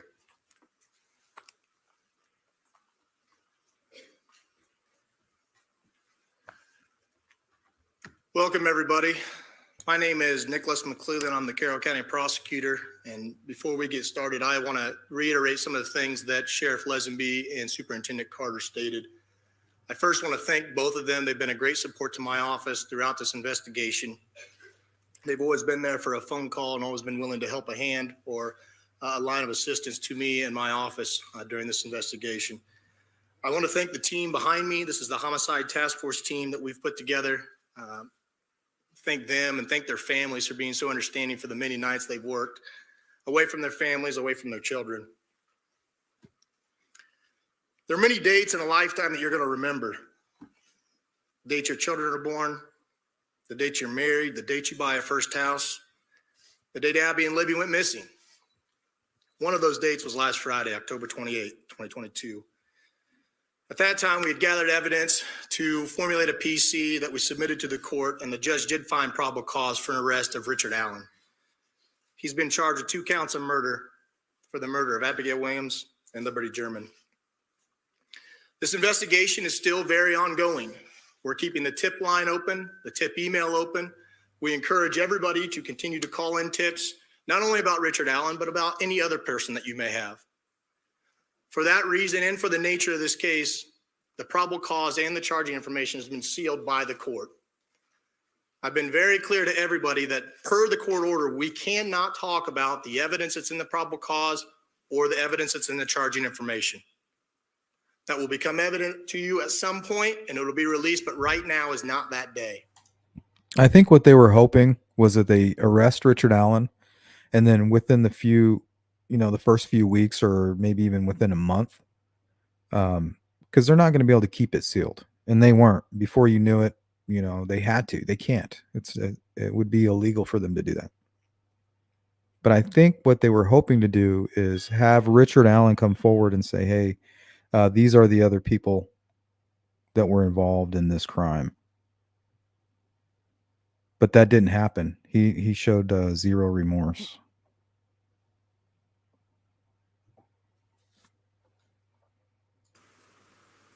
If guilty, Today's right? about Abby and Libby, focusing on them. Mr. Allen has had his initial hearing. He's entered a preliminary plea of not guilty.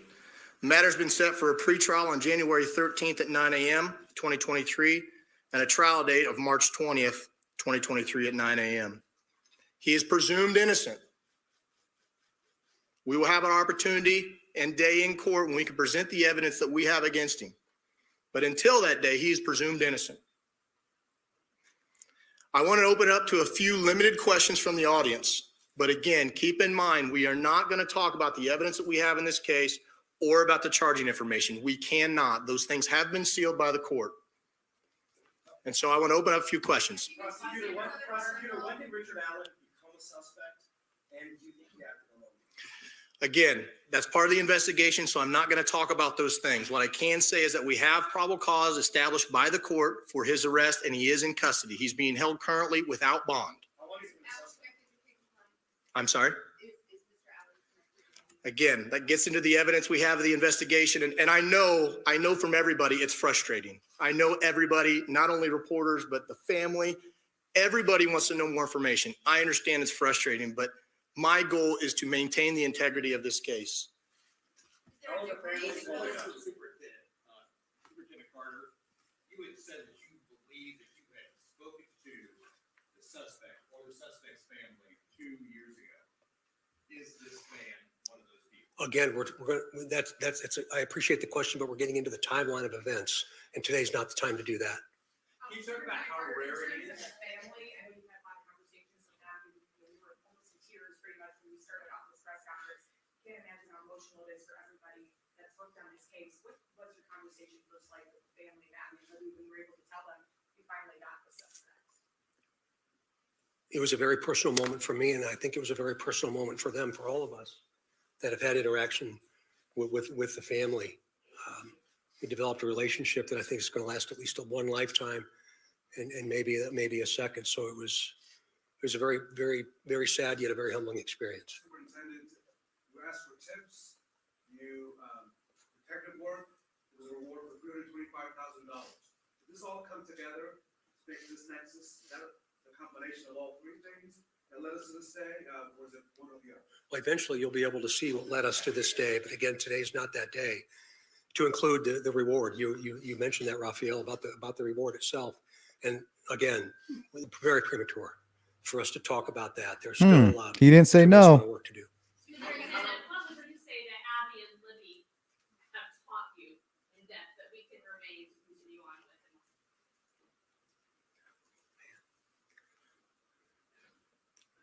I think probably resilience and understanding the value of each and every day. That today was the day, but I didn't anticipate they ever thought today would be their day. And I feel like I've known them for a long time.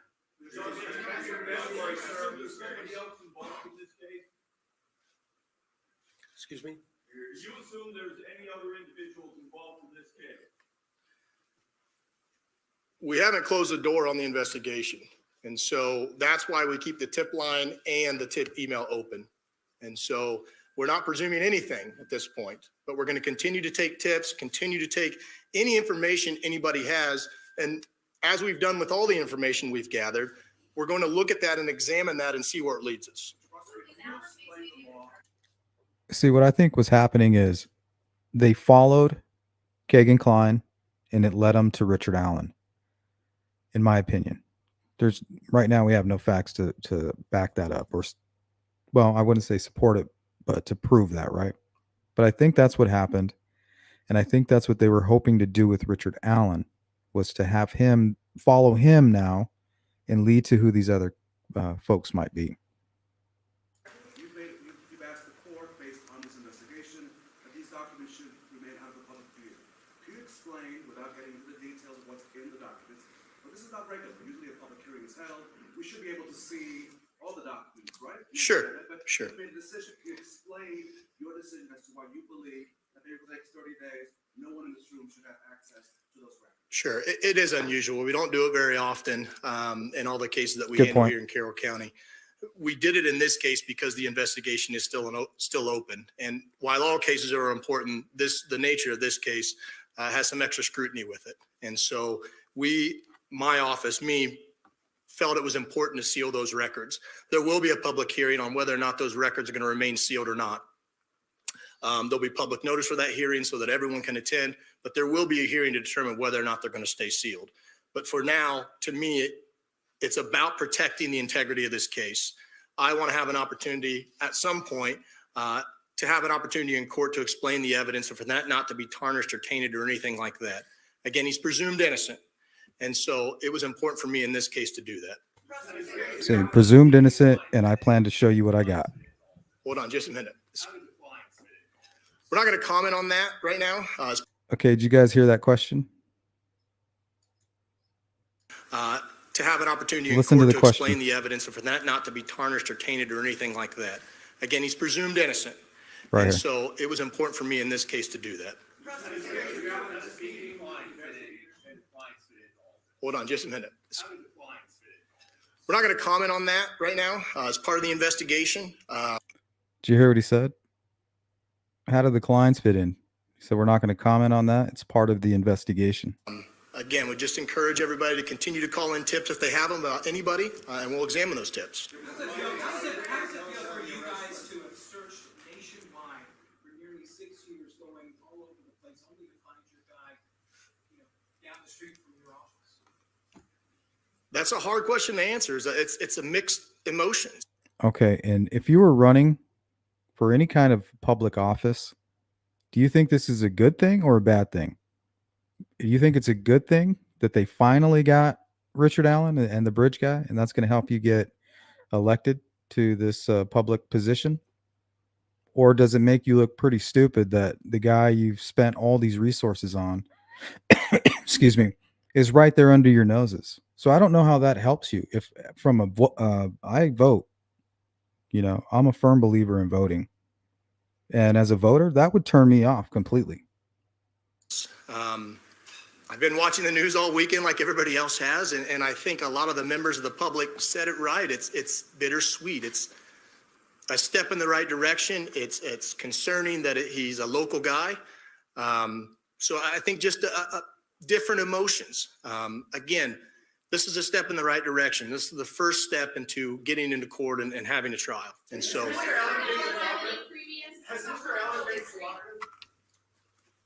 All right. That concludes our press conference today. Shortly, I will be releasing a press release that will have his photo and a couple more details that'll also be here. All right, guys, I think that is going to wrap it up for this evening. Shout out to everybody who was able to catch the live stream, replay crew.